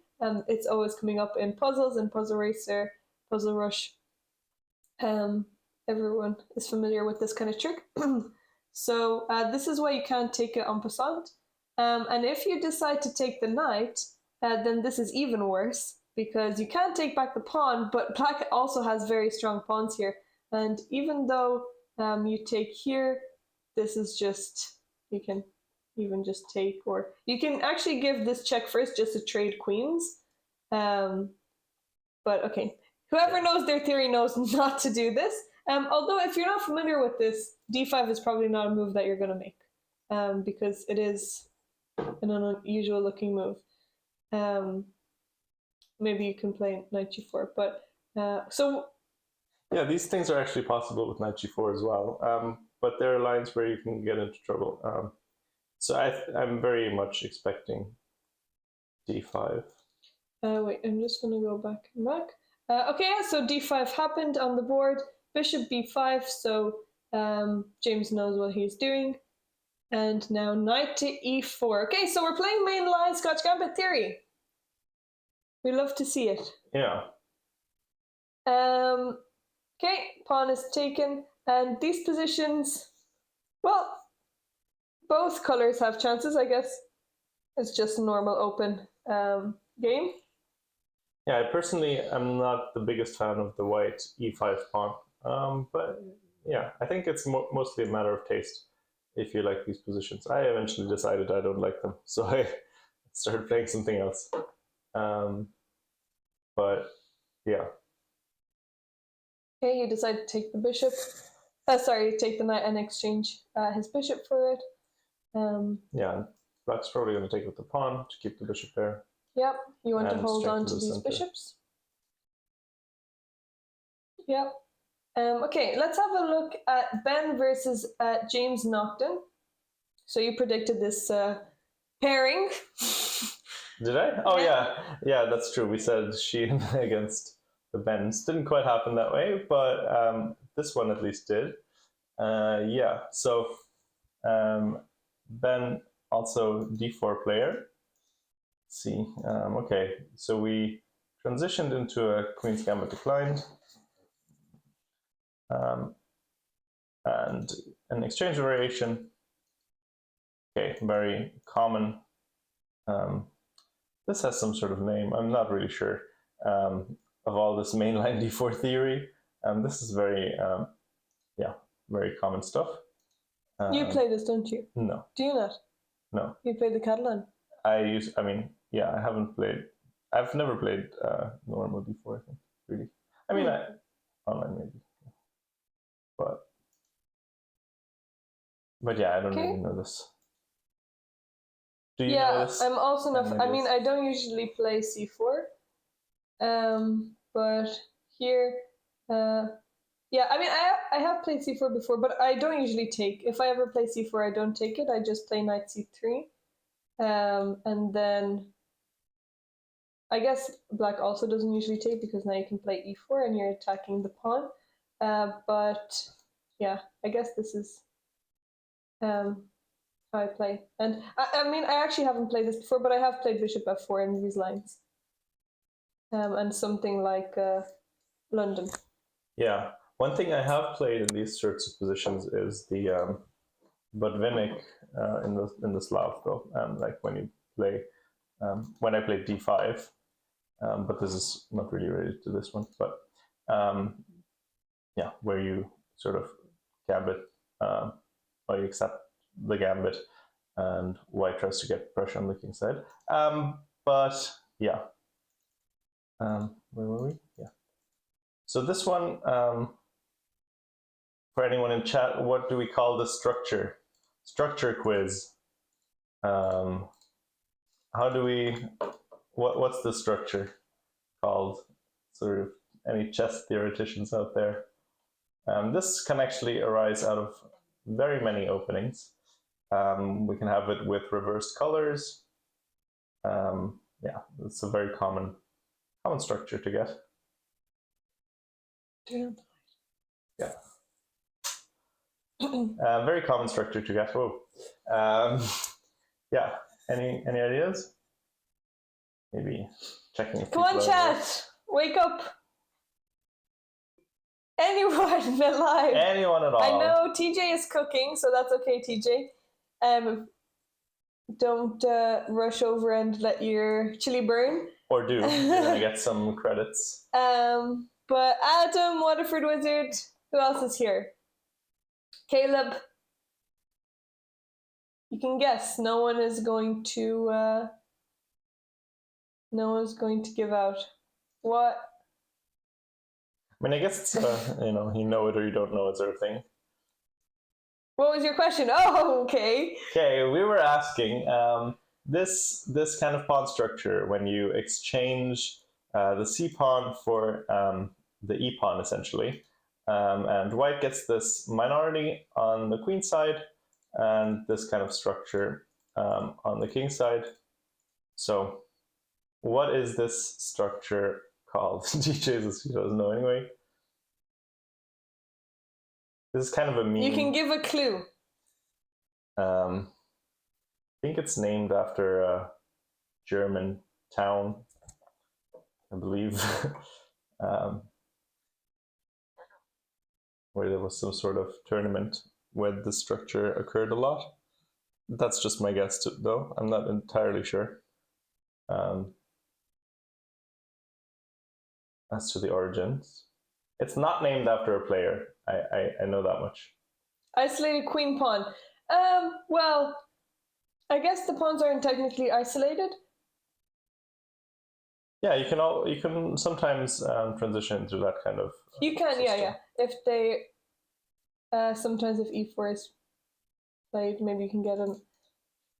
Okay, another guess, Maroxy Vine. Not quite, but that's yeah, that would be usually when white has pawns on e4 and c4, or sometimes you call it that if black has a similar kind of vine on the other side. Carlsbad, very good. Well done, Truth Doctor. Thank you for the follow. Yeah, this we call a Carlsbad structure, and there's this, I don't know, there was this meme where people said, oh, this is a good Carlsbad, like everything was like, yeah, this is just a good Carlsbad, because you can just get it from so many different openings. You couldn't leave us hanging. I'm glad you didn't leave us hanging. Well done. Otherwise, you could be here until tomorrow. Okay, let's have a look at what happened here. So, yeah, we were saying that Jonathan has played this before with white when he won the tournament last year. I think black played a bit differently, but yeah, the setup was the same, yeah. Yeah, and I'm sure Oshin has prepared this. He's playing. I mean, they're actually both playing quite quickly. Yeah. Well, here, this took some time, 5 minutes. Interesting point to take time. But sometimes, it's interesting in chess when you look back at your games as well that you played over the board. Sometimes you're like, why did I take so long on a certain move? Because this is really, yeah. Well, I guess it's not always the move that you're thinking about. You're just thinking about how you continue. And yeah, this is we are getting closer to middle game, and you want to know. I mean, I doubt he's considering castling queenside, but I guess this maybe is a natural move anyway. And then after that, you want to decide where you can go. Also, you do have the option of playing like rook d8 here. Maybe, okay, I'm not sure. Probably not e5, but. Yeah. There are some moves, I guess, that you can consider. all I'm saying is, like, if you were worried about your time, this is not necessarily a position where it's super impactful yet. You can take 5 minutes sometimes at the start of the game. Yeah. After all, you have already made a fair number of moves.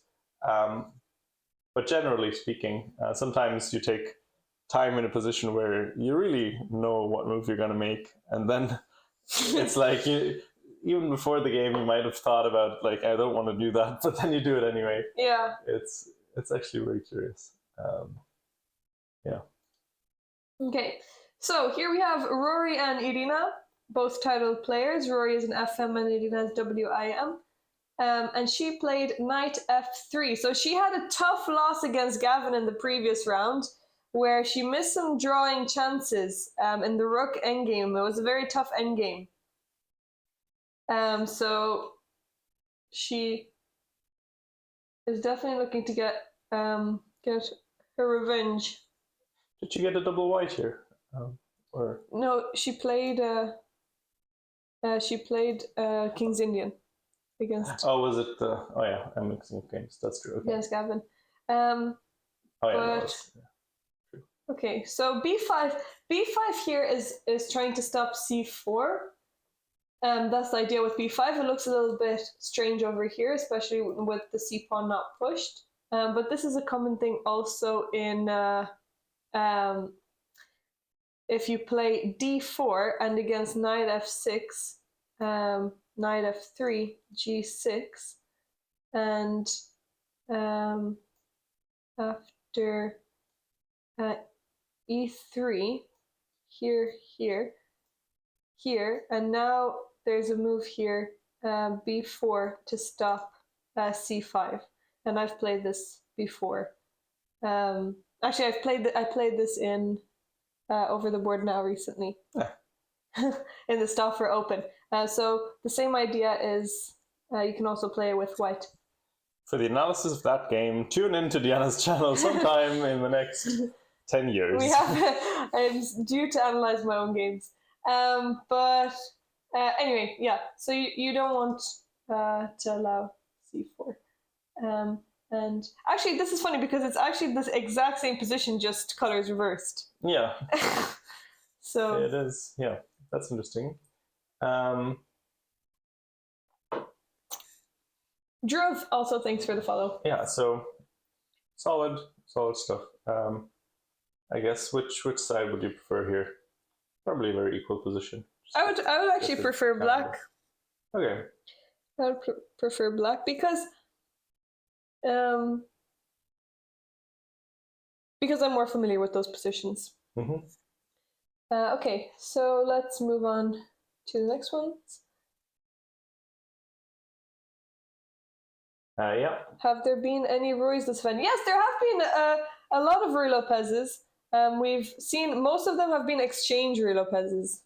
Yeah, a lot of them. That's actually true especially in the lower sections. I'm sure if we click through here, maybe we'll find another one. Well, not there haven't been many in the Masters. Oh, D4, Huracan, D4. Okay, maybe not. Okay, so we can look for it in the challengers. Yeah, let's go to the challengers. So, well, okay. Oh, we already have queens off. People are blazing through their games, even on board one, which is usually, I suppose, the board where you would take more time. Yeah. Those players would maybe get there more often. Okay, Italian. Okay, Italian. He didn't have the energy in his arm. He didn't reach all the way over. Queen G4. Oh, right. Okay. Is this prep? Well, this is kind of a Vienna idea. I've played this before. So this is actually a very cool line where black can do something like this, and you're thinking, oh, we're attacking f2, but actually you can ignore this because you haven't played d3 yet. They can take here, and then this is protected, so you're not getting checkmated. And on the other side, you're going to be in a lot of trouble as black. This is a very sharp line. That's nice. It continues for a while.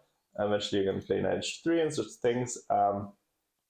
But yeah, generally this is quite good for white. Although black will have good chances to survive. It's a very complicated line that I don't have fully remembered. I should, but yeah, definitely very sharp stuff. So let's see how it turned out. Okay, G6. This is the sort of quieter variation. Now you can either go back to G3 or F3. I like going back to F3. You're making a threat. Actually, here it is a threat. You need to move your queen here. Can anybody see why? Black has a threat in this position that you need to deal with. So you can't, for example, play a developing move like knight F3. Are there any issues with the black dark bishop not being developed yet in the game you had same position in recently? Let me have a look. So you mean, okay, I guess it was Irina versus, wait, which bishop? Do you mean this one? On F8? Well, I guess the bishop will just come to D6. That's the idea. Or I'm not sure if this is the opening that you're referring to. Yes. Oh, yeah. So the bishop can just come to D6, which is a nice square. Worst case, it can go to E7, but usually D6 is possible. Okay. Yeah. So Patrick was asking why did the queen have to move here? What is black threatening after G6? What is the threat? Not all at once, please! Yeah, don't be so quick to make sure you think it through. There has to be someone. Maybe I'll quickly log in. D6, what? D6, okay. Yes, D5. D5, there you go. D5, well done. So D5 double attack, attacking the queen and the bishop at the same time. I actually lost like that in Blitz once. OGB Blitz, I was like, oh my god, what? I did not pay attention. Yeah. Yeah, it's not... Well, I mean, Blitz is maybe a little bit harder to spot absolutely everything, but it is, I guess. Yeah, it's just forgetting your... Yeah. Anyway, so good spot. So this is the threat. Here we're making a threat in return. Queen F6, and now there's a couple moves you can make. You don't need to trade off queens. Now that you provoke the queen to F6, for example, it's really the square the knight wants to go to. You could, for example, think of playing queen G3 now, and then jumping in with knight D5. At some point, kicking the queen back. But I'm curious what happened. So we played knight D5 right away. So you can't do this because the king is going to attack your knight, and then you need to recapture the queen, and you're going to lose your knight in the end. So yeah, this is a fairly quiet variation that they went for, out of a very potentially sharp opening. So let's just go through it a bit. Okay, threatening another knight! But actually, this is... left hanging! The 6th one that we've seen! Yeah, does this just win a pawn though? Because you can't really defend it. Yeah, that's true. Because it's also threatening a fork.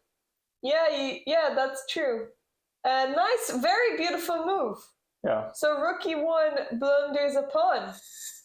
Because the e1 square is actually protected. Knight f6 was attacking here, so I guess you need to play something like this, because knight e1 is actually able to protect this. And anyway, after knight here, you can just kick away.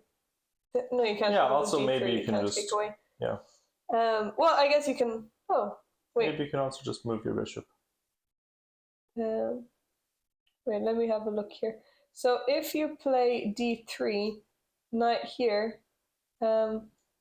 Bishop g5 you can play, and also rook c1, and then you can actually... Oh, maybe the knight is trapped. No, it's not. You can go here.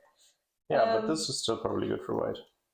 You don't even need to trade, but I guess you might want to, just to not ruin your Yeah. pawn structure. Also, you could have thought about bishop g5 earlier as well. Yeah. Because it does come with tempo. A bit more active. Yeah, you're attacking the knight as well. So rook e1, it looks like it's a normal move to make, just protecting the pawn, and then knight b4. This is a very nice move. And this is actually very instructive for both sides, because on one hand, it shows that you really need to develop your pieces, like make developing moves first, because your bishop is the piece that is not playing right now. You're going to have to bring it into the game, and you immediately got punished for not doing it. Also, you want to connect your rooks as soon as possible.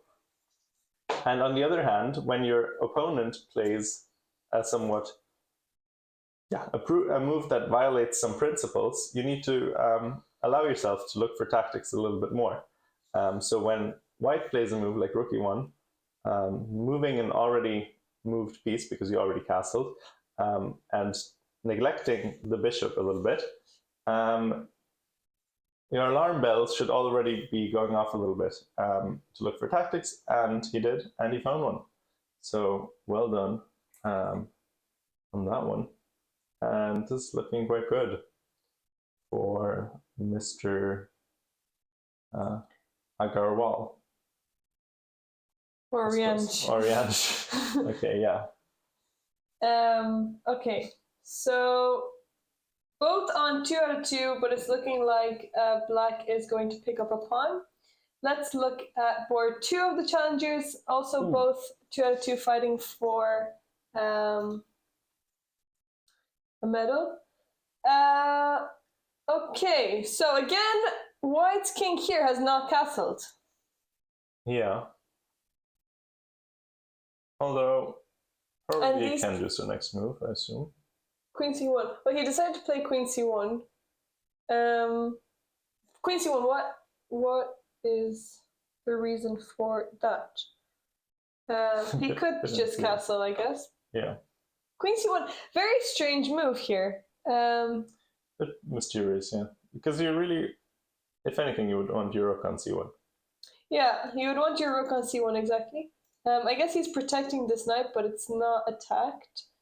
And you really want to be... Oh, he is stopping e3, I guess.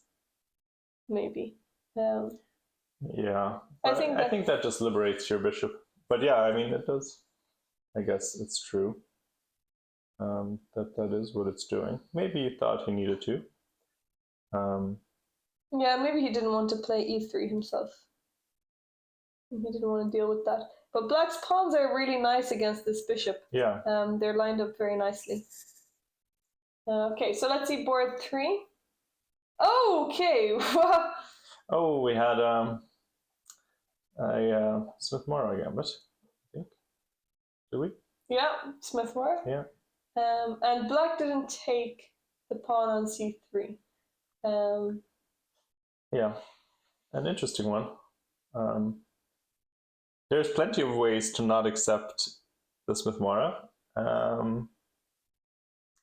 Yeah, this is one of them. Wouldn't be my favorite way, but definitely doable. What do you think? What would you do against the Smith-Morrow? Well, I always take it. Yeah. I've played against it twice and I've won twice. And it's against the same person. Yeah. But I used to play against you if I got the chance. Yeah, you used to play. I think, well, actually, the first game I played was quite clean, but the second one, it was not so clean. And it's not easy to play when your opponent knows what they're doing. But here... Okay, so knight here seems a little bit... he seems like he's on his own. a3 kicking him away, and now... Oh, okay, d6. Very nice. If he can get e5, then that would be great. It's quite thematic, for sure. And I mean, this is one of the reasons why I wouldn't like to play this way, just because you give up so much of the center, and you have to be very precise when you allow white this much potential for taking the initiative. And I don't think this was the way. Yeah. So interesting. Game looks like a very tough position. for black for sure. Now, maybe you could just play knight b5 and be in a great position. So you are protecting the pawn, and then, yeah, the knight's going to be stuck on a6, always needing to protect the c7 square. And yeah, the knight is very stable because it can't get kicked away because the knight is exciting. I could really feel the excitement in your While I was thinking about the position while I was talking, I needed to didn't want to talk rubbish, so okay, so let's move on to, are there any, oh, there are some results. Okay, I'm not sure if they're accurate. Boom! Okay, so whoa, okay, what in the world was this? This is bottom board of the challengers. What was that? Let's have a look at this game. Bottom board of the challengers. So we started off with e4, e5. Probably, maybe it could be their first rodeo, their first tournament. So over the board tournament, knight out, and now we're going for the fried liver. D5. Everybody knows this these days. Yeah, you need to stop that. I remember when I used to play this, I would get really worried about this. I mean, I guess I would know to play D5. Well, even if I didn't know it, it's the only way to stop this. Yeah. So you have to play D5, and now after the pawn takes, here you actually need to play knight A5 to win this bishop. And after this check, you block, and after the pawn takes, you can take back, and this is the main line. And this is actually, I've seen games recently where people have been trying this, sort of reviving old lines, just because it's kind of unexplored territory, and you can find new lines in this kind of thing that are maybe dangerous, even though the main threat, like you wouldn't think anyone would fall for this. Yeah. Okay. Okay, so he took the pawn back. Now we have a knight sacrifice. And this time it works to take, well, you actually have to take it. Yeah. We have double attack. King and the goes knight can't back. go back because it's pinned. You need to protect the knight with the king. It's the only way to hold on to the position. And now you need to find this move. What is the move that holds on to the knight? Can you spot it? Can anyone spot it? And while we're on it, actually, this is kind of similar to a position that you can get in the Alekhine, where you can sacrifice an f7 with a knight and get a similar kind of attack, where you're trying to play against the knight on d4, d5. So actually, it's already previously in the chat from the previous answers. So Waterford Wizard, you left your answer there, but it's actually the correct answer. He answered before the question was even posed. So brilliant. You this is predicted. Only Diana students can do this. Accidentally get it right for the future. But knight b4 is the only way to hold on to your knight, and you have to protect it this way. If white tries to kick away the knight, you can then take with check and actually pick up the rook, and then that's better for black. So you need to know a little bit of theory here. And you can hold on to the knight, but the problem is that your king is just very weak. Yeah. So let's go back and see what happened. He moved back to e8, and now he's going to get in trouble because he cannot castle anymore. He also did it very quickly. Yeah. If the clocks are to be believed. Another one of these blitz games happening. Okay, so white is a pawn up. Does want to trade queens. Although I think okay, the endgame must just be winning, right, if you trade queens. Yeah, but now, can you take the rook? What happens? This is what happened. Can anyone find here what happens if white takes the rook? This looks like it's just winning a full rook, but actually, it's not good at all. Yeah, this one. So what happens if white takes the rook? This is quite tricky. Spicy things. Black could take back control of the game. So this is also another well, indication, but I don't know what word am I looking for. This is another example. That's what I'm looking for. Another example where white or when your pieces have not been developed, and even though you're ahead in material, you're slowly going to crumble. What is the best move here? Queen e4 followed by castling. So queen e4 is a good move, and after the king moves out of the way, you can castle, but you have a more aggressive move. Queen e4 is a nice check, but you can also just gain some material. Castling isn't legal, is it? Oh yeah, you're right. Sorry. Yeah, if you could, then that might be good. Sorry, you can't castle. Sorry, you can't castle because you've already moved your king. Yes, you can take on g2 exactly, Sluddy. So you can take on g2, attacking the rook, and if white decides to protect the rook, now queen e4 check. So first you take a pawn, you don't allow the king to go back to f1, and now after this, how do you continue the attack? Well, how can you keep putting pressure? Yes, well done, Kyle. Bishop g4, and after f3, you can take it, and white has to give up the rook. And now, even though white is a piece up, his pieces are not playing. Yeah, also you're not going to be up a piece for long. If you want, you can just pick queen h1 probably.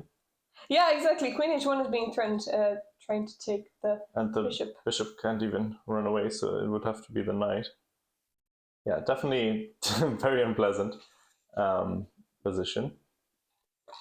So winning a full rook is a blunder here. And actually, his opponent played queen e4. He didn't take on g2, which is weird because I thought the motto was take, take, take. But I guess it's check. Yeah. Checks, captures, and threats. So captures come after the checks. That's how we do it. And how long? He didn't spend any time on this as well.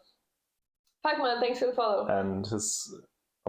Okay, this one's actually kind of a strange blunder because now... Actually, okay, maybe he thought after queen g2 he had rook e1. But that's also not true because then you're getting sort of self-mating here. If you play queen g2 here, let's say. You think he just wants to delay capture? Yeah, maybe you're right. But the thing is, he can't. If the king should go back to f1 to protect the g2 pawn, and now the queen can't take it anymore. But here, now black again can just win some material back. What should black play? Same as in the last variation.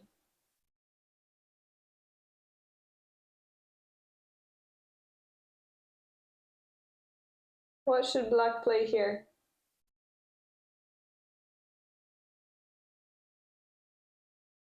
Yeah, he can take on c1, but it's not worth a full rook. White is still better here. Because now white gets enough time to bring back, and if you try to take, you can block with the queen and there's no problem. Bishop g4, yes, excellent. So here, after queen d1, bishop g4 is important, because after f3, you can actually take this pawn and you win back the rook, and the king is still weak, and actually you win the bishop as well. Yeah. Because you cannot save both of them, so you end up taking everything. Although it's, even then, you might worry about some perpetuals that white could have, because then it's going to be your king that might get into trouble. But yeah, definitely another mad game. So let's see what actually happened. So what happened was he played king f7 instead. Interesting. I guess he's trying to bring out, well, not yet, but he wants to maybe create some discovered attacks. He took the pawn, and now here actually bishop g7 is a nice move for black. Yeah, threatening to trap the queen with rook h8. Okay, queen goes back. King goes back, a repetition. Oh. And now again we have queen takes g2. This is still... Yes, and now he played it. He played it. King goes to... maybe it's better to go here because there's no more checks after that. King is adventurous. King g8, there's no more checks, and it's important to do that because king f6 is kind of in the middle of the board. You have to be careful here. There's another check. King back to e7, you want to go back to g6. You don't want to stay in the center. If you stay in the center, you're going to get in trouble. And now white has a nice move. Well, actually the only move here. Black is starting to take the rook, so what should white play? It's kind of a double defensive move. It defends against two threats at once. And creates problems as well. And does, yeah. Good point. How do you decide what move to play if you see multiple good moves? Well, you want to look at each one and see which one creates the most problems and which one also improves your position the most. Yeah, if you evaluate each position after you calculate the forcing moves in each line, or at least as far as you can, and then you try to evaluate that resulting position, then you can compare and see which one you like best. Well done. Rook e1 is the only move here. Yeah. You're pinning the bishop, same file as the king, and you're saving your rook, and then you can maybe just try and develop your pieces. Yeah. But instead, we got another check. Whoa, the king is running. And now rook e1! Now it doesn't work anymore. It doesn't. No, it doesn't, because bishop g4 check comes in and white needs to sacrifice his queen. But can we for a second appreciate that this was a draw? I don't understand how. Well, I don't. Maybe the board is wrong, but can we just show here that if f3, the bishop will just take on f3, have to go here, and now queen takes e2. Yeah. Oh my goodness. Waterfall, thank you so much for the 3 months subscription. Thank you so much for subscribing. Second sub of the tournament. Second sub of the tournament. Thank you so much. Left arm tied. Thank you so much. I really appreciate it. So here, this is crazy. What a game. Bottom board of the challengers. Here, you have to sacrifice your queen. The queen takes rook e2, queen g1. Wait, this is a draw. Wait. That's what I'm saying. Maybe they did. Black offered a draw. I mean, listen, it's not. Well, actually, it is kind of that obvious. Never mind. Because actually, after rook e1, queen g4, rook e2, you have rook e8, and maybe you have knight c3. Oh my goodness! They're trying to be super nice to their opponents. What? Oh my goodness! I mean, but it's not that easy actually, because you have to find this line, where you go rook e8 and then you go knight f3 and then you have to remove queen g1 made in 2. Oh yeah, right. This one is also made. Yeah, true. Okay, this is a little bit hard, but how much time do they have? They have plenty of time. Yeah, they do have plenty of time. That's true. This just makes sense. I thought it had to be a little bit more complicated, but actually it doesn't. Okay, an hour and a half on the clock. You can restart the game here with a queen up. So you get a chance to play. You have an hour and a half, but maybe somebody counted material and was like, "Oh, yeah, I'm down," and then I can just make a perpetual. I think that's what happened because technically white is up in material. If we count the pieces, rook, knight, and 3 pawns versus queen. So rook is 5, knight is 3, 8 plus 3. That's 11 against the queen. So actually white is up 2 points in material. But these points are dormant. Dormant, very nice. So you want to, and actually black's pieces can just come out. You can bring out the bishop, the rook. The main thing also is that, well, actually both kings are quite bad, but only one king can be attacked at the moment, which is the white king. Yeah. Yeah, I mean, this is, but I can see it a little bit. I can see why. I can see the reasoning a little bit, at least. Yeah. I mean, it does make sense because you can be worried if these pieces come out, but you do have the chance to bring all of your pieces in the game. And after this check, rook e2, And now you can find. Wait, but does this work right now? You can just play rook e8 now. Yeah. Oh yeah. That was yeah. So and then, 2 moves it takes, and black picks up another rook. Yeah, they're in the prison cell. Okay, so that was bottom board. They're not even in the prison cell. They are the prison cell. Yeah. Another queen. Oh no, somebody. Okay, this is second last board. Let's just fly through this and see what happened. Where is the first mistake? Actually, this is something we should check at some point, which is the shortest game of the tournament in move number. Okay, this is strange. So d5 attacking the queen, and white decided to ignore the queen attack. Maybe it was like, oh, that's a fork and I'm winning the queen, but forgot that. We have a little bit of pawn blindness. And now rook d1, okay? Also, last move we didn't take back. Yeah, okay. Well, that was... Rook back to f1. Okay, and now...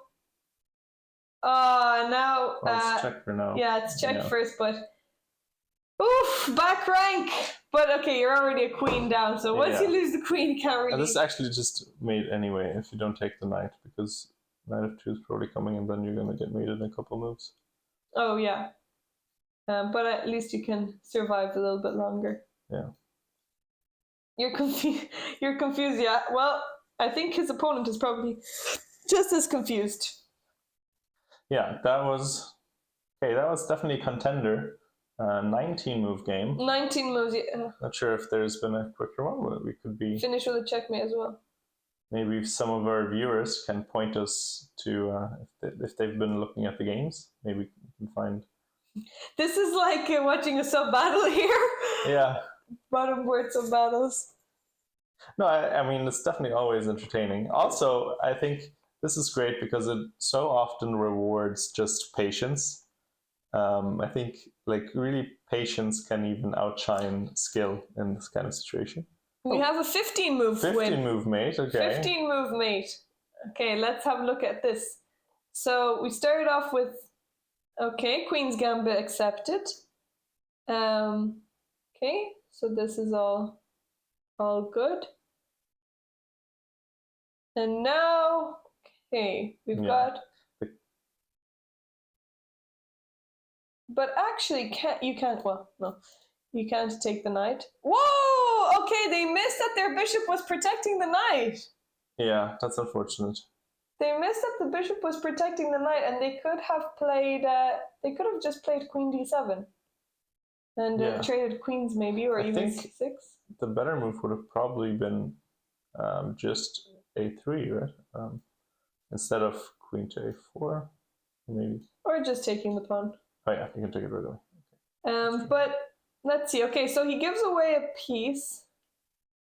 And then what happened? Okay, pawn was taken. Offered a queen trade. He didn't want to take it. Oh wow. Oh, this is bishop going away from the defense of the d7 square. Classic bishop. Neglecting its duties. That is not nice. That is not nice. Yeah. So, queen d7 checkmate. That's unfortunate. Also, with 1 hour and 32 minutes on the clock. Gaining time there. Gaining time. Okay. Let's look at the Masters again. Also, I will just link the games here if you want to follow the tournament.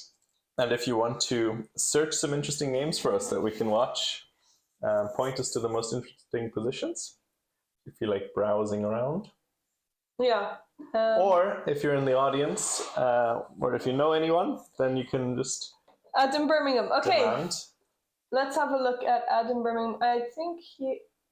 Also, maybe if somebody is already done with their game and they want a quick little feature on screen, can also do that. Leo has already lost.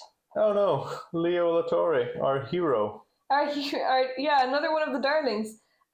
So what happened? What did he do? He played against the Carrick. Oh, sorry, he is playing the Carrick-On. Let's look at it from his perspective. You didn't teach him that, did you? No, he already. This is actually one of his favorite openings. Well, it is his favorite opening. Wait, sorry, one second. Knight c3 is a bit unusual here, is it?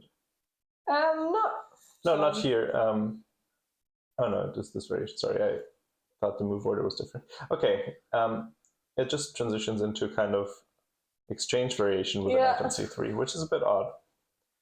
Okay, so how did this go wrong so quickly? Okay, h6, I guess, stopping the bishop. We have seen a lot of h6 and a6s being worried about these bishops coming out, or maybe the knights, but often there's not. Oh, another one! This is a classic example. Just talking about that. These moves, often they can be useful, but I mean, sometimes they are unnecessary, because if the bishops do come there, you can always just kick them away and you actually gain a move if you allow it. Yeah. Very rarely are those really the best moves, unless they're super necessary. Okay, Wyatt really had a Caro-Kann kind of plan. I appreciate that. You were like, oh, actually I want to be attacking, so I want my bishop on d3. Might not have been the best use of time, but at least it's a coherent plan, and now it actually makes sense to have played a3, because now it does stop stopping the knight before. Now it actually is useful. But here, going with the theme of white not having castled yet, what should black play in this position? A very thematic move. Can anyone find a really nice move here for black? Yeah, this is a bit hard. You need to be sort of alert to. Yeah, but it's the right moment to be thinking about these moves, because we always talk about forcing moves, which are checks, captures, and threats. But actually, there's a secret fourth one, which is I've never heard pawn breaks. Before. Oh. So that is also a forcing move, and so I think this was mentioned in Ramesh's book. Forgot what it's called, but he does mention it. Checks, captures, and threats, and then there is pawn breaks, and that is very important to remember, because, well, the changing of the pawn structure is always going to be a huge thing. Yes, well done, Arjex, or Arjex. Bit of a giveaway, of course, but yes, that is true. Yeah, I guess it's a giveaway, but e5, excellent move. It's a hard move to maybe think about, but that's why if you know about pawn breaks and you ask yourself the question, then you can find it. So sometimes in chess, it's not so much about you intuitively finding these moves. You want to just remember what principles you know, controlling the center, castling your king. Is your opponent's king weak, then you can think about it that way, opening up the center, or pawn break way. Different. Another thing might be to open up your rook. Yeah, when you have a development advantage like this, your king is safe, you have all your pieces out, your opponent has a couple of pieces developed, but doesn't have their king castled yet. And actually, you would say that white is kind of too tempy behind here, because it hasn't castled, and black's rook is already developed, and now, d5 is a threat, king is still weak. This looks pretty deadly. Yeah, this is a very nice position for black. Here, if white castles, you're going to get in trouble because you lose a piece here. There's a fork. And you need to move your knight out of the way. But now this pawn is hanging. It's kind of a disaster position here. Also, actually, the bishop is trapped. I don't think the bishop can... Oh, I guess he can go to... Well, the queen has to take... So maybe you don't take back. So... Oh, sorry. Actually, here you don't... I think you should just take the pawn. Yeah. Then just be a pawn up. So here, black had an opportunity to go for the pawn break. I'll have to tell him about that. Okay, so let's see what happened. A6. So we really have to bring out all our prophylactic moves. Oh boy, We okay. have a bishop sacrifice. Yes, you can just take it. Queen takes. Yes, excellent. Okay, so actually black did play really well here. And now bishop f8 is a great move. Black actually has a nice move here to counter attack. Yeah, and then yeah. Because now this is difficult though. Yeah, so there's actually no need. Bishop here is a nice move. Okay, keep attacking the queen. Oh, now we ran into some. Yeah, this is tough. Okay, you can just bring your knight back. Your knight is attacked. The thing is, white's pawns are sort of keeping us safe here. Yeah. Yeah. So getting rid of them isn't necessarily what we want. Okay, so white didn't actually play g5 there. Yeah, here, well, yeah, I guess, so here after g5, if we take it, the king can move, but now the bishop is pinned. Yeah, and the knight is also hanging. Yeah, and now the rooks can come in very easily. Yeah. So this is a little bit, but also g5 is maybe not an easy move to think about giving away that pawn. Yeah. But you do want to open up your files, I guess. Yeah, I mean, if white could take their own pieces off the board, yeah, you would want to take then that would be, yeah, you would want to take that away. Also, since he's already given away a bishop, you want to go all in with the attack if you've already sacrificed a piece. Because if you just play slowly, you're going to give black a chance to get some, I guess, defensive moves in, or even counterattacking maybe. And now, okay, Leo has played really well here to keep the fight going. And now there is a pin on the queen. So after knight takes, you actually lose the full piece. And you have to be careful here. Yeah, but unfortunately, let's just see quickly what we could have done. Maybe one move earlier. Does it help if we take with the pawn? I guess it does. Wait, why does it help? Because, well, now you're attacking the bishop. Yeah, so now I guess there's no time. I was thinking we still might get hit with g5, but actually you can just go back and then you're fine. So if the bishop takes, now your knight is protected. Yeah. And I guess this is what we don't have time for g5 apparently.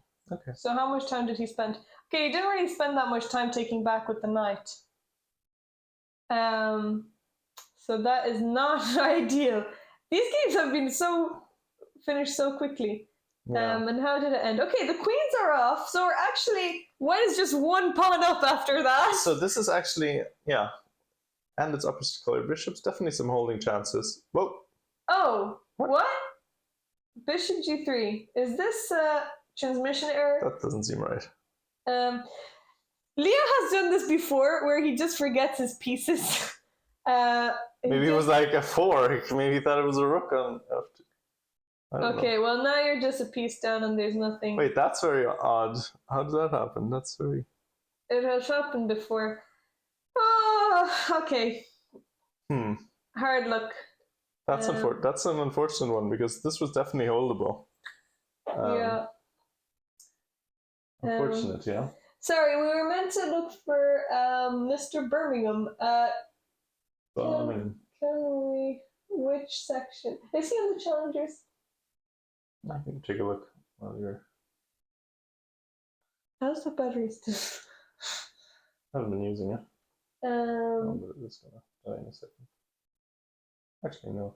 I'll just look for him. You can go maybe to the. Okay, we'll go back to the Masters. So let's see how Gavin is doing. How is Gavin doing? So he played Queen's Gambit declined, and we identified the opening. The pawn structure, which was the Carlsbad. Bishop out, and then we have a bunch of trades. So who is the? I think Oscar is the higher rated player on board 1, isn't he? So Oscar, not by much, only by 100 points, 100 plus, maybe 140. But Oscar is an FM. So Oscar's an FM. Gavin is 1950, but on the rise. Can't find any Adam Birmingham, to be honest. Adam is not BER. Spelled. Oh, sorry. Oh, but you spelled it. Yeah, but I think it's BER. Right, okay. I think. At least that's someone on Instagram also messaged me. Yeah, there it is. Okay. Okay, that is the championship section. Championship, okay. So, REX, you've got to spell your friend's name correctly next time. Okay, championship section, what board?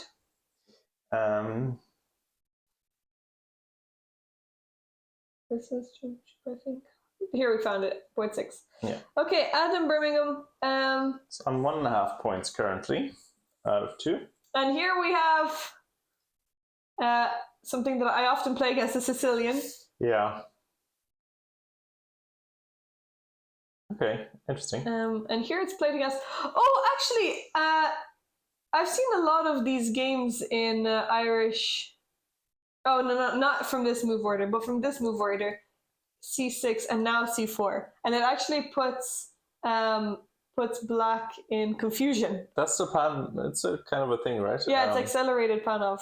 Yeah. But someone played this against Leo, and we did look over this because he says a lot of people play. Well, not that a lot of people play this, but he said he's never seen it. And this is already the second time I've been seeing it. Yeah. Chili turned out well. Ooh, you've got to send us a picture of the chili. So here, okay. How does it go? D5 and. Yeah, D5, and now I guess you take it. And oh yeah, and here it's important to play knight F6 first. Because now you can take like this, and your queen is. And this is okay. Like, yeah. There's another huge forcing line here, isn't there? Some sort of very theoretical thing.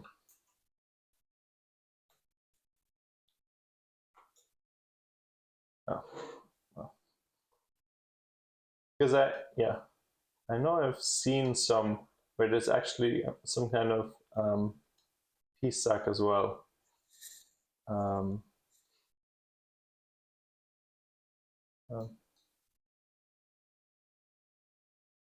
Here, it's not this one. I don't know, but I'm pretty sure there's some. Maybe it's not this line. I'm just going to take a quick bathroom break. Okay, should we take a break or? I mean, you can continue. I'll be back. I'll be back in a second. We shall be back. Speaking of back, we should probably refresh this one. I don't know why it always goes on break. We already have a bunch of empty boards here. It's a bit unfortunate that we have the camera on this side of the room because these boards tend to empty up quite quickly in the bottom board of the Challenger section. But okay, let's look at some of the top section games just out of interest. Oops. Just out of interest, let's see how this has been going. Gavin's game, we had a Rogozin.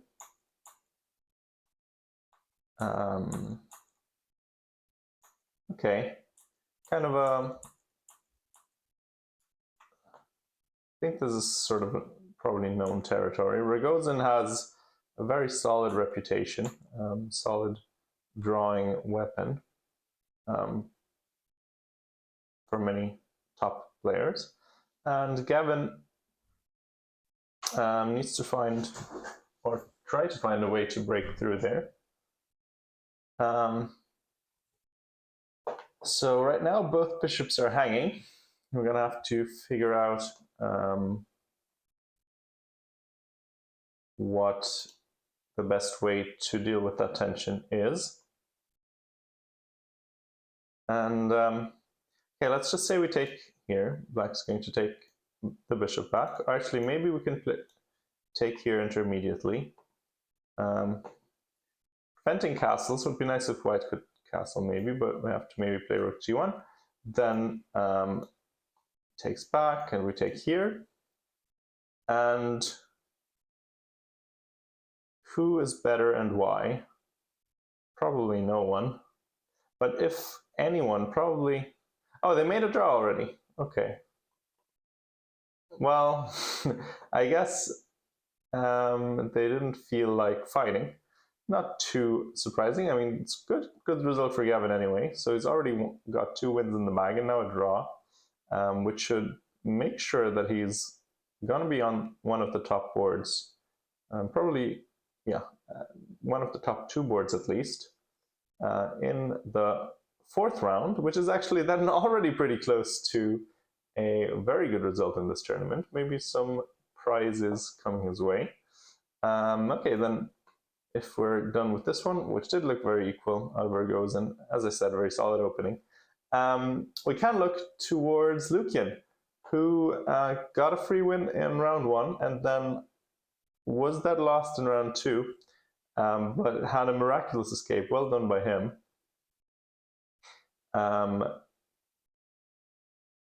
Yeah, his opponent unfortunately picked the wrong square. He was playing a beautiful attacking game, picked the wrong square for his rook, for the rook lift, and fell into a bit of an unfortunate, trap. Well, not trap, but like he trapped himself basically a couple moves later. So here I like Black's position. I don't think White's attack is going anywhere. So Lucian is once again in a bit of trouble here, I think. This setup with the F pawn pushed up early tends not to be so good because it does restrict your bishop quite a bit, and also you're gonna be vulnerable to this kind of check along the diagonal. And if you're not going to be able to conduct any sort of attack, then you might be in some real trouble down the line. And here you need to find something. He's also down 40 minutes on the clock, so nothing is looking particularly bright on the horizon for him. But I mean, maybe you can make a turnaround like you did last game. Find a way to turn this around. Is having, I mean, well, I guess the first round didn't really count, but his tournament standings, at least, after the forfeit, are very good. 2 out of 2 being not one of the rating favorites. And Sergey, actually, talking about him for a second, he's also one of the rating underdogs. Also 2 out of 2, playing very well. I mean, he also got a little bit lucky in his first round against Oshin, where Oshin was completely winning in an end game, but messed it up. But these things happen, of course. Chess is complicated, so people make mistakes. So he turned around this completely lost position against Oshin, and then he had a very nice win last round. I think against Rory Quinn, if I recall correctly. So he's playing well, and again, he's a very nice position here and a huge time advantage. So having a beautiful tournament so far. That would be an incredible upset for Sergey to be on 3 out of 3. One of the, let's just check real quick what seed he is. Let me just quickly check that one. So pre-tournament, 18th seed, and he might be in first place after this because Gavin already drew against Oscar. So if he wins this, he would be in sole first place. From 18th seed, 18 out of 23. So that would be an incredible performance. Something to be very happy with, for sure. So that would be cool. Definitely should be following his journey. Curious what Lucian's going to do in this position. It's definitely a tough position to play. You don't really have too many active plans. And also e5 might be coming soon for Black, and then you're going to be in some real trouble. With your queen still on the e file, your rook's not yet connected. Not easy to find a good move here. But okay, let's see. James Kavanagh, or Kavanagh? I don't know. He's actually the bottom seed 23 out of 23. On board 3, playing against an IM, holding his own. Some very interesting performances here. Can you believe that, Merzi? What happened? Oh, sorry. Oh. I can. I was just saying that Sergey, from 18th seed, might be sole leader after this round because he has a nice position against Lukian, and Gavin against Oscar already made a draw. Oh, okay. They played a peaceful opening and just traded everything off, and then agreed to a draw in this position. Well, not in this position. In this position, which is fair enough. Not too much happening there. Yeah, and we're saying that Sergey has a very nice position. This attack didn't really go anywhere. Bishop's sort of hemmed in. E5 is coming. And yeah, also 40-minute time advantage, or even more now. So looking good for him. And James, we were saying, is 23rd seed, bottom seed, but on board 3. So I think he got a bye in round 1. Okay, same as Lukian, but still very actually good. Excellent score for Gavin, because now he can just relax. Yeah. And be prepared for tomorrow for the last 2 games. Yeah, would have maybe been even better if he had, if you're able to do that in the morning round. 1 second. But still. I just, yeah. Sorry. It's a bit of a tight squeeze here. Yes. Are you really warm? It's quite warm, yeah. Wait, I'll just... 1 second. It is a bit stuffy in here. I'm just going to open. Okay, anyway, then let's look at Ben against James.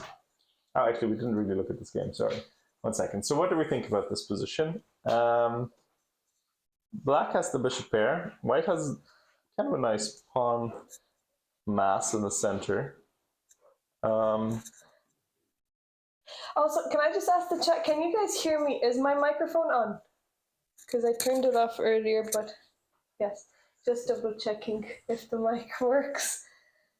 Chatamundos, can we hear anything that Diana is saying? What country? We are streaming from... It doesn't sound great, really. Oh, a bit tinny. Yeah, a tiny bit tinny. A tinny bit tiny.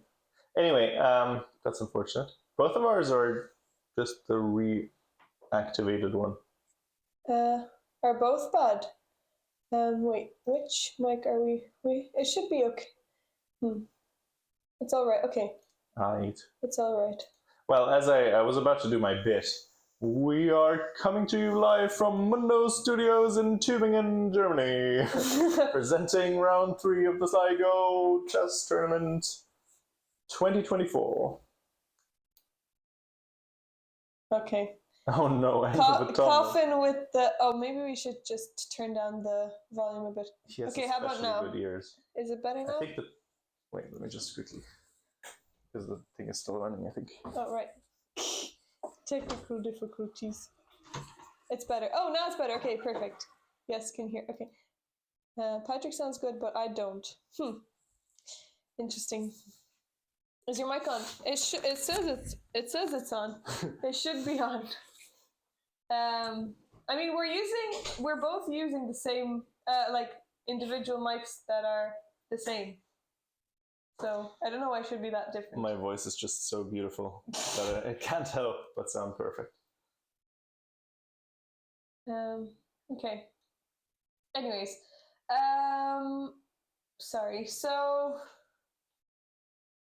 yeah, this is nice. This is nice for white, I guess. Yeah. Hydrate. I like that black isn't castled yet. I kind of like that we have only 2 pawn islands. I hope that we're not gonna lose one of the pawns. That would be my concern. I also don't want to play something passive ish, like knight g3, let's say. So I want to see if I can do something active here. Well, knight f4. Okay, and then we'd have to be careful about dropping our pawn. Okay, so now we have some tactics here because we have a discovered attack on the queen. But now, this is what I was concerned about, because now the position is opening up for the bishops a little bit more. We do have the f-file, which is nice. And I guess we can maybe just take on e7. Yeah, so maybe this is good, actually. You're right. I was a bit concerned about this variation, but I guess. Well, but okay. So you take on e5, you take on e7, here, here, here. Is this a thing? And you can play f5? Bit all over the place. Yeah. You're gonna have to play around the light squares, I guess. If you have to play f5, then at least you might have some weaknesses left behind. And this pawn is not the best pawn to be up, so I don't know. Interesting. Anyway, I can actually see here there's still a game in this position. So that's interesting. But anyhow, this is the position for now. Maybe let's just move on to the next one so we can cover some games, maybe find a super interesting one. Also, Jakria, the prodigy, is not paired. Maybe was disappointed. Has he withdrawn? I don't know. Has he withdrawn from the tournament, or maybe is he was just taking a bye? Maybe he was disappointed after the first game. Or maybe he only plays for perfect scores. One of the two. Yeah. Anyway, let's look at this game here. Oh, we actually have someone on 3 out of 3 in the championship section on board 3 of the championship. Yeah, let's take a look at this one. There's already been a win. All right. Okay, d4, e6, the coffin special, the coffin transformation, as we call it.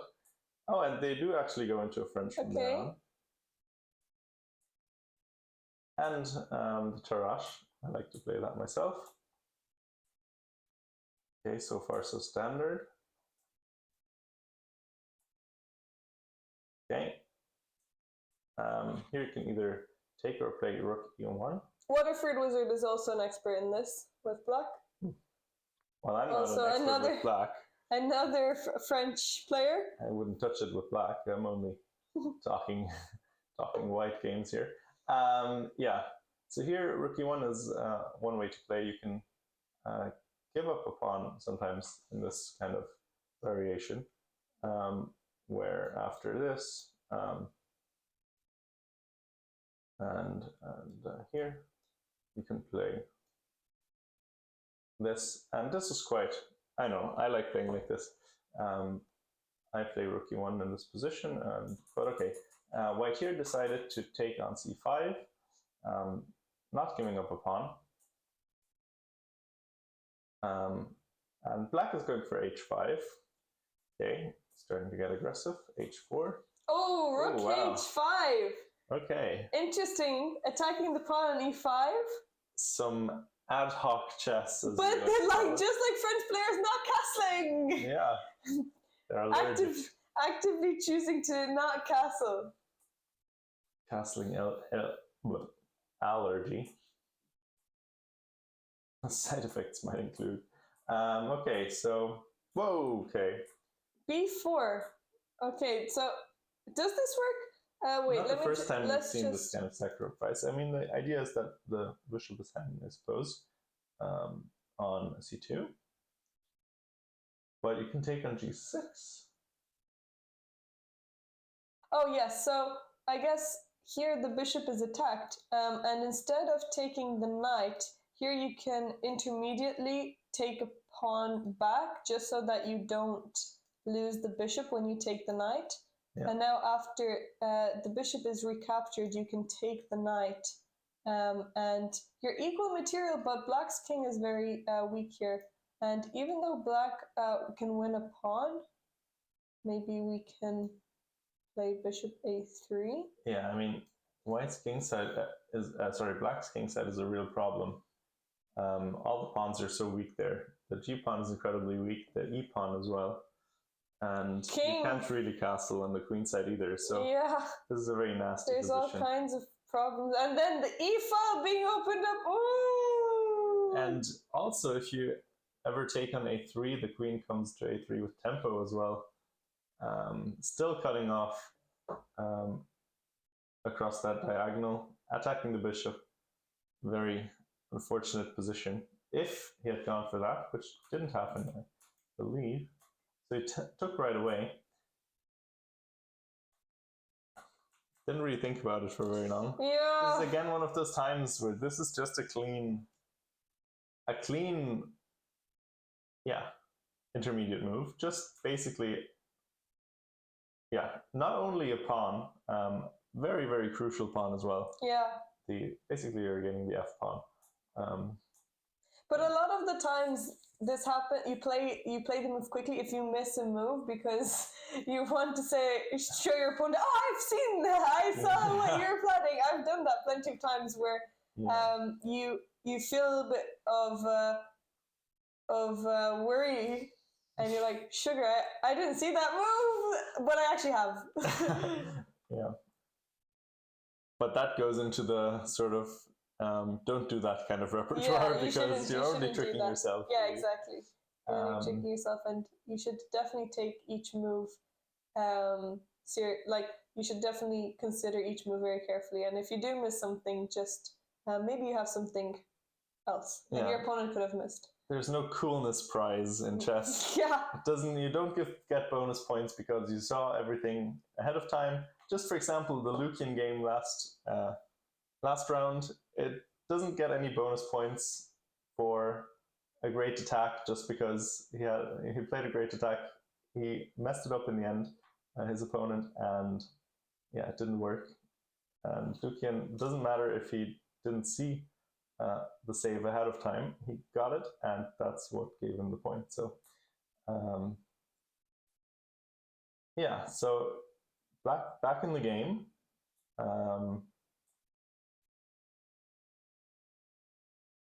Okay, now we trade and bishop to g5. And now white comes with the intermediate moves. b5 takes. And now, okay, black's up in exchange. Does white have any compensation? Now, if we had a pawn on d4 still, then maybe I would say yes. But without a pawn on d4, our position is very flimsy. Yeah. And also the knight can go to c5. That would be very nice if we could, even if we didn't have an extra pawn, let's say we could take our a2 pawn and put it on e4, d4, sorry. But yeah, not how the game works. Hello, Pawn March Destroyer. How are you doing? Good to see you. Hello, hello. Welcome to the commentary. Okay, and now knight c6. Okay. And the pawn is falling. And this rook on h5 isn't really doing much. Yeah, that's going to come. Yeah. And the pawn on c6 is dropping. Yeah. Yeah. And actually just resigned here. Yeah.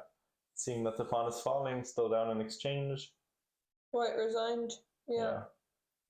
Yeah. I mean, maybe you can still fight a little bit. Yeah. Fight a little bit, but I guess it's a long day. It is a long day. 2 games a day is not easy to play. And save your energy for tomorrow. For tomorrow, yeah. It's a marathon, not a sprint. It's more like a half marathon. Just 5-game tournament, but still, point remains. Yeah. Okay, so any other games that we wanted to look at? Maybe we should just check in on Andrew again. We can see in James's game, there has been James Kavanagh. What has happened here? Okay, went for f6, I guess, yeah. Which also makes sense. I mean, definitely, I can see why you would want to do it. Yeah, this is the downside though, that the bishops become incredibly good. Yeah. So and the open dangerous. G file is a little bit scary to deal with. Yeah, for sure. And now your pieces aren't super developed either. If the king couldn't castle, but probably I'm just going to castle queenside at some point, as black and be fine. Bring the rook in, maybe more importantly. Yeah, probably good for black now, I would assume. Yeah, this does look nice for black. Also, these pawns are nice and yeah. Okay, even though we were worried about this king earlier, can you just castle queenside and bring the rooks in? Yeah, I think so. You can put one of the E file, one of the G file, and probably very good for black. Okay, what is this? Jonathan O'Connor against Gerard. Jared. Jared. Yeah. That's impossible. Bernard. Yeah, it is Jared McElliott. Yeah, but it's impossible to pronounce for me. Jared. Jared. Yeah. Jared. No, that can't be true. That is his name. I refuse to believe it. Bernard and Jared. Bernard. Bernard, I can at least, Patrick is. Gerard, that's too much. That's a bridge too far. Maybe the German,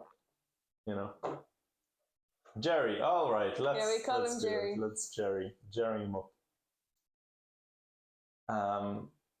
Or Gary. Like the Gary Mander. Ever heard of that?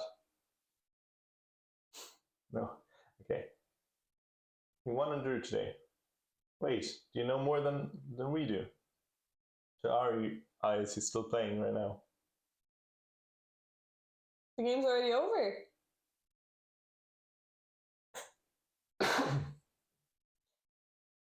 Anyway, well, let's pretend it's not over. What do you think about this position? Looks solid. Solid. I mean, the bishop is coming into G7. We can't really create an attack. Everything is... Files are closed. Maybe E4 ideas? I'm not really sure. Yeah.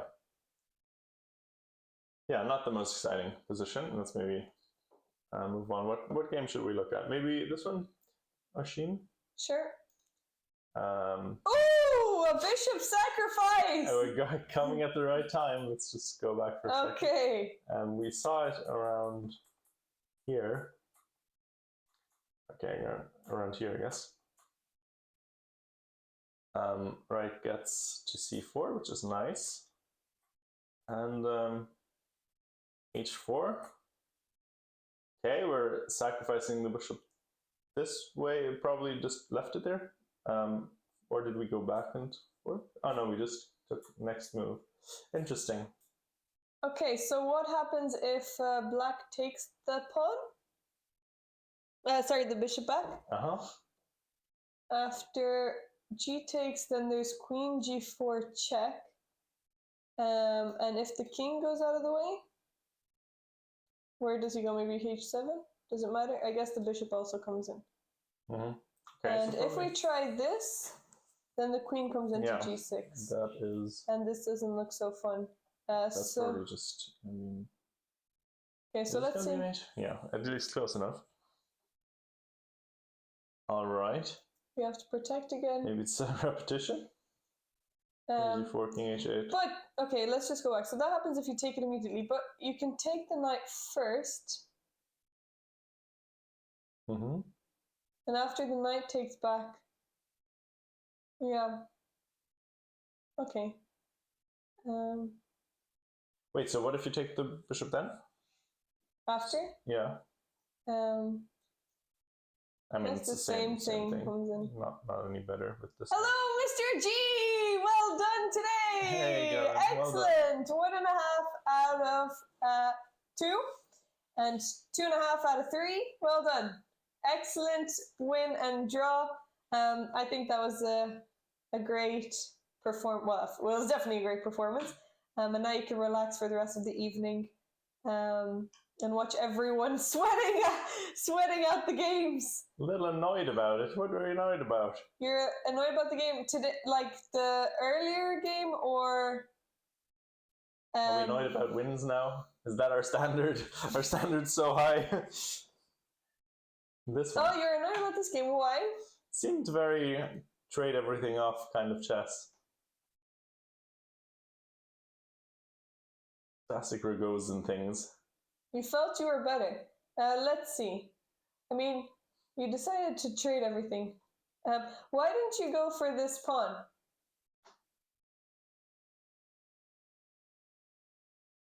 What happens if you take this pawn? What were you worried about? Rook c8. I thought it was losing. How? Oh, Coffin's talking about the other game, right? Rook c8.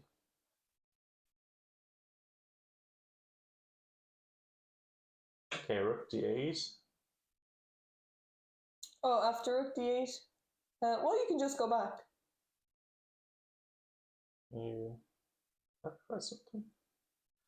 Everything looks pretty solid. I mean, were you worried about... Yeah. You missed that! But you had plenty of time to see it. You can just go back. Queen e4. Or were you worried about bishop here? If bishop here, I guess, yeah, then you can't go back anymore, but maybe you can go on this side. Ah, well. Draw is a draw. Yeah, I mean, okay, that's fine. It is a free pawn, though. Bishop g4, okay, and now it's just trade. Bishop takes f3, and he offered a draw here, I guess. But queen takes, remove the rook. Yeah, at this point, I would rather... I would also take a draw as white, let's say. Yeah. Yeah, this is fine. I mean, actually, your king is a little bit... Yeah. Well, okay, you do have attacking chances. That's true. Yeah, you had a long game in the morning. No, I think this is a good... I mean, okay, if you don't take the pawn, then draw is fine, but... Yeah, an hour and 28 minutes! Kevin! You have to use your time a little bit more if you're going to be annoyed. You can't really be annoyed if you're not going to use your time. Well, yes, you can, apparently. Nah. That was good. Good enough. Good enough. Well done. Yeah, that was perfectly fine. Well, not securing first place after the round, but at least securing like top 2 boards tomorrow morning. Also, this is the majors, I think. Is it? Lots of games over already. Yeah, majors. So actually, early day for today. There's 2 on 3 out of 3. Wait, let me just look at the major results. So there are already 2 people on 3 out of 3 in the majors. Board 1, Finn has won. Finn Cummins. Coming in first. Cummins in first. Yeah, great. Okay, so we have modern. I've been taking inspiration from Daniel Nerditsky. The silliest puns are the best puns. That's not true. Not true. Okay. Oh, e6, very nice. I really like this move. Oh. Interesting. So here, I mean, you can just take back with the bishop. I don't think you need to complicate yourself a little bit too much. Well, I mean, it does make sense to do what you want to take with the knight, if you could get away with it. But now you want to use that bishop to stop black from castling. Oh, wait. Yeah, never mind. No, you're right. Actually, this maybe is better. But this is probably... I mean, it looks very, very attractive, this variation, I would argue.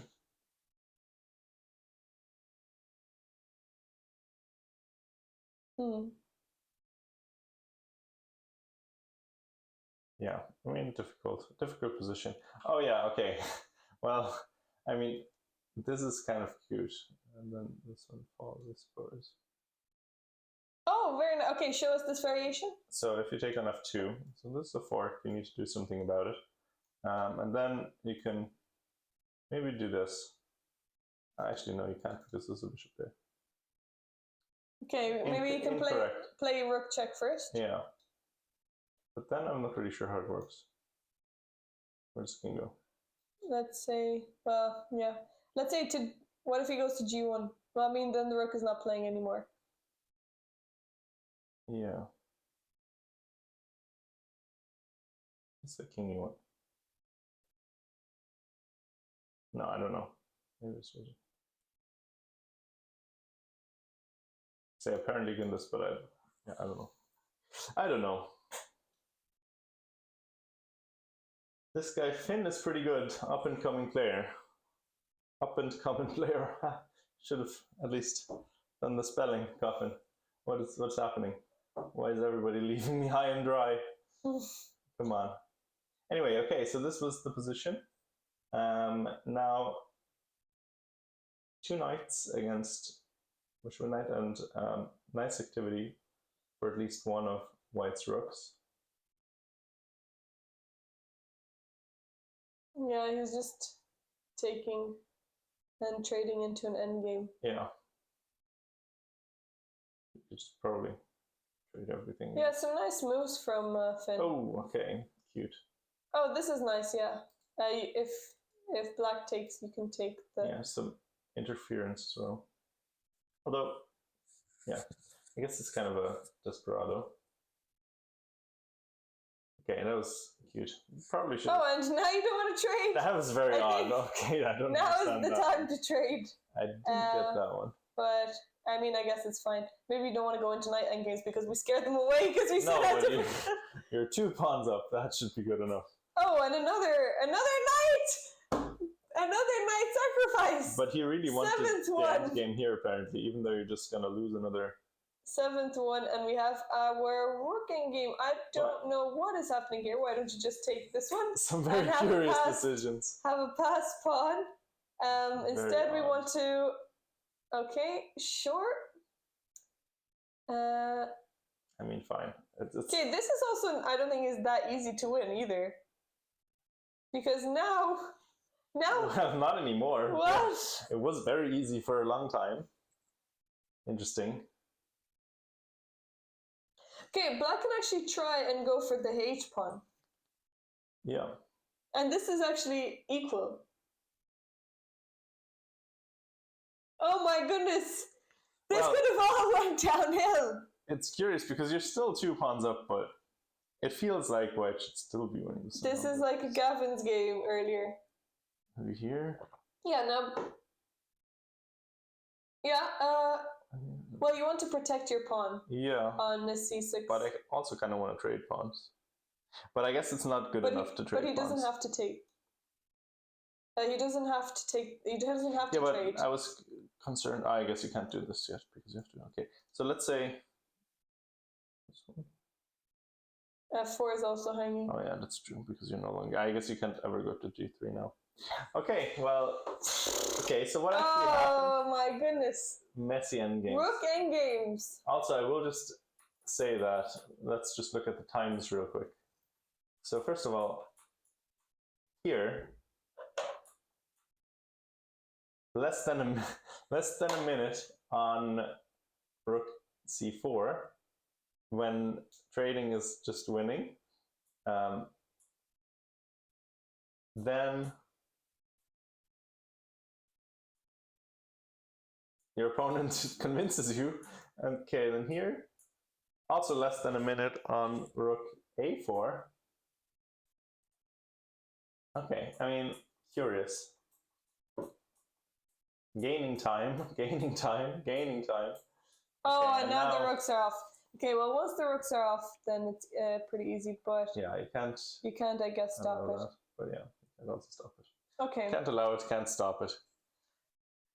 Oh, and this was a nice move as well, f5, to allow the king to come in. And now you can... Oh, yeah. If you go here, nothing really matters. Then this is actually not good. Okay, well, that would also be a very curious move, but yeah. Yeah, that's the problem. Your pawn is nicely. Wow, okay. That nice win from Finn, but gotta look out for those endgames. Yeah. 2 on 3 out of 3. Okay, did we look at the... No, we didn't look at this game yet, did we? Oh, checkmate! 27 move checkmate on board 2. Interesting checkmate. Both sides attacking. Let's see what happened here. Both the queens on h3 and h6. Yeah. Okay, so some sort of perk. Here's going to be. That's actually on board 1 was the modern as well. Yeah.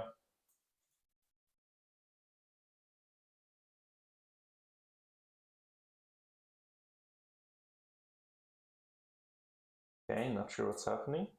Oh. Okay, we fell for a little trick. H5, unfortunately not seeing that doesn't actually protect anything.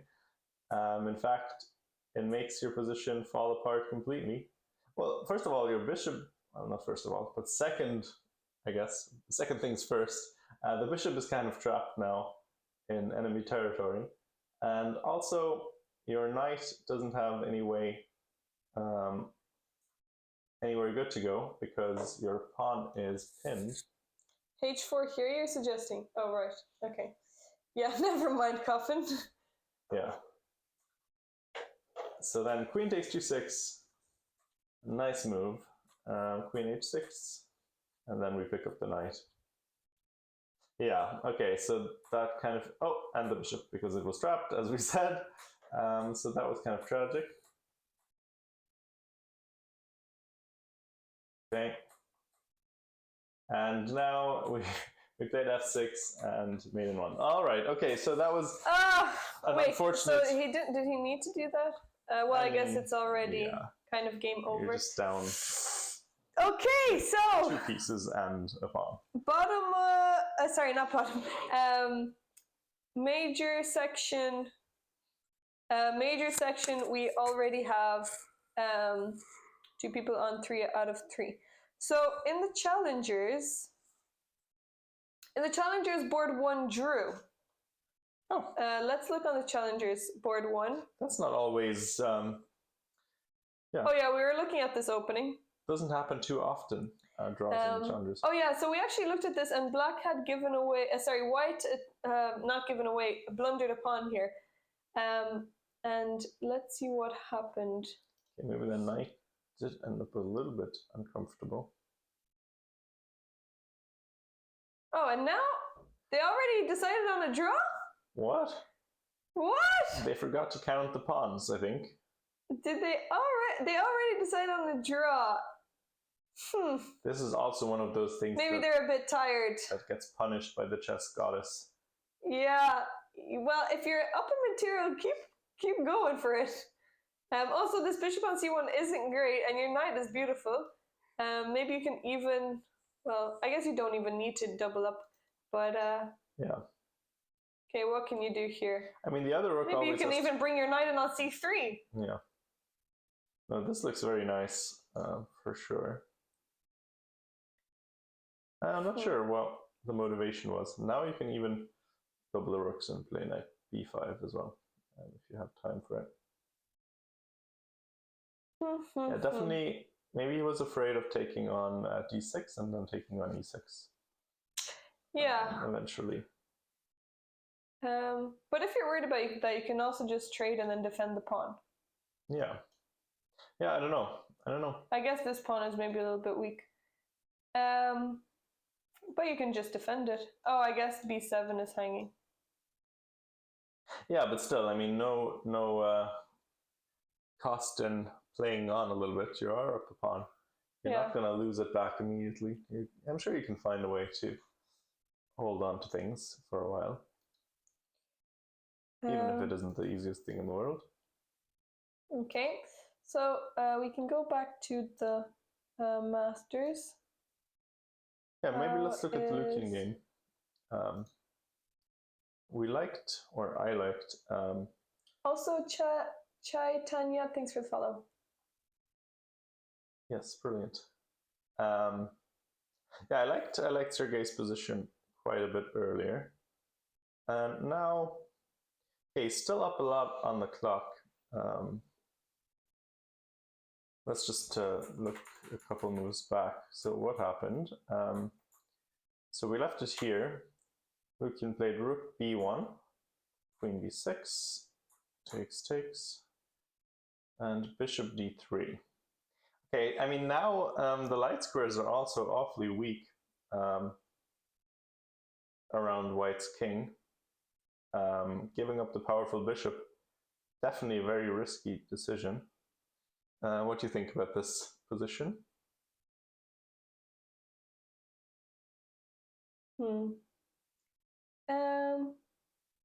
I do like white's position, but really interesting. Well, I guess that this pawn can go to f5. Can it? Not immediately, yeah. But well, yeah, maybe not anytime soon. Actually, I don't know. I do like how white's pieces are this knight. I also like it can go back to e4. I guess this pawn is maybe a little bit vulnerable, but it can't be taken. That's interesting. Because then you can attack. Who's better? Okay. I guess black does have the bishop pair. I don't know. I'm not really. I don't mind white's position. Okay, interesting. Do you really not like white's position? I really don't like white's position, no. Okay, this bishop is not great, so maybe you have to try and trade it. Yeah, okay, maybe thinking about it a little bit more, but on first glance, I didn't think it was too bad. I mean, maybe it's practically, not that bad. Yeah. Well, we'll see. Maybe Lucian can make something happen again. Diana's not opposed to his position. I mean, if you can hold on to the light squares and manage to prevent e5 long term, maybe you're fine. But yeah, this kind of thing is coming as well. Gonna be a little bit tough probably, but the one thing I don't love is the rook being a little bit awkwardly placed. I would like to have my rook on d8 instead of on d5 eventually. So yeah, we'll see. What game would you like to look at? Let's see how Irina and Rory are doing. Irina and Rory, okay. Did we look at this opening? We looked at it a bit, I think. Yeah. Oh yeah, that was that one. Okay. Loads of stuff getting traded off. Symmetrical pawn structure. Probably just gonna agree to a draw, I would imagine. Yeah. Yeah, this could be maybe the next game to end if anybody decides to offer a draw. Not much happening. Not much happening here. Okay, how about Bernard? How is Bernie the burner.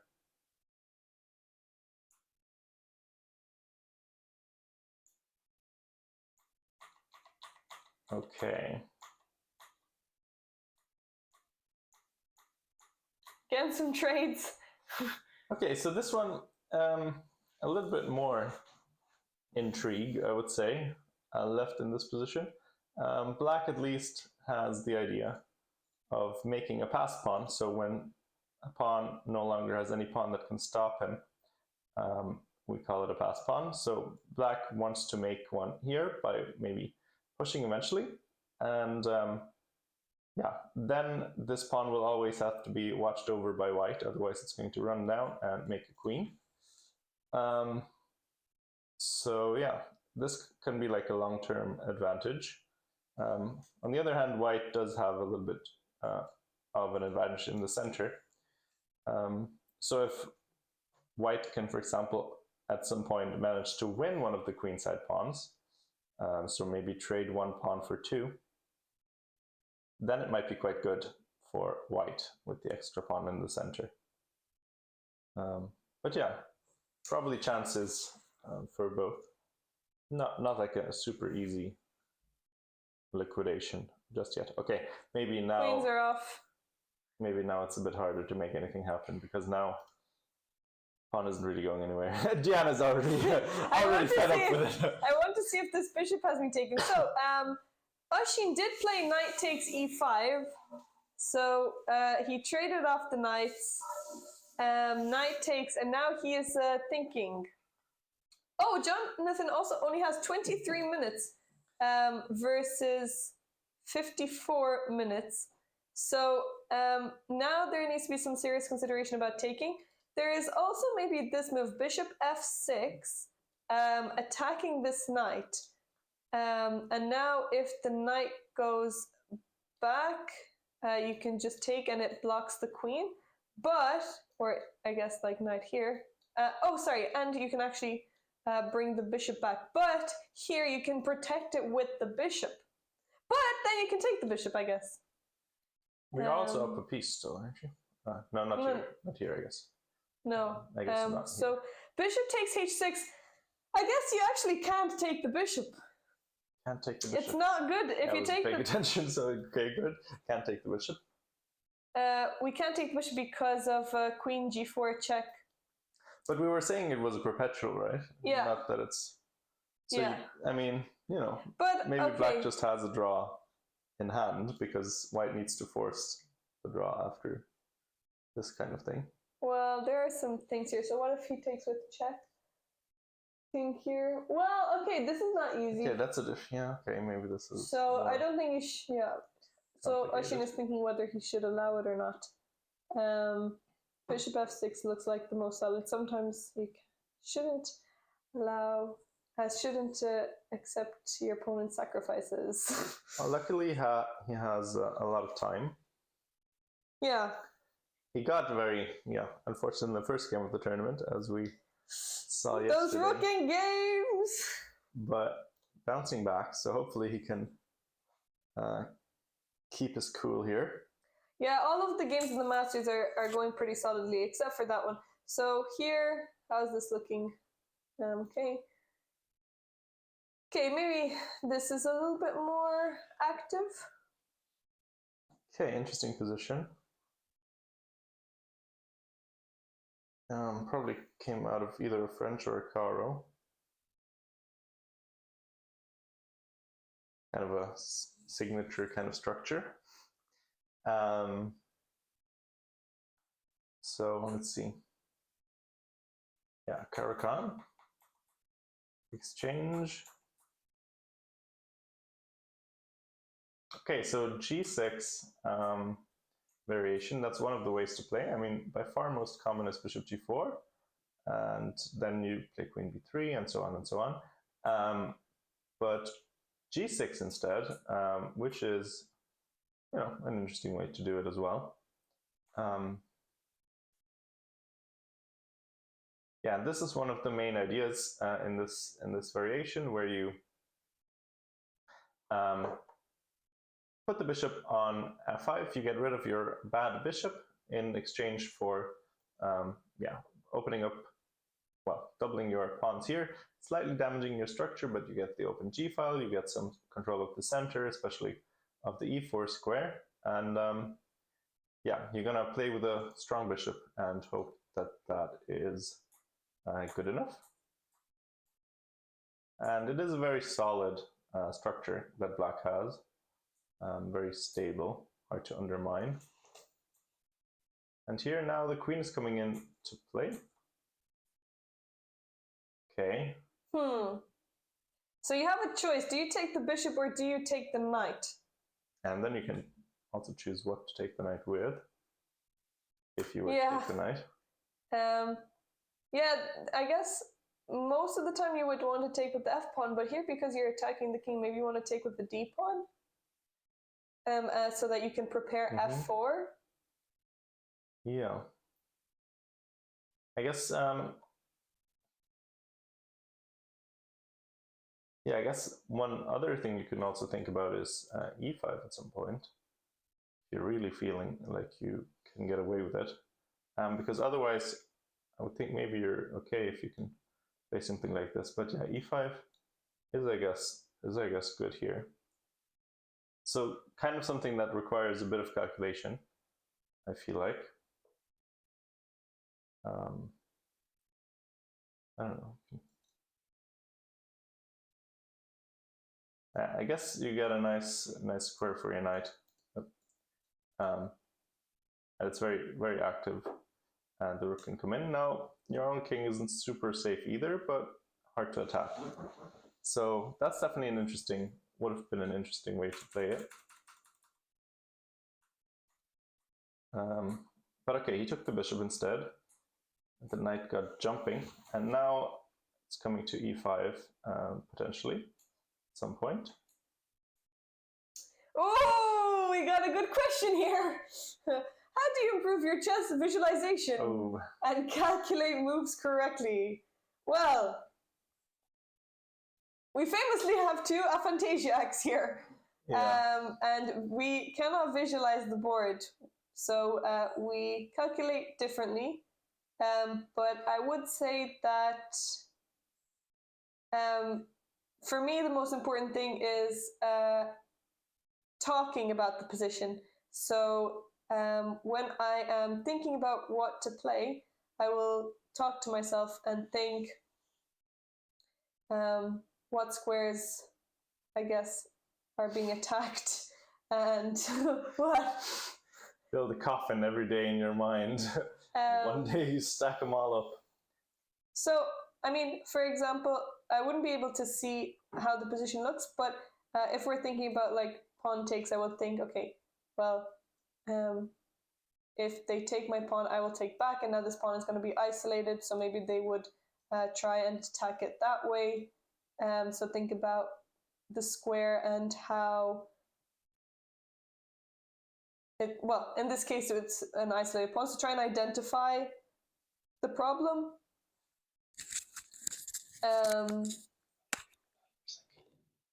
Okay, so you're stuck with me for a little bit. I hope the microphone is fine. But I mean, if you can visualize, then the best way to do it is just solve positions without moving the pieces. So if you have a puzzle, don't move. If you're looking at a puzzle and you're thinking about a variation, don't move the pieces. Instead, calculate the whole thing until the end, and that will help to strengthen your calculation and visualization skills. Also, Kafa mentions here endgames and endgame studies, or solve positions blindfolded. So if you can solve positions blindfolded, that will also obviously help you very much. So you just want to keep building on that muscle in your brain. I saw a chessable course about visualization for beginners by Sam Shanklin advertised on chess.com Twitch broadcast. This itself is not an ad. Courses are always going to help. If you don't want to yet invest or spend money on courses and things like that, there are plenty of YouTube videos as well that can help you. But the best way to do it is to just not move the pieces when you're calculating, when you're doing puzzles. Can I draw arrows? Arrows also won't really help you. They're maybe a little bit better than moving the pieces, but still not ideal because you're not going to be able to draw arrows during a game. So you want to put yourself in an environment that is similar to a game. So in a game, I guess if you're playing online, you technically can also draw arrows like I'm doing right now, but if your goal is to improve for over-the-board chess, over-the-board games, then you want to build the skill that you can use. I draw the arrows in my head. Well, if you can do that, then keep going with that. I will practice to think like Hikaru. Yeah, so build it up bit by bit, and first you can practice seeing 2 moves ahead, then 3 moves ahead. But push yourself every time you feel like you can't see it. You can also just take a break and leave the position for a bit if you can't solve it yet, and then come back. Sometimes change the move order of the variation that you're thinking about, but everything can be improved anyway with practice. So, yes. Let's see what is happening. Has Ushin made a move yet? Oh, so Ushin did take the bishop after thinking for a few minutes here. Actually, not too long, 10 minutes. He decided to take the bishop.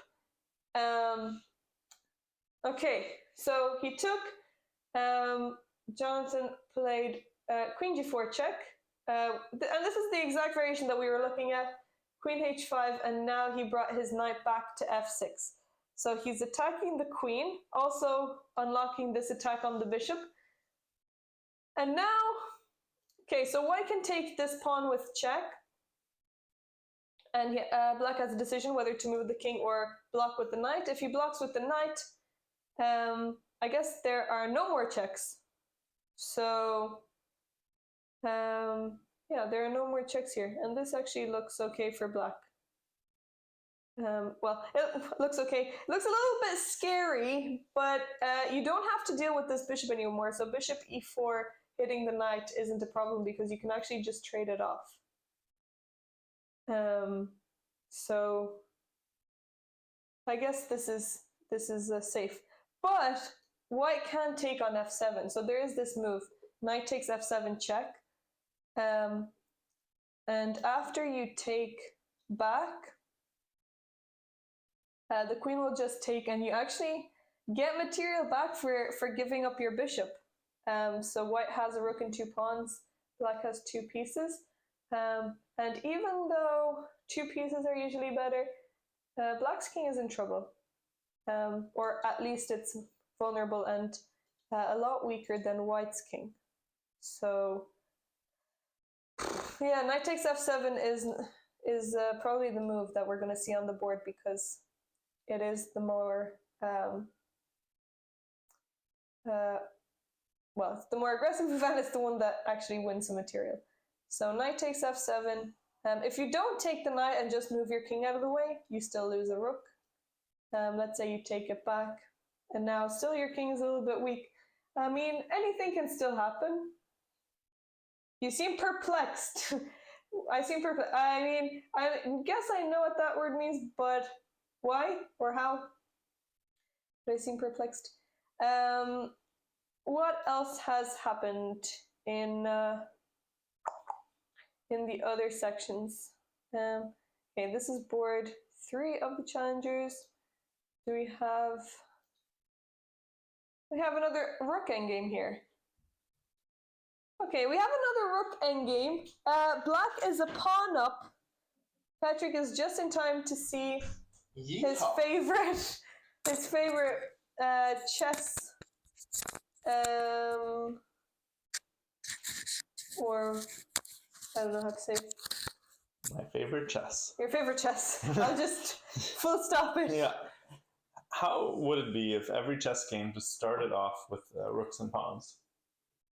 Wouldn't that be nice? I'd appreciate that. Okay, so loads of time to calculate this endgame. Unfortunately, for white, we're down a pawn. And, well, interesting would be...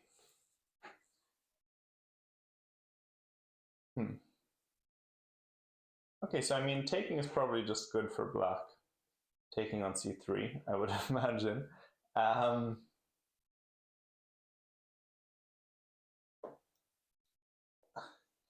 The downside is that the white's rook gets active. So if we could avoid that, that would be great. Now, the problem if we play e5 is... The problem is here, if we take with the e pawn, I guess the nice thing is that this pawn keeps the king out. But I was curious if we could play this. And I think we can because this is not, the king isn't going to get to the pawn in time. Black is going to be in time to defend the pawn. I mean, this king looks very close to this pawn, but it actually really isn't because it can't go here, can't go here. So that would have to go all the way around. And by that time, the king is just there. So you would have to sort of move around like this, and then you're maybe in time to play something like king d6, prevent the king from getting in. Maybe even king d7. Yeah, this should be winning for black, I assume. Yeah, but as we've seen, anything can happen in these rooking games. Definitely anything can happen. Although this one specifically, I find it hard to see white having any. I mean, maybe you can, well, never say never. You know, you could lose this pawn at some point if you're trying too hard to win. Something that could happen, I suppose. Yeah. Okay.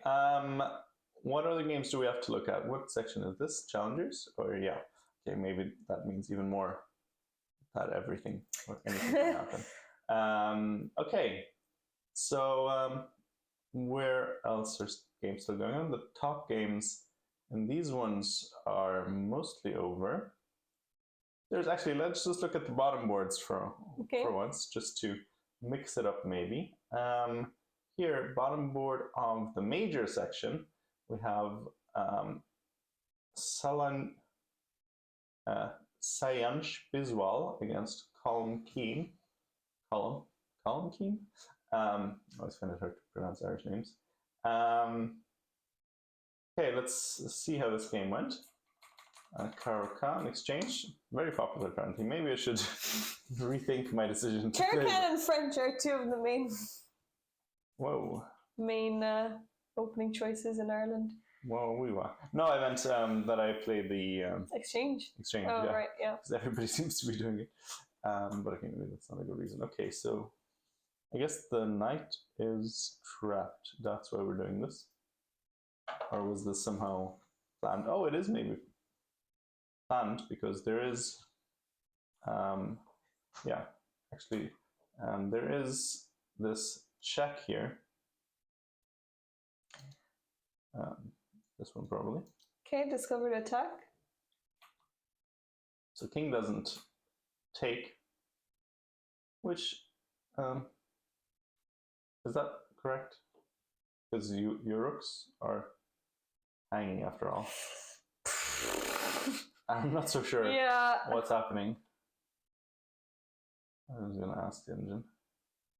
Okay, so king takes f7, apparently winning for black, which, you know, it makes sense because you're just, this is not the most dangerous thing in the world. You can counterattack, and it's a bit scary, you know, but piece is a piece is a piece is a piece. Whoa! What is that king doing there?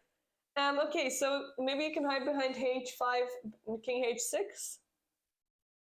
Sorry? I mean, maybe you can hide your king behind h5 and h6. Well, okay, I would definitely be worried about this with black. I don't know. Yeah. On the other hand, the bishop and the queen, they're not coordinating very well. It's hard to get, well, first of all, it's hard to get to the dark squares. It's certainly hard to get to the dark squares now because the bishop's going to be hanging. Wouldn't it be funny if you could, like, you know... Oh my goodness. And maybe you can, like, trap the king in somehow like this. And then you're threatening... Okay, I can't draw any arrows anymore. You're threatening, yeah, queen g5, so maybe... That would be checkmate. So. Oh, okay, yeah. This does not look fun. No. But also, you don't have to take the bishop. You can run away back to whence you came. And maybe, I don't know, if you play like h4 now and... Oh yeah, okay, this is also... Okay, this is hanging, so you have to do something about it.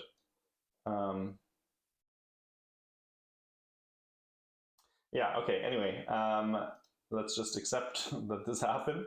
And now, okay, white is going to be up some significant amounts of material. And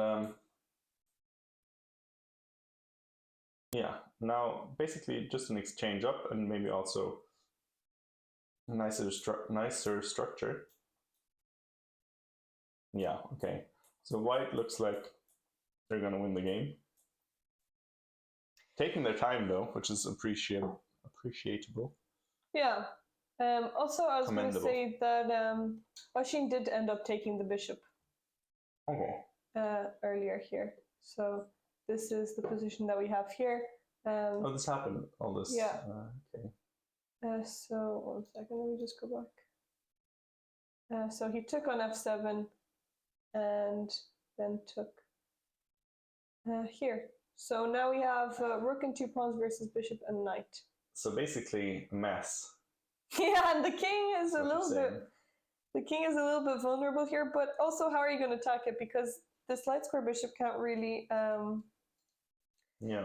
attack, because you're just going to trade it off. Yeah, that's true. So not super easy. No, from either side. Yeah, definitely. Because also well, this pawn is a little bit like weak. here, yeah. Sorry. What were you going to say? Well, I was going to just say that what we do like for black here is that we have 45 minutes or 46 minutes against 15. Yeah. Big factor in this position. Time advantage goes a long way. How long has White been thinking about this? Okay, a little while. Yeah, tough. I gotta move the queen somewhere. Well, we'll just let him make his decision, I suppose. Yeah. See some other games. And how's the Lucian game going? Okay. Wait, so we mate is being threatened. Wait, so where did we leave it? Around here, I think. I think here. Left it, knight came back. b6 makes a lot of sense. We're gonna bring protect the pawn, yeah. Yeah, and also gonna bring the bishop to the wrong diagonal, the weak light square diagonal as well. Bishop gets there. Now, I don't know what we're doing with our a pawn exactly. It's racing up the board, but I'm not sure to what end. Yeah, maybe you want to open up the a file, bring your rooks there somehow. I don't know. Yeah, I'm not really create some counterplay on the queen side. It seems like you're giving black a lot of time to, yeah, f5 makes a lot of sense here because it further undermines the light square blockade. The knight was the only thing that was sort of keeping that particular, I don't know, what is it called in English? Stuff that is keeping the water back, like a sluice or something. The sluice gate closed. Down? No, not something where you can either, let it through or not let it through. Barrier? No, I think it is actually a sluice. In English? Yeah. Oh, I haven't heard that word before. In German, it's Schleuse. I'm not sure, but is this a word? Chat? Am I making things up? I'm not really sure. Yeah. Anyway, and yeah, this is sort of the tactical justification. Kind of a very important pawn that's falling because, again, this one was one of the few that controlled any light squares in the center. This looks pretty dead, I'm not gonna lie. What do you think? Yeah, it does. It looks a little bit, dead. Looks dead! Dead. Not fun. Looks a bit not Death fun. and destruction. Oh, now mate on g2 is being threatened. The queen has to protect. And also, I mean, pawn down, terrible position, 5 minutes on the clock to 55. 5 minutes, yeah, this is... this is not... Very nice game by Sergei, to be honest. I mean, the opening was provocative by Lucian, and he took advantage very nicely. Yeah, and actually Sergei again is the underdog in this game too. 2 out of 2. And now maybe even 3 out of 3 against all higher rated. So I'm wondering, has he just not been playing much chess? Because he seems to be very underrated. I've seen his name a lot in Irish tournaments. I've seen it in a couple. Or not a lot, maybe, but like when I... Wait, let's check his FIDE profile because he's playing very well. His son plays right. Barata Toxica, thanks for the follow. So, Okay, he actually he does play too. a lot, but his recent so he played he played a league match. I'm sure I've seen him in other tournaments. Okay, he actually played in the UCD in the Masters. He didn't start off so well. He lost the first 3 games. Oh, I do know who it is. Yes, I have. Of course, I've seen him. Yeah, I do know who it is. Okay. Yeah, that's interesting. He's just having the tournament of his life here. I mean, he's doing really well. He was lost against Oshin and got a bit lucky there, but then he played really well against Rory, and now this one was. Yeah. Of course, yeah. This one was more sort of his rating, closer to his rating, opposition. But okay, we're also talking like the game's over. It's maybe not fully over yet, so let's maybe let him convert first. Yeah. But you know, it is looking quite dreadful. So let's see any other new results. Okay, he just went back, which makes a lot of sense. I mean, every move you have to make as white is kind of agony here because nothing makes sense. No moves. Okay, good. So board 4 Maybe C3. In the majors has also ended in a win. Whoa! Wait, were they scavenging queens from the? We should have been watching on the live feed. Somebody must have been running around collecting all the queens from all the boards. What is this? Okay, let's have a look. So, we did have someone. I think Coffin said here to create a prediction who wins with the most pieces. I think this is definitely a contender. Let's maybe put in who will have the most queens on the board. Material difference. Should have gotten 35. What is this? Okay. Oh, we almost got it. Wait, we did get a Rosen score here. Connect 4. Yeah. We could have got connect. What? Okay. I guess we can start. I've never seen that in an OTB game. I've never seen more than 2 queens in a Oh my goodness. Okay. So what is this? Should have gotten the knight cube checkmate. Oh Imagine going for that over the board. This is very unnecessary. I actually did this once in my first ever tournament. My first ever tournament in Galway. Or maybe it was like my second, but it was one of my first tournaments. I was 10, and I was playing against an older lady, and I just ended up promoting like Little Diana really wanted to rub it in. Yeah, and I got in a lot of trouble after that because my dad said I was being very disrespectful, and he said you didn't need to get. But I was so excited to get loads of queens. Of queens. I just kept getting loads of queens, but she wasn't resigning, and I was like, "Yay, this is my chance." And I don't know if she felt bad or if she was laughing, but it's pretty funny. Oh yeah, this is really funny. I guess it's unnecessary, but if you can do it, why not? And also, your opponents can always end it if they want by just. Whoa! Wait a second. Rook f4 is a blunder. So rook f4, the knight can just take. Maybe this was. That must be a. Transmission yeah. This is transmission. Yeah, it is transmission error because this doesn't make any sense. Okay, so interesting. We're pushing and taking everything. And these pawns, we can actually get 1, 2, 3, 4, 5 connected here. Yeah. Black can stop it though, unfortunately. Okay, so 1 queen, another queen, another queen. Okay, he didn't get any others. Oh. What? I didn't take it. Oh, he didn't take the queen. He didn't take the queen. Okay, he's going for stalemate, I guess. No, maybe you should have checkmated with the bishop. We should have made another queen. Yeah, you should have made another queen here. Okay, yeah, very, very nice. Wow, that's yeah, a novelty. Not seen that before. Maybe this happens a lot in scholastic tournaments or something, youth tournaments. I'm not sure. Okay. Not having ever played in any of those myself.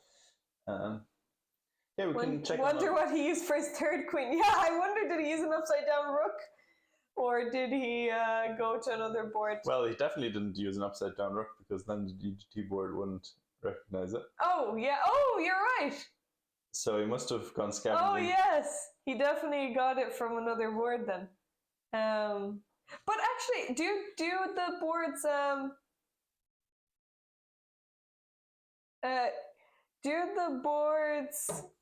can you use pieces from other boards? I thought I think so. Oh, you can. Okay. Otherwise, that would be very hard because you'd mix them up and you'd never find them again. Speaking of, true. I was always wondering, like, how did they get so many of these DDG boards to Sligo? The pieces are interchangeable. Okay, yeah. That makes sense. Wait, what were you saying? I was wondering how they got so many DGT boards to Sligo. Yeah, I wondered too. Just I didn't even transport that many. Drive around Ireland with a huge transporter and just collect them from every single chest club. Where are they going to be stored? You need a whole house to store them. We have 100 rooms in the hotel for the players, and then one room for the boards.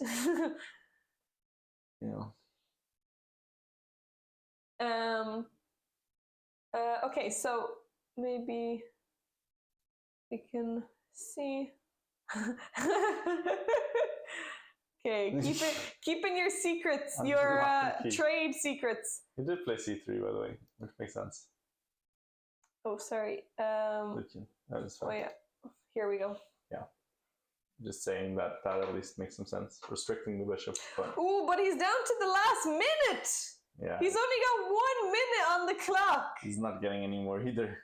Oh my goodness, 1 minute. He actually played this with 16 seconds. 16. Maybe this is the kind of position where you're like, oh, I flagged, oh no.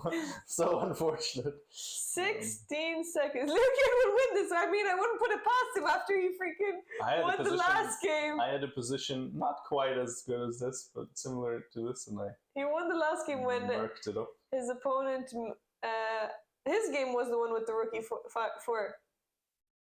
His opponent played rookie 3 instead of rookie 4, and then yeah.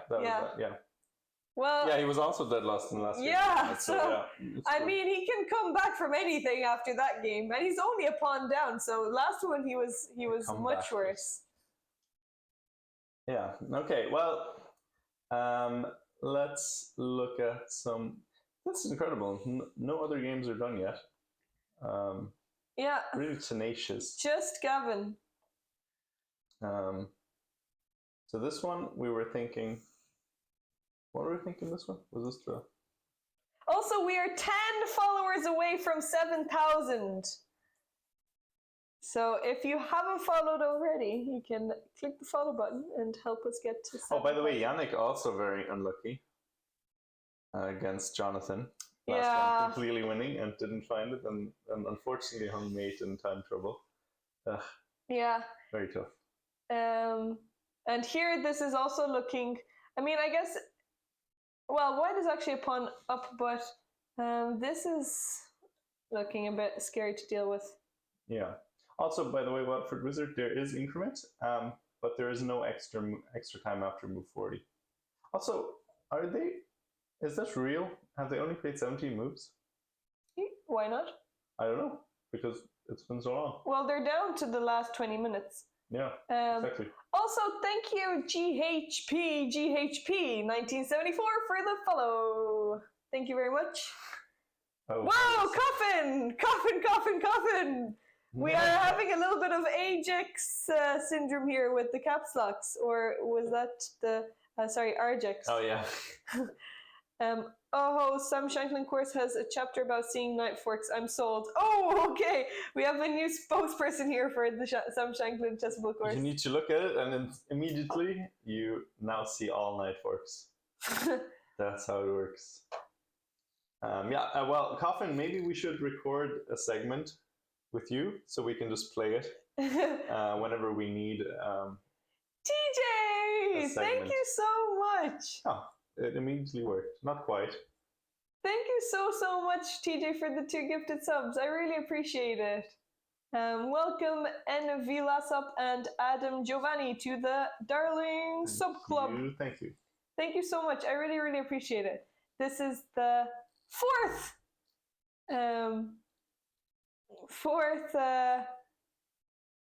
sub. I mean, I guess 2. So number 3, and number 4. Thank you. Didn't know if I should gift during official broadcast, but here we are. Well, why not? I mean, this is... Any time to gift is a good time. Don't be shy. Don't be shy. We appreciate it. Thank you so much. Okay, so... You'll get your spins afterwards. Yeah.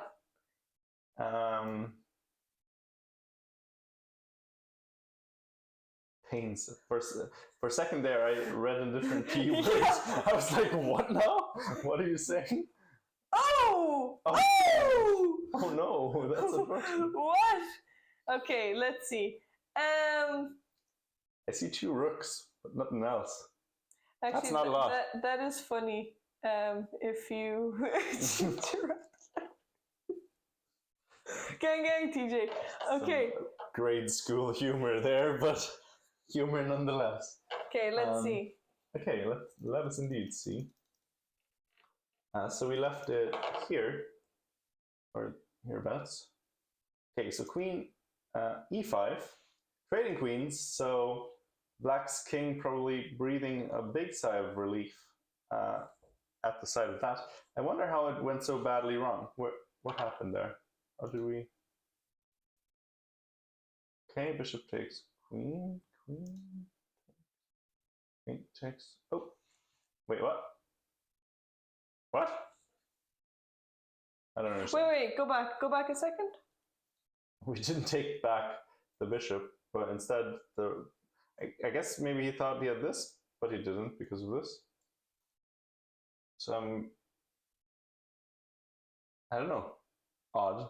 How much did he spend on this? Maybe a brain freeze.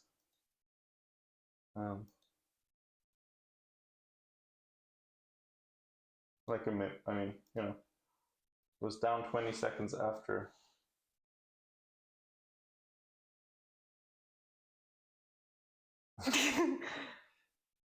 Yeah. Wait. Yeah, he didn't spend much time on this move. Yeah, he didn't. Odd. I mean, he spent a bit of time. At least, you know, with the increment. So strange. I guess he must have thought that he can win the piece like this. But Rook f7? Yeah, I know, but maybe he missed that or something. I don't know.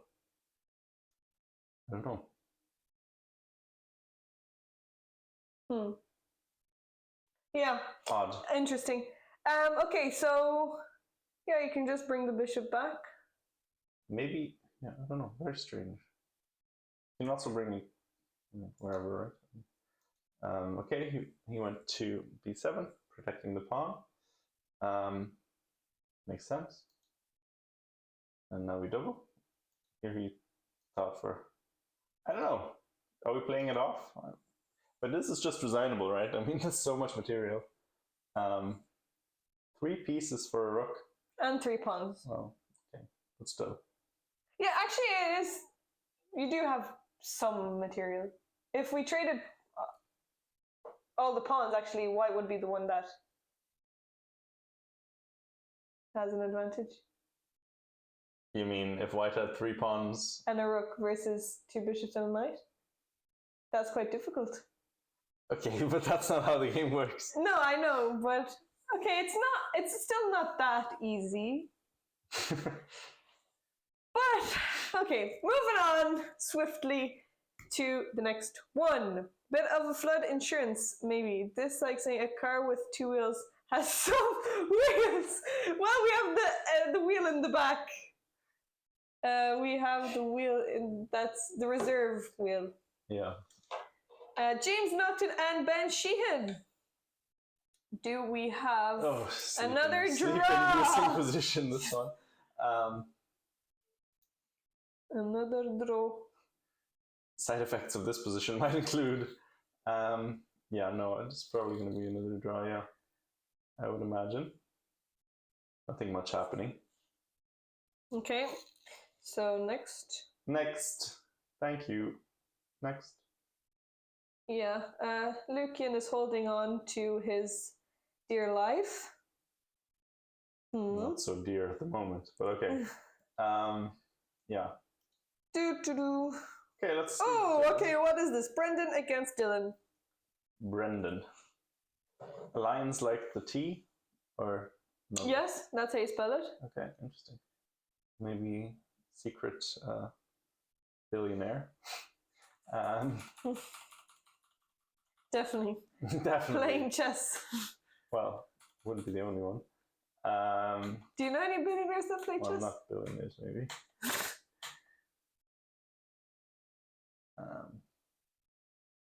I don't know any billionaires. Would they be billionaires also for owning a tea brand? That was a joke. Probably not, but you know, if they're really good, if it's really good tea, certain kind of tea. Also, this is a very important question for you tea drinkers, mainly the Irish tea drinkers. Which one? Lions or freak? I forgot the other one. Berry or no? Yeah, berries. Yeah. Suzanne berries. Yeah, berries or lions? Which one? How did Or Little Andy? How did you not know that? Off-brand. Oh. Will you go for the off-brand one? I know at home we actually, we drink any actually, whichever one's on offer. So at home I currently have lions, but berries. Berries, you mean, with an A? I like my water without the soggy top. Is that actually, Suzanne, is that the same as well? Yeah. Oh wow. We should have them match up. Are they in the same section? No, they're not. Darn. That's very unfortunate. That would be epic. Maybe we can have a show match between them. Craig, do you have some extra funds lying around? Maybe pay them for I don't know. That would be cool. Well, you can get the teas to sponsor them. Or that, yeah. But I think that would actually be a great sponsorship deal for them. Probably Lions would be more in favor of that deal than berries. Because Brendan is higher rated? Yeah. Well, but we are representing females. Everybody likes an underdog as well. Yeah, so maybe, and female representation. So that's true. Also, she has good upset potential. Yeah. Anyway, okay. That's too much daydreaming. Okay, so eventually came crashing through on the queen side and played a6, keeping the pawns disconnected. Very unpleasant thing to deal with. Rook a5 is kind of coming.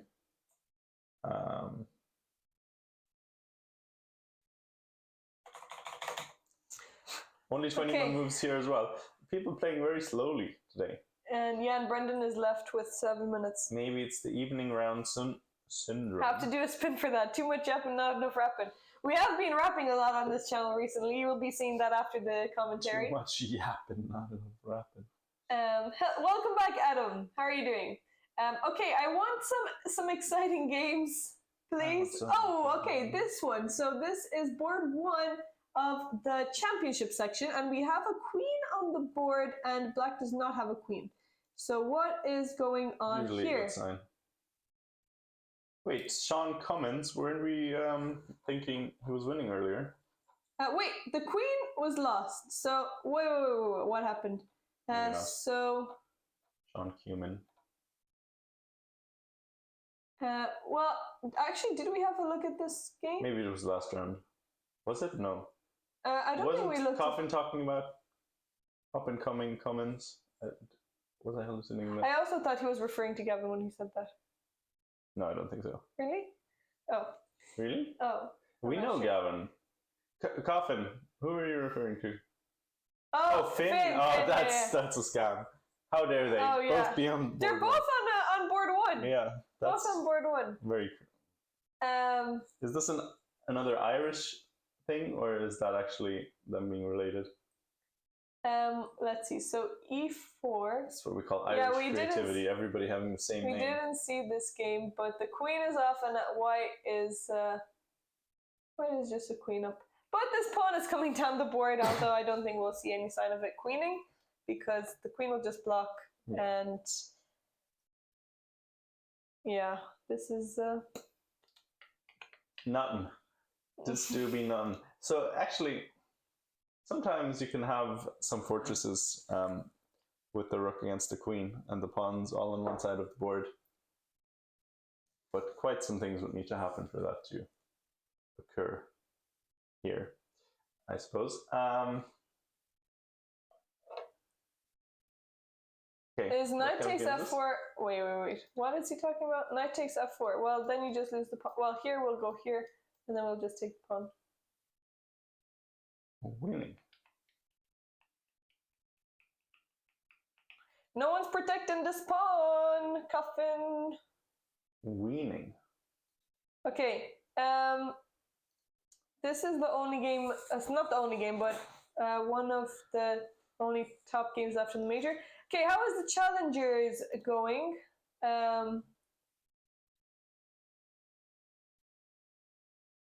Do thine eyes deceive you? Yes, they do. This is board 2. Connor Stinson. Do you know him? Yeah, it's Barney's cousin. I don't know who that is. The only Barney I know is the purple bear. Dinosaur, I mean. This one I don't know, but okay. Do you not know Barney? Do you not know Barney?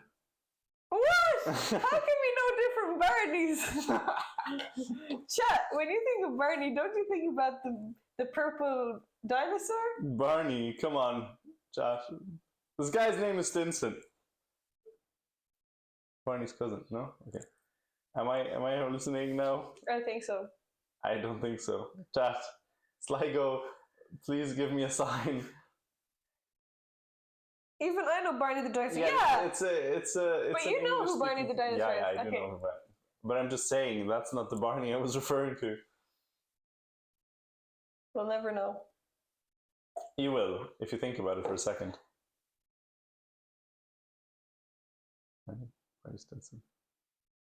Huh? I'm not 100% sure, but I think Anton is Sergei's son. Anton, where is Anton? Number 2. Oh, just there. Oh, right. Oh, well, do they have the same name?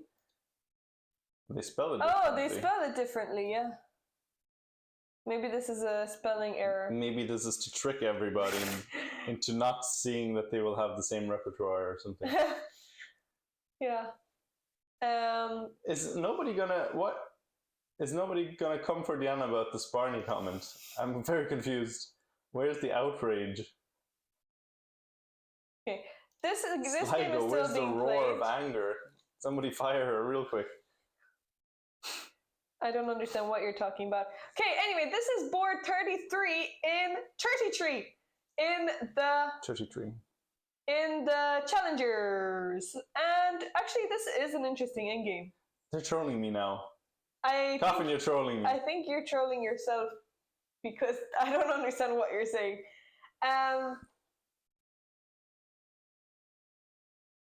Connor Stinson, Barney's cousin. Like, what are we talking? I'm very confused.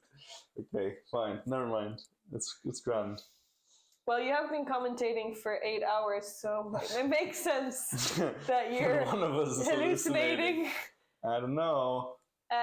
Maybe you're delucinating. Okay, anyways, here we have black has a knight. I'll take white. Knight and 3 pawns for knight, rook, and 3 pawns, and white has a rook and 4 pawns. But the pawn on h7 is going to be taken. So. But also, white's been thinking about this for 15 minutes, 14 minutes. I don't know why. 33, yes. This is actually a tough position because even though black has an extra piece, these pawns are not going to be easy to stop, and knights are hard to maneuver in these types of positions. It's hard to deal with knights versus passed pawns. Yeah, and also this makes it even more shocking to me that we took so much. Well, I guess black has a lot of time, so maybe it's not that bad. But still, you want to save some of your time on, like, there's really no other candidate move, right? You need to create passed pawns here. What else are you going to play? I mean, f4, I guess, would be the only other try, but then h6, and you're not getting the pawn. Yeah, this is an interesting game. I am curious about how this game is going to go. Because this is the challenger section, so anything can happen. In general, anything can happen, as we've seen also in Masters. Anything can happen anywhere. But here especially, I am curious to see both of their techniques. Yeah, even in the Oshin game, that was very strange. Anything happened. The thing that happened. It's a challenger level. Oh, okay. Here we have board 13. 13. Board 13, and Brendan against Adrian. And we have just a queen. Black has a queen on the board, and white doesn't. Okay, this is shortly going to be over. Maybe we'll find it. Maybe we'll have another contender for the tree queen. The tree queen.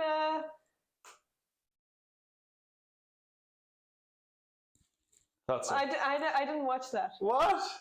So the reference that Patrick was talking about was How I Met Your Mother. Is it? Yeah. But I haven't watched that.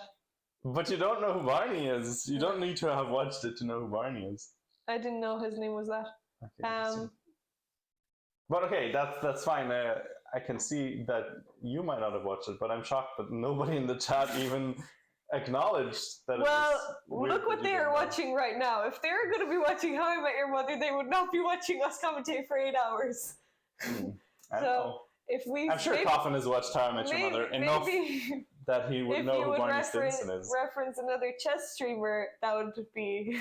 Yeah. We're only allowed to talk about chess. My bad. Maybe I should be the one that's fired. That would be. I've never watched it.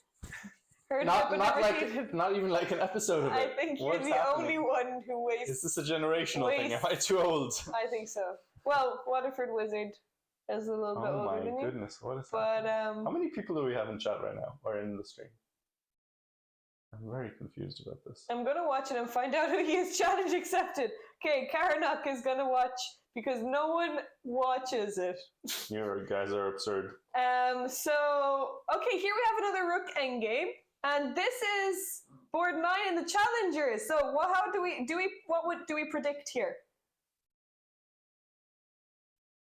Do we predict a draw or do we predict challenger? This is very hard to lose, I think.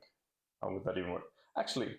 Well, you predict win for what? Sorry. If it was black to move, it would already be winning for black, right? So, but how? Oh, King Rook B3. Yeah. Yeah, Rook B3 is winning because King has to go there and there. So I guess if you play specifically let's see. G2, then it's a win. Rook anywhere, I guess. White has to be careful. Rook anywhere on the second file, on the second rank. Wait. So let's see how we got into this position. So we went. Oh wait. Okay, so Black had an extra full piece in this game. Black had an extra full piece. And this pawn was attacked. He pushed the pawn, check, and now this bishop is attacked. And you need to check and remove the king. But instead, he decided to sacrifice the bishop. So Black decided to sacrifice his bishop for no reason. And also there is no mating attack because you can just bring your bishop back. So you can maybe even play bishop. You can actually even play bishop d5. How much time does he have? So okay, but bishop d5, that's maybe. Or even bishop here. Yeah, that makes a lot more sense to me. Yeah, but rook b6 is the easiest one because it is a check, removing the king, and then you can push your pawn. Yeah. But okay, so although then you're giving up the other pawn, so maybe but loads of options. So that don't involve losing a piece. Yeah, and he also didn't spend much time. He thought, oh, sugar, maybe exactly, forcing move. Yeah, I don't have anything here. He's attacking me. Well, famously, can't do anything if you attack. Also, TJ has never watched it, so you are the odd one out. Very confused. Patrick. What? This is very confusing to me. Wait, h4. Okay, so we sacrifice there. Rook goes back to g2 and also protects. Okay. What is going on here? King goes back. Very interesting chess. What? No, we're okay. Why are we sacrificing this pawn? What's the reason for that? Well, I mean, you don't need to touch it. You can just move your king back. This is what's been happening. Yeah, okay. This is playing for a win. Yeah. No, but I mean, it is actually playing for a win because that is the way you get. I feel like what is winning after take. Wait, so let's see what is. Okay. Psychologically winning, maybe.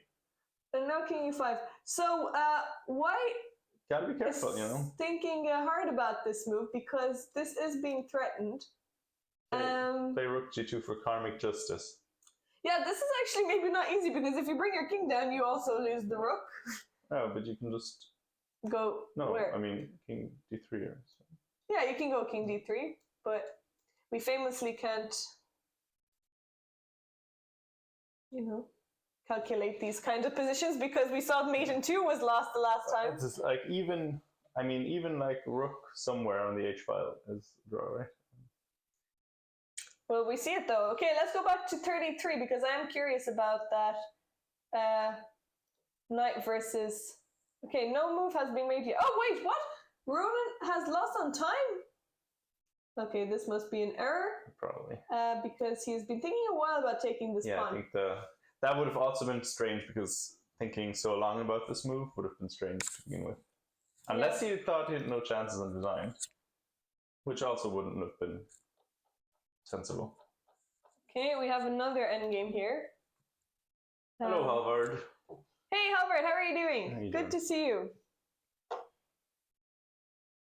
Good to see you. Definitely very interesting. This queen is still there. Yeah, he is not making a move. Another rook in game. Oh yeah, this is the earlier one that we were looking at. Okay, definitely winning now. It's definitely winning earlier as well, but okay, I want to check on the Masters. Yeah, let's see. So Lucian still holding on to his minute. Still holding on to his minute. His queen! Okay, interesting. Where is the queen? Where is the queen? Okay, but it doesn't matter, it doesn't matter. Wait a second. We're going for style points here. Bishop Sergey f2. was just going for style points now. Okay, his queen is attacked, but he decided not to move the queen! Apparently. Oh my goodness, what a move! Because your bishop's hanging, like you don't even have any choice at this point. Bishop takes f2, sacrificing the queen. So saying style points, but actually forced style points. Wow! Doesn't have any choice in the matter. Okay, rook's still hanging. Doesn't have any squares except e6. e6, a6. Okay, e6, yeah, sure. Oh my goodness. And then I guess rook e6. Bit exciting. Rook d2. Maybe Lucian and now to play. No, oh but this is still completely over. Yeah, it's completely over, but you are because your queen is still and this bishop is lost. Very nice. Yeah. In the back corner, touching the other corner. No, this is actually one of those where the queen has absolutely no chance against the pieces. Like this one is. This is very nice. Nice play by black. Very odd, but yeah. Curious. Rook g2, very nice move, and you will win the queen back. Yeah, you'll win the queen back, and then the rook can come in as well. So, queen takes, bishop takes, king takes, and now check, and you pick up the other pawn. But yeah, this is nice. You have a million pawns. Okay, well, momentary bit of excitement, but we're not going to overstate it. Wait a second. Wait, is this? No. I thought I saw a result there. Wait! No, I didn't. Wait! Don't wait. Wait! Don't wait. Wait, where was the game? Was this a game? No. I want to see where is the... No, they're still thinking. Also, we should maybe do some female power coverage. We haven't been doing that for a little while. Where was that end game? We remembered the... Which one? The one with the rook left. What rook? Rook and pawn. Okay, give me a bit more. With one rook and versus here. Oh, this one. It's so interesting. Maybe they just agree to draw. Well, why I mean, actually, if you've been playing this whole time, played H2 instead of making draw, you might as well continue here as well. Yeah, I think we will see continuation.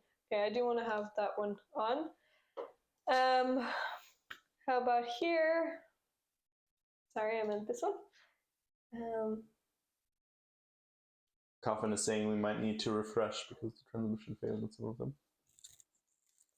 Okay. I think we're back. So, Shay Scott here as well. Okay. Another. Just confirming our tradition here. Yeah, so up a piece and also pawns about the queen. So that's gonna be a win for Shay. Okay. Yeah. Do we have any female players identified that are still playing? What you were saying, Nev and Bev. Well, I checked. I thought I saw them on the list, but they're not in now. But I don't think they were ever on the list. Yourself. Patrick was dreaming. Maybe not. Yeah, Patrick has been dreaming. Thinking about Barney too much. So let's see. I was just so appreciative of their names. That's why I wanted them to be back. Yeah, there you go. Suzanne drew again. Okay, let's. At least this time she wasn't. She wasn't better because in the last game she drew, she was better. Winning probably. Close to, wasn't she? No, she just had a better position with F4. Remember, she had her F pawn. She had a nice center, but she wasn't completely winning. Yeah. It was still okay, early. It wasn't completely winning. That's true. Positionally dominating, let's say. Yeah. And. Okay, let's see. Whoa. Wait, what happened here? Why are there 2 games in this PGN? Who knows which one was the correct one? Nobody knows, so let's just go with this one. Okay. So kind of Catalan. Maybe picking up from Lara, who she played against in that infamous game that I always remember. And me too, for different reasons. Yeah. Well, no, for the same reasons mostly, actually. Yeah.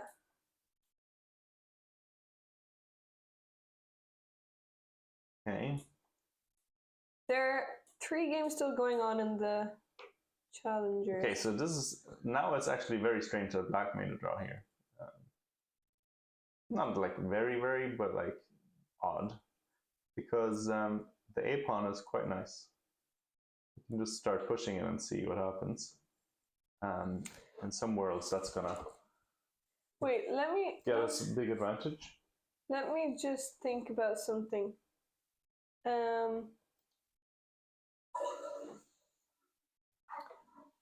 Wait, so board 9, actually, this is Steven.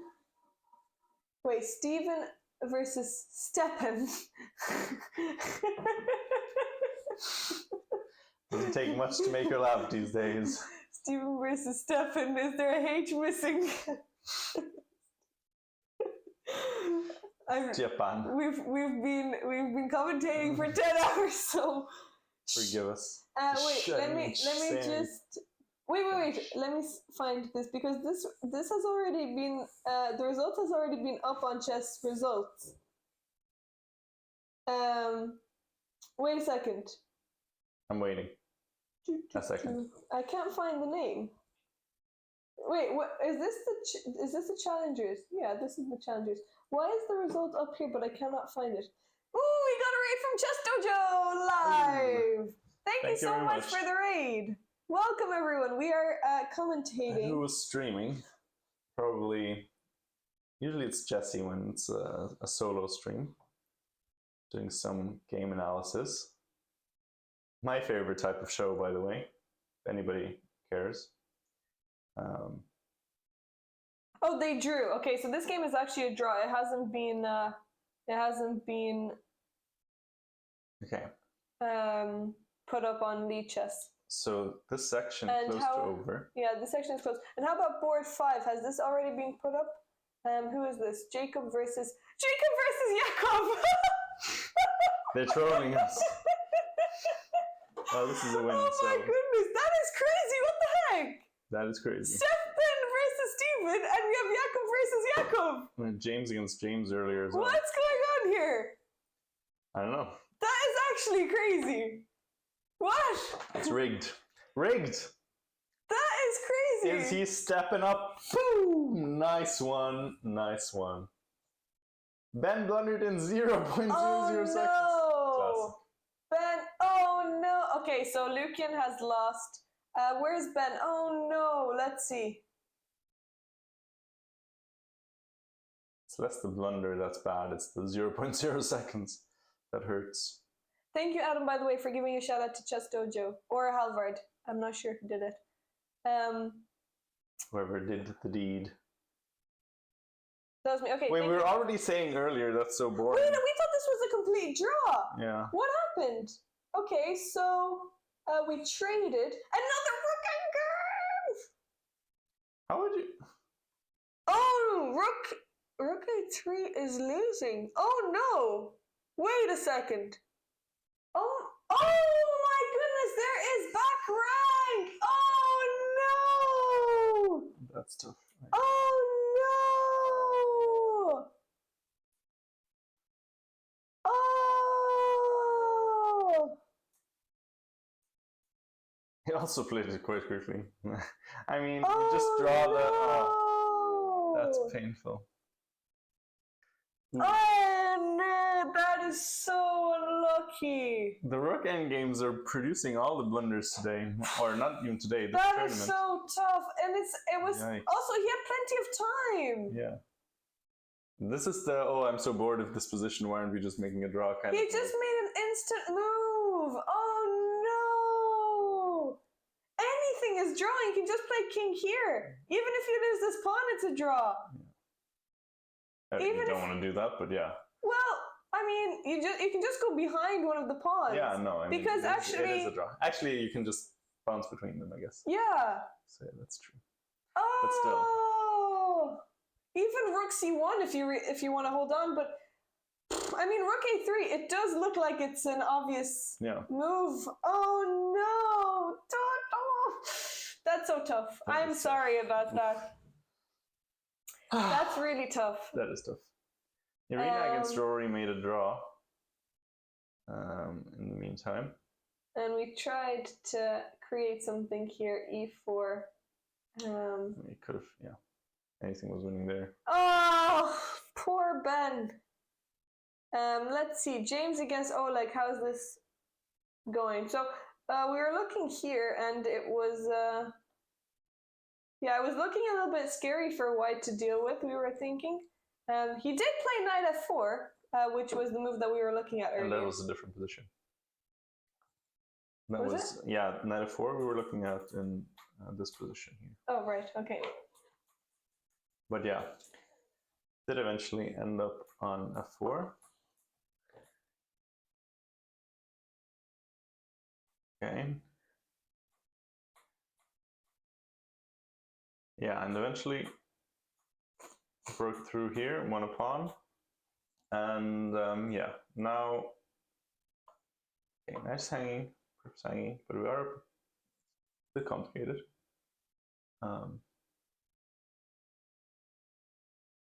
We can take the knight, we can take the bishop. Which one's better? And I guess the knight's better because then we can just trade stuff. The knight's also threatening to take some of our things, whereas the bishop is not really doing anything.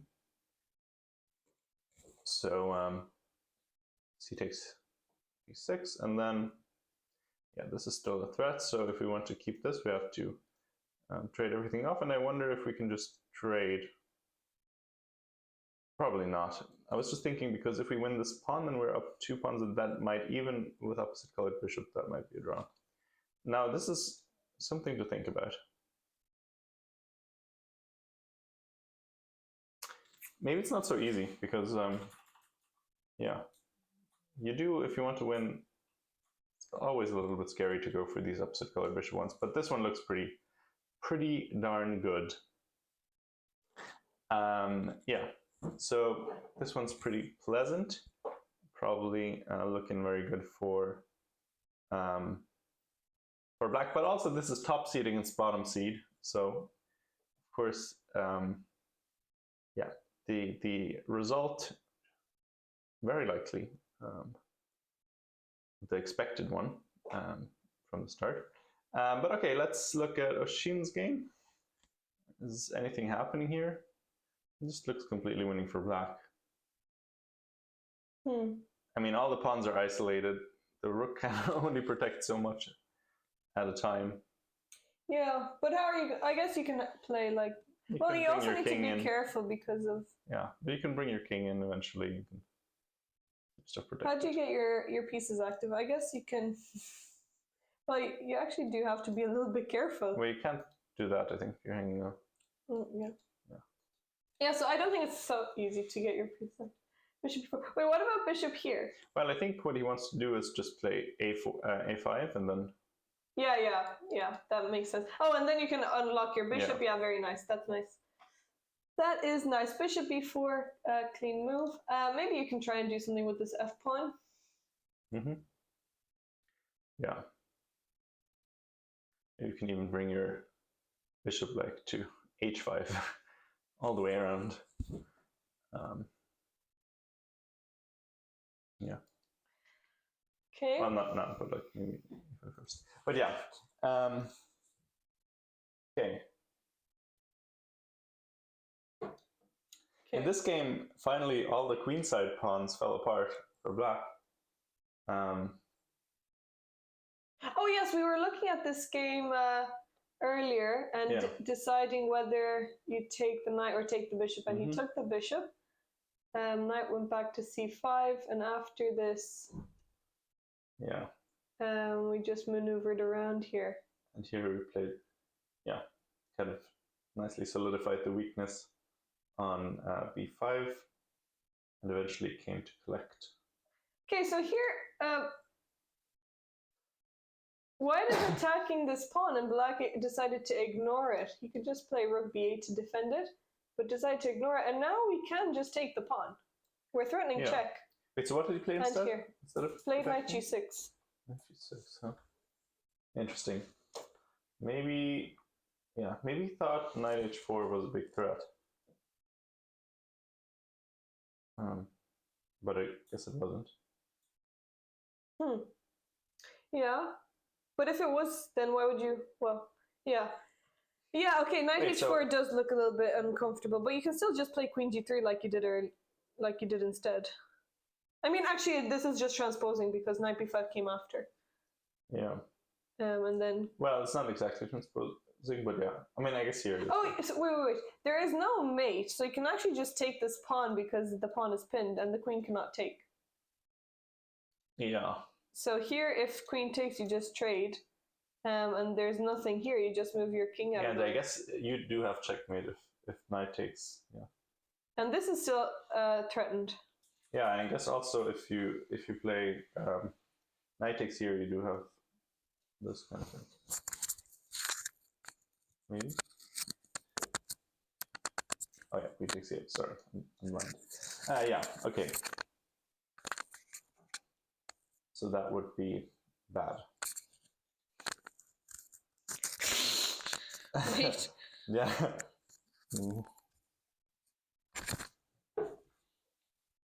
Yeah.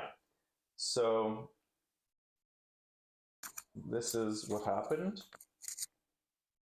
And okay, now the whole queen side. Do you need help? No, I just don't know where to put it. I was thinking that it wasn't. The whole queen side fell apart. And now, okay, these pawns are just going to push through. And also knight c7 is also threatened, and queen trade is threatened, and all sorts of things. Okay, so this one is going to be a win for white. Yeah.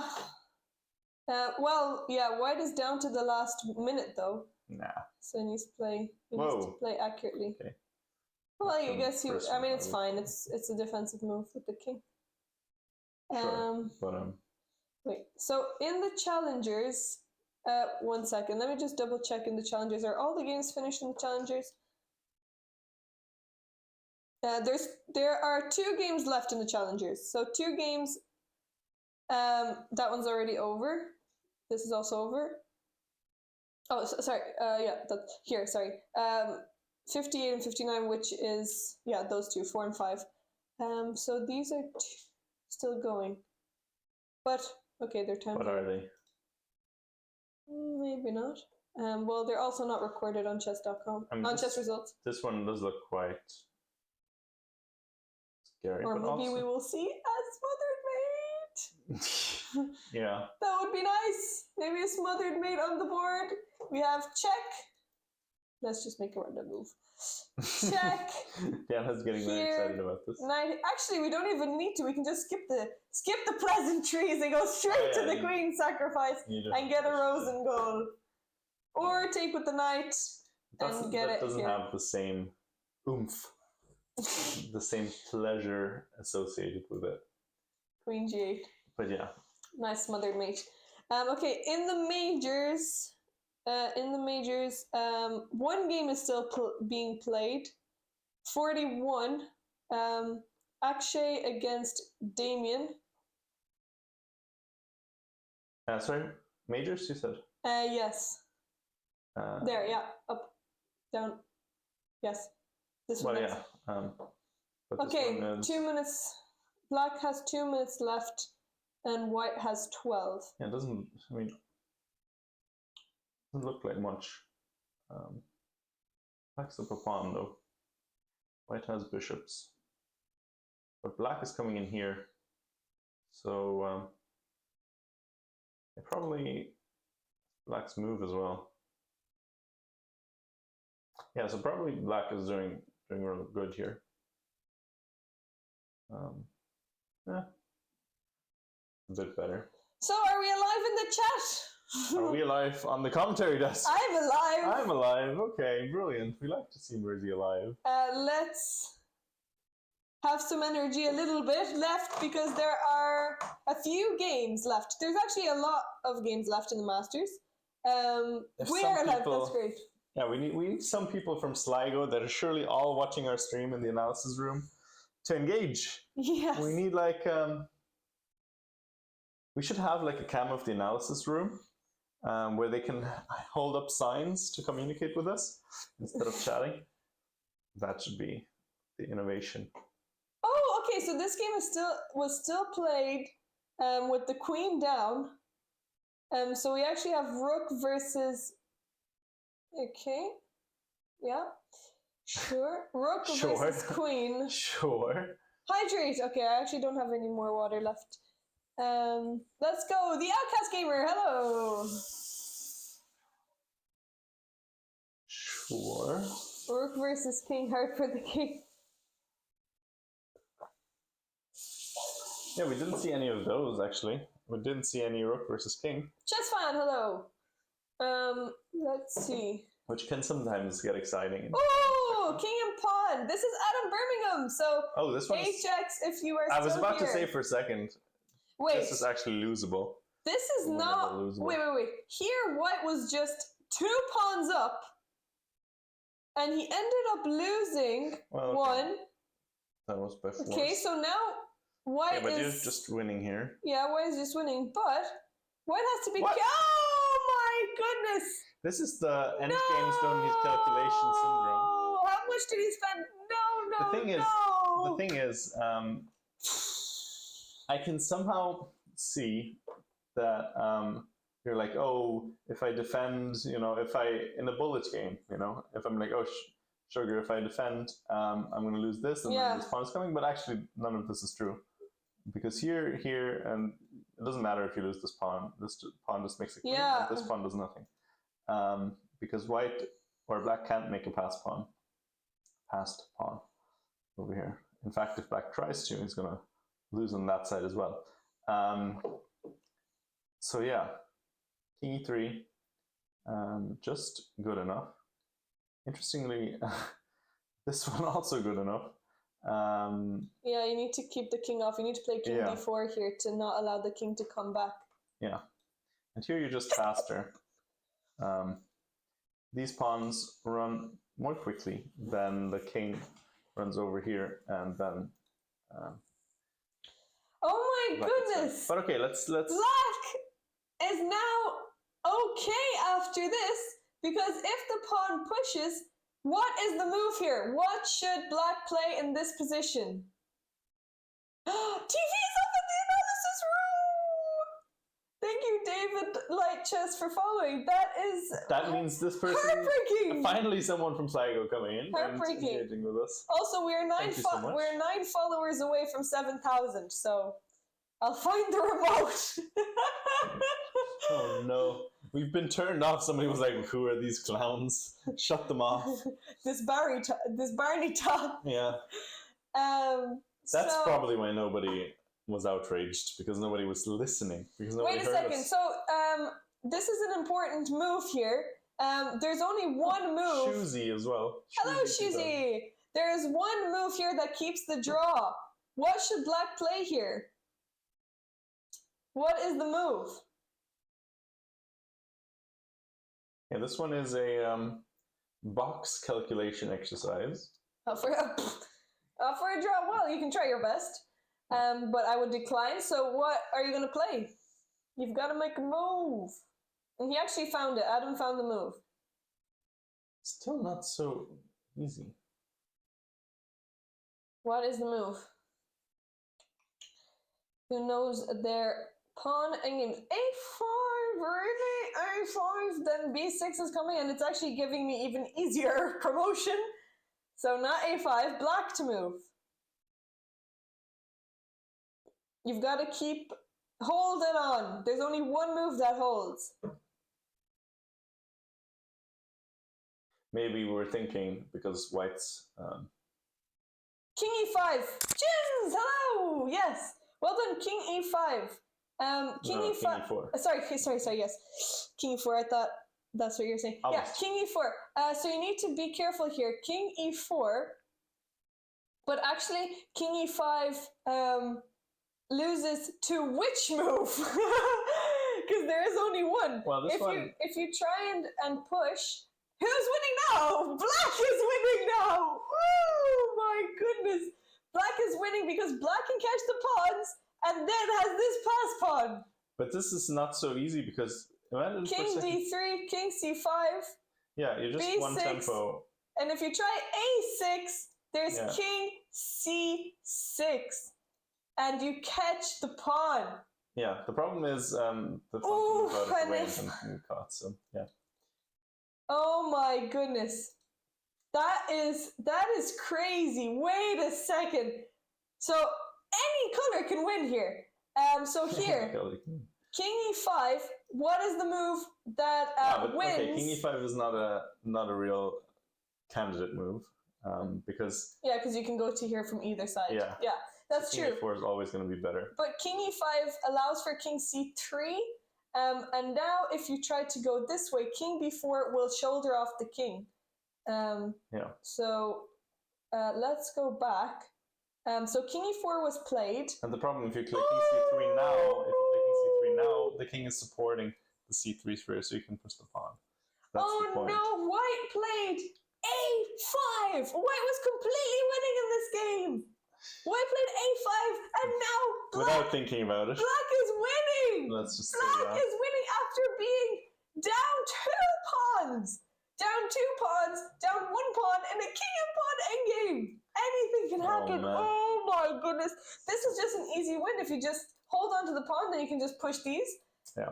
Oh no! The tricky thing is as well, the reason why we're so happy about playing King E3 is also because the king then doesn't have the E4 square.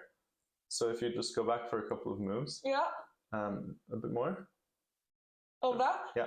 So here, the reason why this is so good is not necessarily even that you...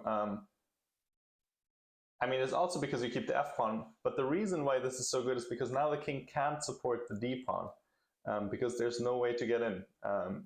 King can't go to E4, king can't go to E5 either because the pawn prevents the king from going to that square. So now the pawn doesn't give enough counterplay for black, and that's going to be a win. Wow, crazy game here. Oh my goodness, anything can happen in these games. B5. And now A5 is actually a blunder because the king is in time to catch them. And after B6, Okay. Yeah, and here, if you're... Here, if a6, you can try this, but it doesn't work because the king is in time. And after he takes... Oh my goodness! This is heartbreaking. And here you're one tempo short, because again, if your king was already on d3 at that point, it would be winning for white again. Let's say your king was here, then I think... Actually, no. Hold on. So here, here, here, here. That would still be okay for black. Never mind. Incorrect assessment by me, but okay. Yeah. But yeah, this is unfortunate. This is very unfortunate. That's one of those situations. Oh my goodness. He was gaining time in this end game. Not that much, but you really need to be careful here and calculate everything. It's a king pawn endgame, and you actually don't have that many pieces, so there's no excuse to miss these kinds of things. You really need to look at all the different moves possible. Yeah. But it's not easy to calculate after playing 2 rounds, and then this is the final round of the day. Yeah, that's the kind of stuff that you don't even come up with a4 in a like, it doesn't enter your mind. Meanwhile, the queen and king. Certain state of mind. Queen versus but now rook. the rook's lost. So. Yeah, the rook is lost. But fighting on for stalemate, maybe. Okay, I think all of these games are finished. But where was that knight? Was that knight and rook in game? Oh, maybe this ended in a draw. Did it? Ronan. I don't know. Wait, Ronan versus Zidre. This is in the Challenger, is it? Yes. Yeah. Meanwhile, we'll just look at the Masters for a second. Oshin finally did put away the game. Let's just see. Yeah, they drew. Ronan versus Zidre, they drew. Oh, wow. But actually, black could have... white could have pushed on for a win there with the rook takes h7. Yeah. I mean, probably... White is the only one that can win that game, because those pawns are very tricky. Maybe, yeah. Although, as we learned, anything can happen. Yeah, anything can happen in these games. This is crazy. I mean, this makes me actually worried to play chess over the board, because it's so hard to calculate these things. This was very nice. This was very nice by Oshin. Knight e2 check. Hanging the knight, but exploiting that the knight can't be taken. Another knight hang! This is the 11th one that we see. The idea is, if white takes here, we're going to take the rook, distracting the rook. And if the king goes to f1, we're going to take on g3 using the pin. And yeah. So if rook takes g3 now, you take with the bishop, and that's also going to be winning. So knight comes back, and just in time to defend h6. That's actually very, very clutch. I wonder if this was like the only winning line.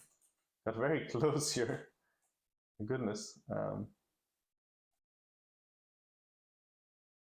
Yeah, knight e2. Yeah, very clean by Oshin. Very, very well done. Nicely calculated. And then check and trade, and then we ended up in this position. And now the pawn was just running. Another pawn was dropping, another pawn was dropping, and finally the game ends. So that means last year's champion out of contention. Yeah. Yeah, you're not going to win with 3 points. Yeah. Yeah, that's tough. Also, I mean, even, also was losing the other game, but clutched it out. Also, Dave Fly just did see Sam Morris in Championship, 2 rooks versus queen. So let's see this board too. I guess it's already finished, is it? Wait, Sam Morris. Where is this? Let's see, where is this? I mean, it's already finished, but we can do... Oh, here it is. Oh, they drew. Oh my goodness, again, Philip Foylander! He's one of the first, he's also a Limerick chess player, and he's one of the first people that one of the first, like, older people that I'd be in chess, but he was in Limerick Chess Club, the first club that I joined, and I was like 10 or something, and I remember playing against him, and he always played d4 as well, and he always had a hot whiskey. He always got a hot whiskey at the bar. Like an actual warmed up whiskey. Yeah. Oh wow. And with some Irish people. Well, he's actually Indian, I think. Okay, still. Well, maybe. Yeah. Interesting. But he always had a hot whiskey with some spices in there from the bar. He actually ordered it because these club nights are usually in a hotel and people have drinks. Okay. But that's what I remember, and it wasn't like the fancy glasses. Well, not that fancy, but it had like a glass with a little holder on it. Nice. Handle. Holder. A glass holder. A glass holder. Yes, that is it. Cloves. He had whiskey and cloves. That's what it was. Cloves? What are those? They're like used spices. Okay. That you can put they're hard spices. Kind of similar to things that you put in rice, but not really. But like the stars. Yeah. What is it called? Yeah, stars. Yeah. So let's see.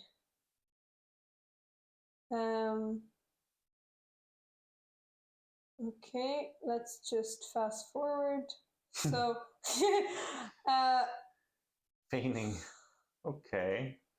All right. Okay, and now Spicy two game.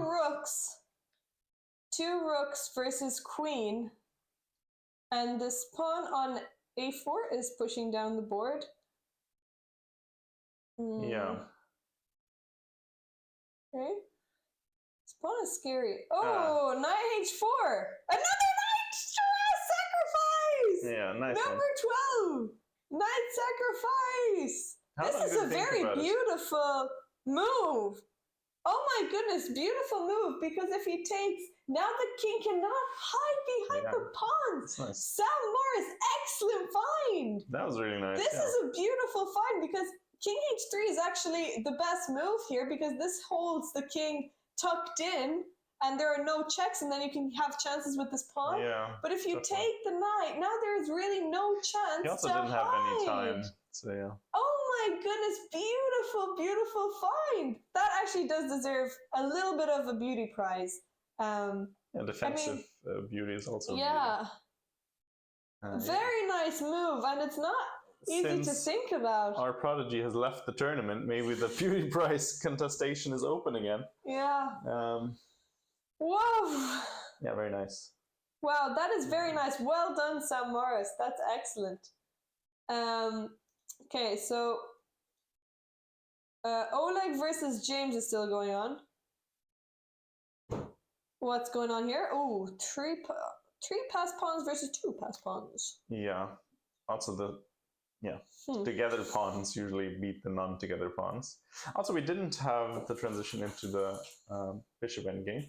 We're thinking about it, if it's maybe possible. Oh, he didn't even go for it. Okay, well that makes it much easier, of course.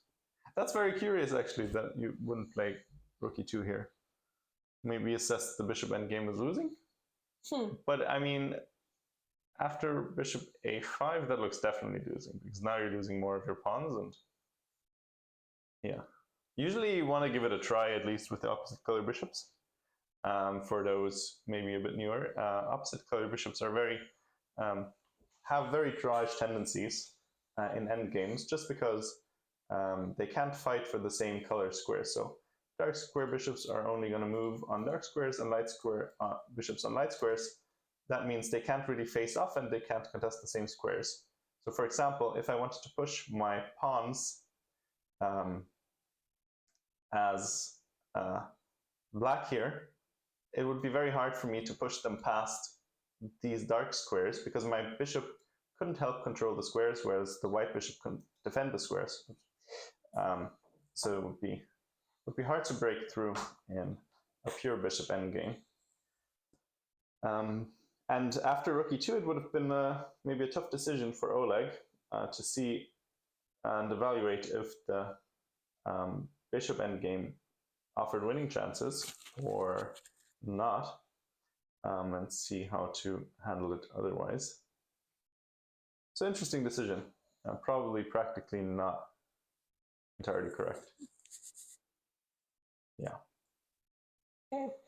And now, okay. Okay. I've decided my energy is going slowly. Okay, Jared McElliott first. Jerry versus Jonathan. What if you promote to Pope? I don't want to know what that means. Maybe if we promote Diana to Pope, the Catholic Church can be they do not accept revolutionary. They do not accept that. And a darning gang. Oh, Mega Bishop. Okay, so here we go. Jerry versus Jonathan O'Connor. Johnny O'Connie, as his friends like to call him. Interesting. Guess none of us are friends with him because no one calls him that. No, we're his true friends. You see? He was also captain of the women's team.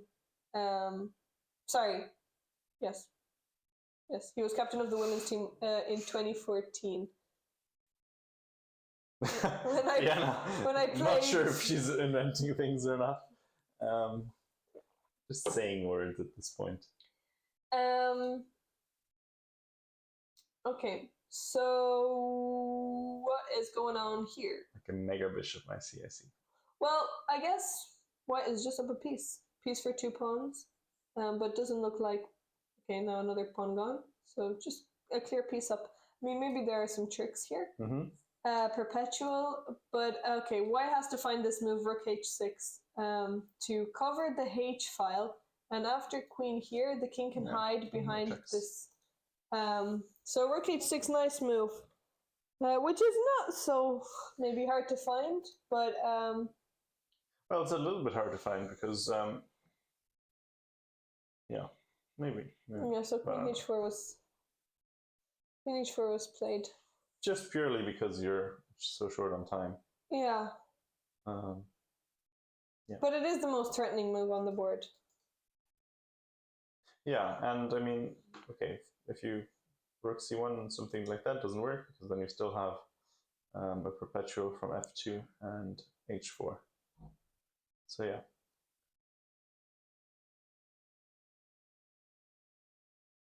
Okay, interesting. Is this the last game going in this section? You can maybe... There's one other one. Is there? Oh, maybe it is the last one. Yeah, maybe it's the last game of the round again, or are we... Okay, this one. Have we looked at this one? Dmitro Chris. No, Chris Dmitro. Wait. Dmitro Chris? Okay, anyway. Against... I'll leave that to you. Oren McDonald. Oren, if Phil is still here, this is the Irish spelling of Oren, because the American spelling of Oren is O-R-I-N. Oh yeah. I know Orrin Hatch, loathsome politician. From the US. Don't know him, but yeah, Phil's grandson, who is from America, from Omaha. His grandson is called Oren, and it's spelled O-R-I-N. So the spelling has been Americanized. I guess the one I mean is O-R-R-I-N. So I've never seen that one before. Alternative one. I've never seen that one before. Yeah. Okay, so piece up for black. Yeah, a full piece up for nothing. Yeah. A piece for nothing. So actually, both the games that are left are both just pieces up. Found it. He didn't. It's not refreshed yet. And how about, so this is in the, there's only one game left in the championship. In the majors, is this still going on? I guess this is still going on. Okay, one game left also. Okay, this one is somewhat interesting actually.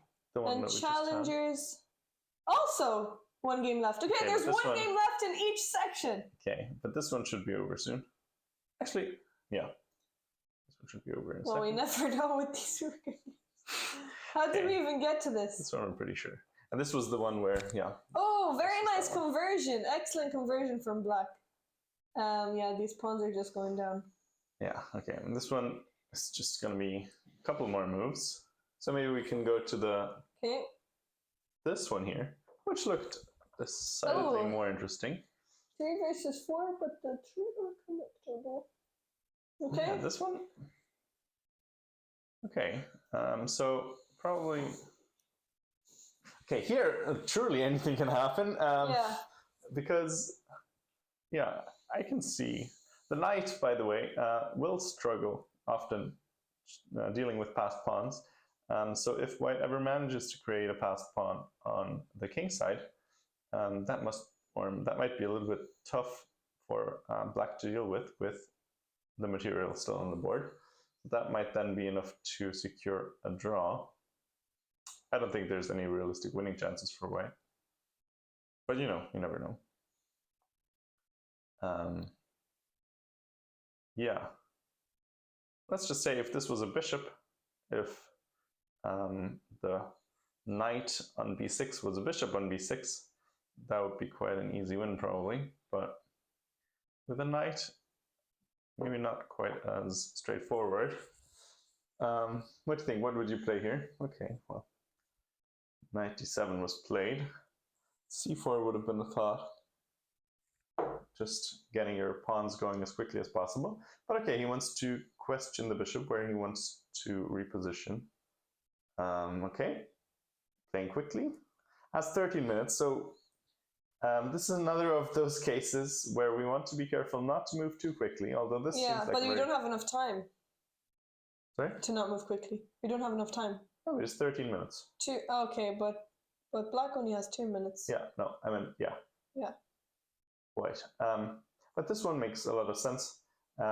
This is another one of those domination situations that we had earlier, where we were saying that a pawn on c6 often dominates a knight on c3. With a bishop, it's even more of a thing. A bishop can dominate a knight even more, completely take away one direction of mobility. So covering potentially 4 squares the knight could go to. In this case, 3. Okay, but this is what I mean. Just illustrating my point beautifully for me. H5, and you do not want to... Yeah, you need to make a passed pawn. Yeah, you do not want to block up, especially not on your color as well. Yeah. But no, this is not looking good because now you cannot push these pawns anymore. Can we check Sean Lynch did in his round 2? Round 2? Well, you can check on... well, you can also check... Well, wait, do you mean to watch this game? Or this round? Oh, round 3. Which section is he in? If you let us know... Well, you can let us know his... Yep. Oh, what? Okay, enough. Okay. Enough typing time for you, because I haven't been struggling. Okay. What? If only you guys could see this. Actually, you wouldn't want to see it. You would not want to see this. Okay. Done. He's trying to... Done. Oh, we found him. Okay. See? Sean Drew. My good typing. This keyword is actually the worst, I will say. It's very strange. Yes, so that's what we blame. We blame the objects. Yes, we do. Because it's actually the object's fault.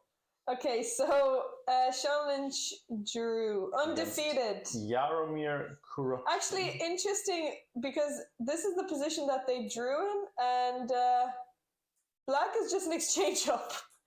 So I don't know how they came to that conclusion that this is a draw. Dreddy, tell your friend this is not wow. Well, this is good for him.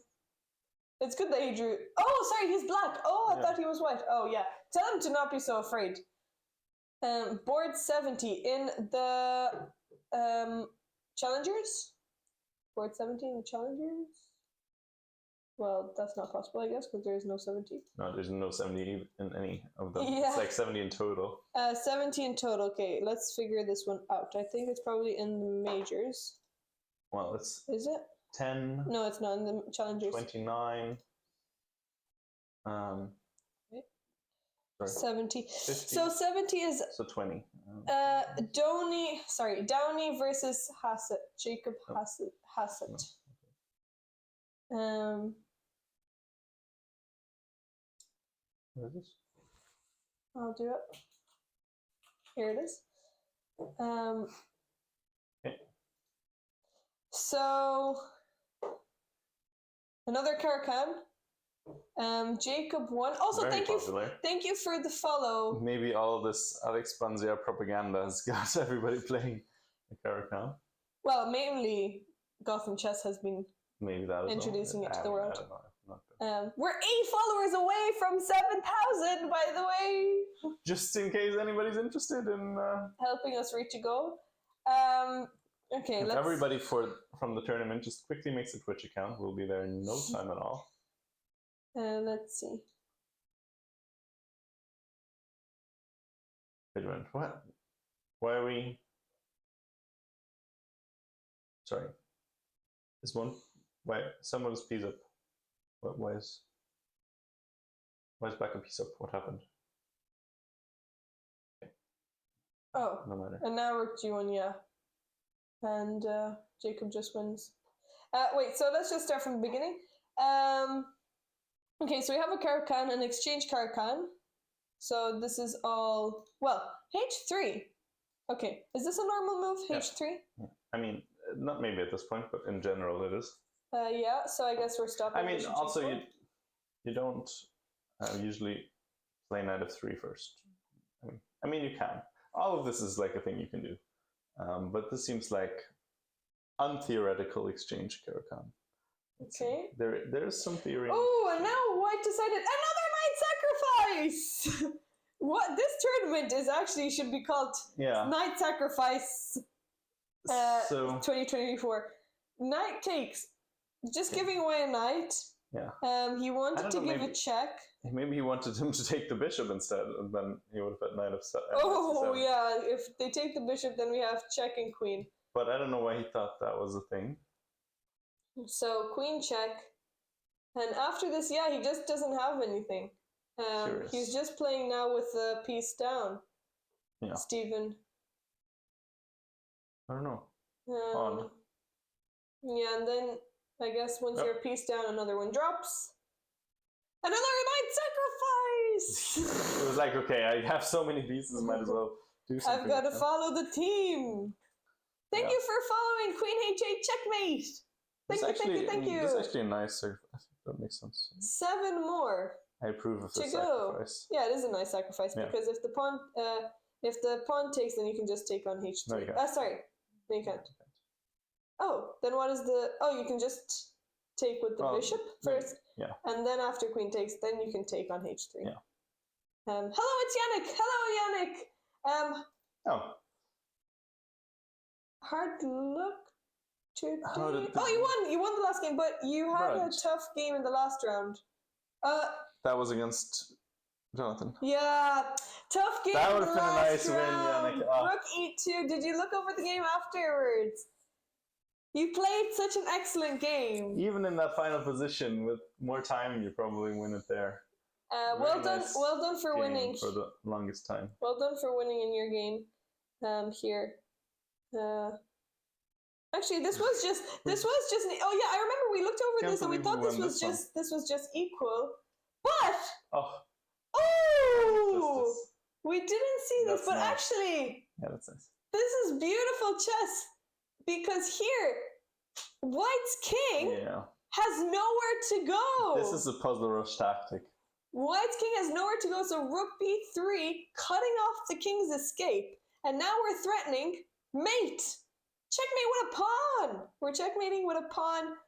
Very close to Rosengill G5 checkmate. Oh, that's not quite happening. Oh, that's true. But very close. But checkmating with pawn is Rosengill as well. Yeah. So we get one. E5, and then it's game over because after Rook takes, you take with the knight. And where's the mate? Nice. Where is the mate?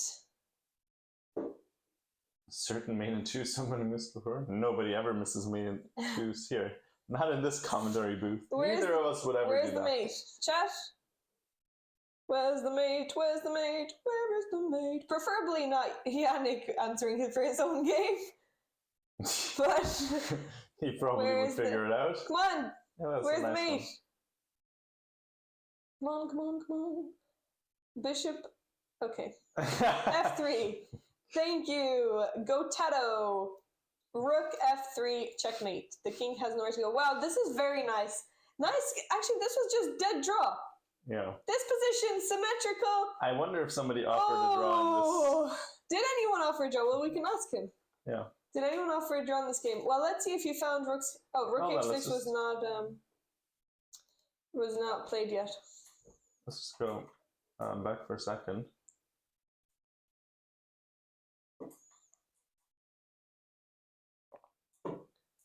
See, I guess that it was beautiful. The king was, I don't know, getting a bit ambitious. We just needed to not do anything. Yeah. As white, which is sometimes tough. I mean, actually, it's not. So if you just, I guess if you just play rook here, it's not maybe so easy because white pieces are tied down. King back. Yeah, I guess king back and forth. Oh my goodness, chess is hard. It's not easy to do nothing. Okay, if we break through, well, maybe white wants to go for a win. So this is the move that lost Jonathan the game. Instead of this. Yeah, maybe this is yeah. So Yannick had one lost in time trouble where he blundered mate in a good position, and then his luck comes back to you. Chess actually does. There's chess karma. Yeah. Chess karma to be collected. Played a really good game in the first one. So let's have a look. This game is it still going on? This game is still going on in the majors.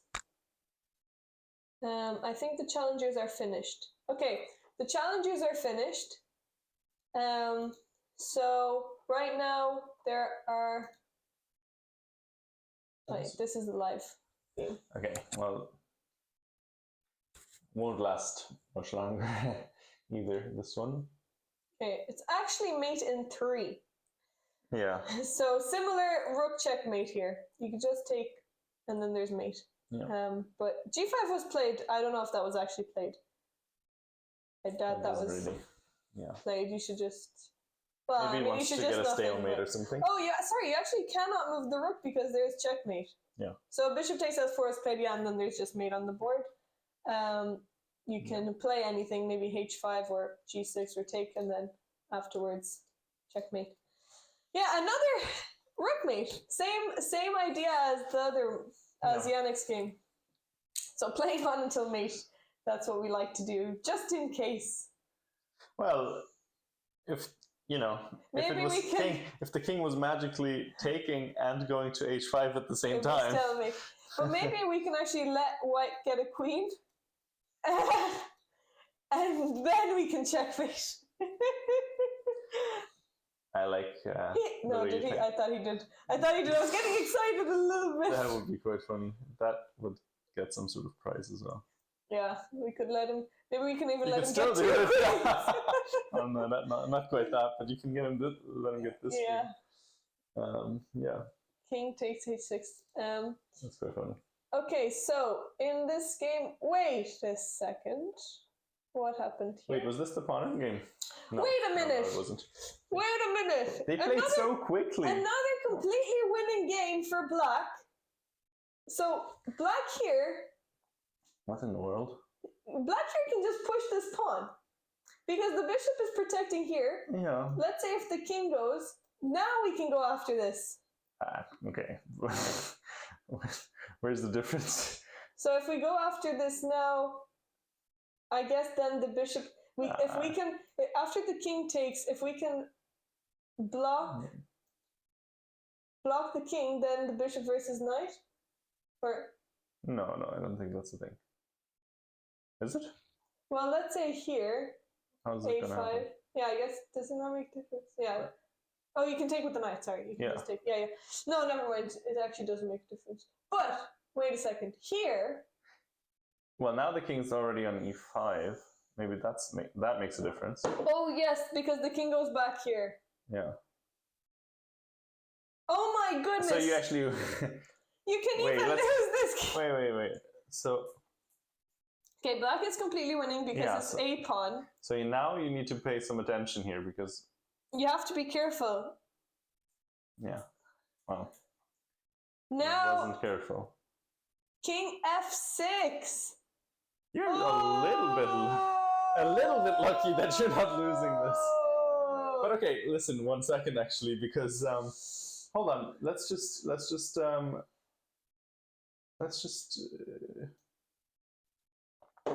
because this might still be, you know, I mean, this is technically a draw, but it's not really a draw.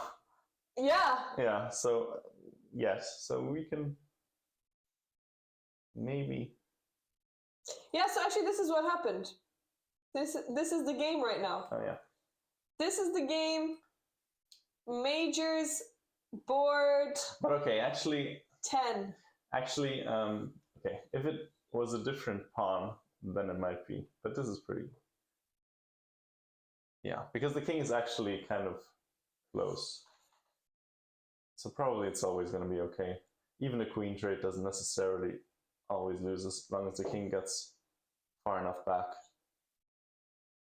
Actually, no, that's not true because most of the time you're going to have the queen trade's probably going to be with the pawn getting off the h file. So we'll have to see. I mean, this one could go on for a while, actually. Let me just remove. Looks definitely like this one is winning the longest game of the round award. So Jonathan O'Connor versus Jeremy Kelly. Wait, did they make a move? Wait. What happened here? Is the broadcast? I wish we could see anything on this. We see a couple of people playing over there. So the broadcast isn't working, isn't refreshing anything. But let me just see, is there a result up in the Masters? No, there's no result up. So actually they're still playing, but the broadcast isn't showing. So this is the I guess, final game that we're looking at. Damien versus Akshay.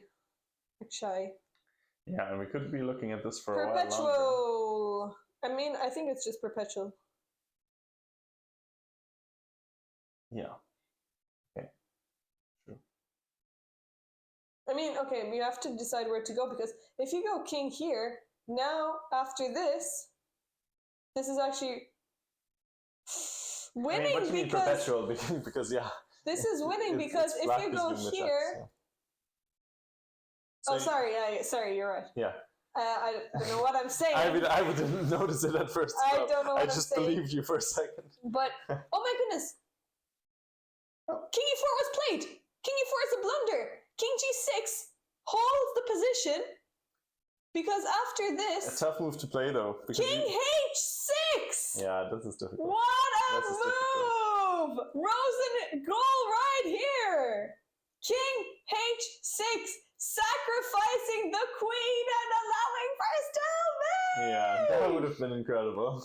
Whoa! Very nice. Wow! Although, I mean, I would say... Wow! Oh wait, so this is actually... This is the only way! Oh my goodness, he didn't find it though. Was this the literal only way? Check, yes, you have to go to... Well, you can also go to e5, but that's more complicated. Uh-huh. Is it? Well, if you go, I guess like there's still chances. Let's just okay.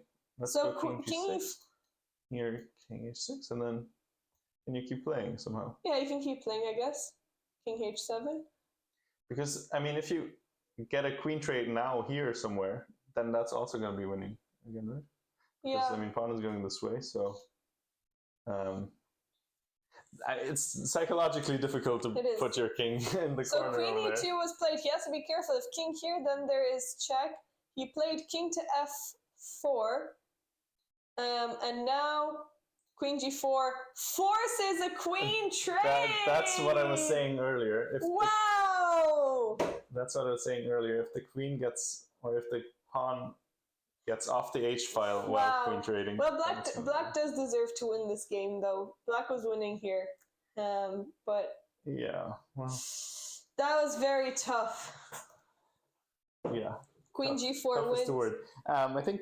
Well, yeah, White could have definitely taken some more time here. One does not simply play a queen endgame instantly and survive minutes, to tell. But it's so hard to calculate and hard to keep your concentration after you've been playing for 8 hours. Yeah. First game and now second round of the day. Appreciation. Well, let's see if Black finds it. I mean. Well, that's your whole goal. Yeah, but you know, you never know. Yeah. Anything's possible, as we've been saying. Queen G4, game over. And you have the opposition, you can bring your king in with the pawn. Yeah.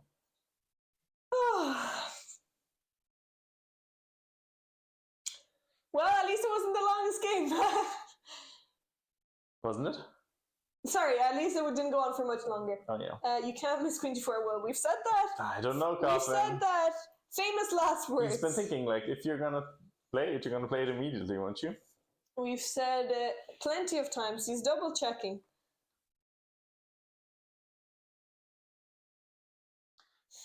We've said that with... Interestingly, Rook C8 as well. This also wins because you can't go to any places to avoid, like if you go here, for example, then Queen G3 is now... Queen G4 is played.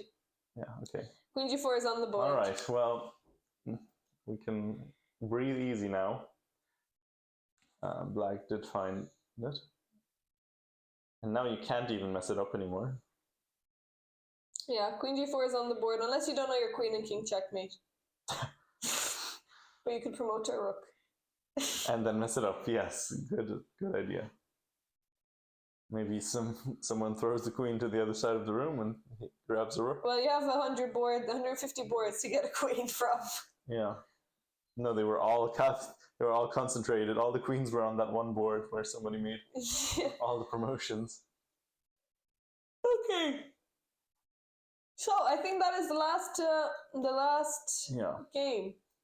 I guess this one must be over. Suppose White won. There's no more transmission there. Okay, so Akshay is now thinking about his moves. Perfect time to use your time. Yeah, unfortunate. I mean, yeah, it just goes to show.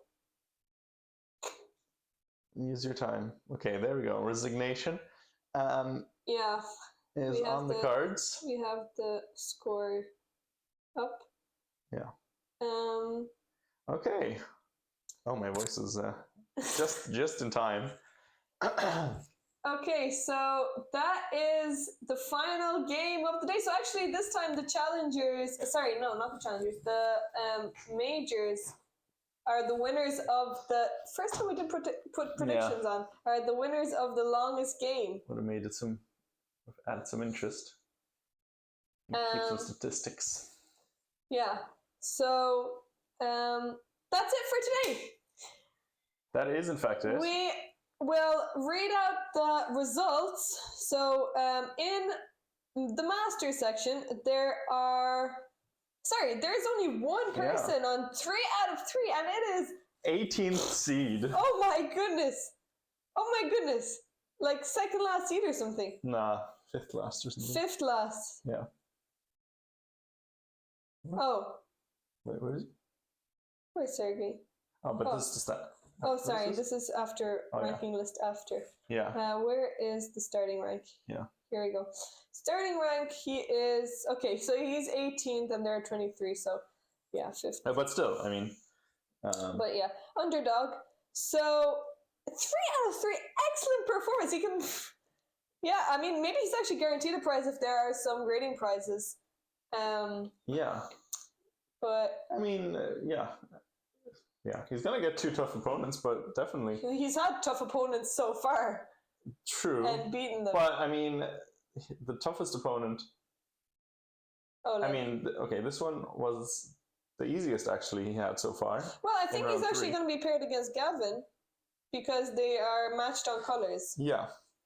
So Gavin, this is going to be an exciting one because whoever wins this one, I am looking forward to that. This could actually be one where, pairings and upsets just overlap so perfectly that one of those underdogs will get good chances to win the tournament. Yeah. So that would be crazy. Sergey on 3 out of 3, followed by Gavin with 2.5, and Oleg with 2.5, and James Naughton with 2.5. Yeah. So we have a lot of potential here. I mean, anything can happen. In the championship section, we've got 2 with 3 out of 3. 3 with 3 out of 3 actually. 3 with 3 out of 3. 3 with 3 out of 3. One person will be playing someone with 2.5. So we're going to see Lorenzo against Cristo Renzo. We have Cristo Renzo also in the chat. But we have Lorenzo versus maybe Nitish. We might see that. And then Oliver Barnes versus someone noble. Yeah. And then in the majors, we have got 2 people on 2 out of 2. 3 out of 3. Oh, sorry, 3 out of 3, yes. 3 out of 3.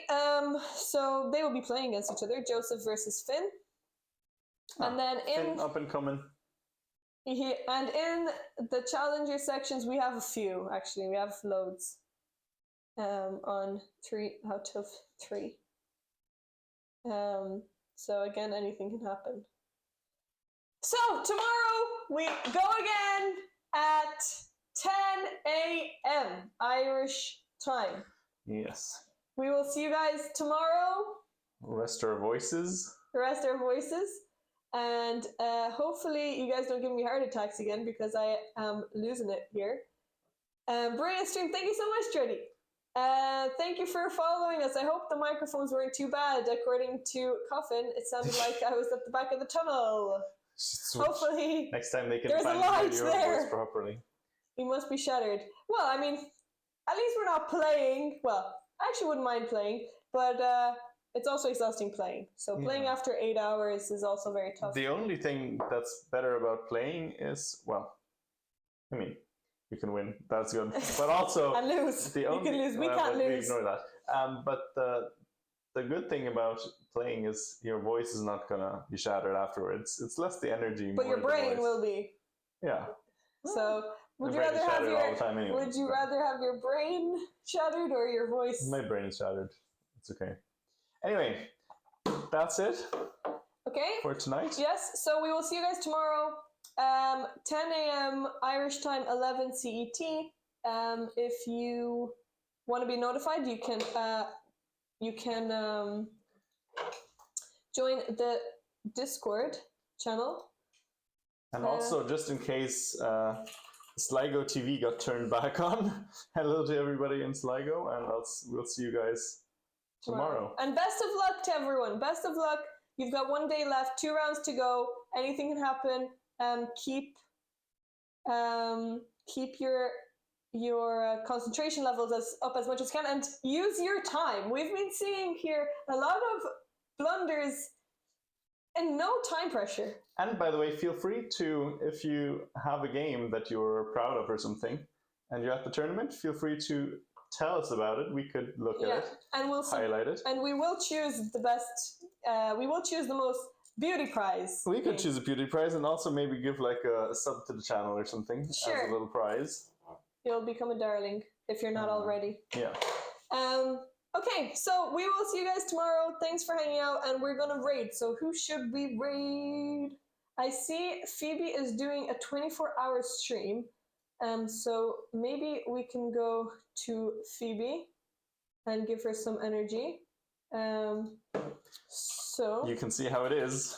Yeah. I also need to do a 24-hour stream since we've reached our sub goal. So we will go over to Phoebe and let's give her some energy. And thank you so much for hanging out with us today. We'll see you guys tomorrow. Good night, Senti. Thanks for coming in. Thank you, Halvard. Have a great night also. Waterford Wizard, Dreddy, Coffin. Thanks for everyone for hanging out with us. Yeah, good night, everybody. Good night. So save, and well done, Yannick, on a beautiful win. Beautiful checkmate. But tomorrow, save a little bit of your energy for some last day commentary, because we do appreciate when the chat is active. It makes our life a little bit more entertaining. A lot more entertaining. We appreciate the engagement. So we'll see you guys later. Let's go over to Phoebe. And thank you again. Gang, gang. Gang, gang. See you guys later.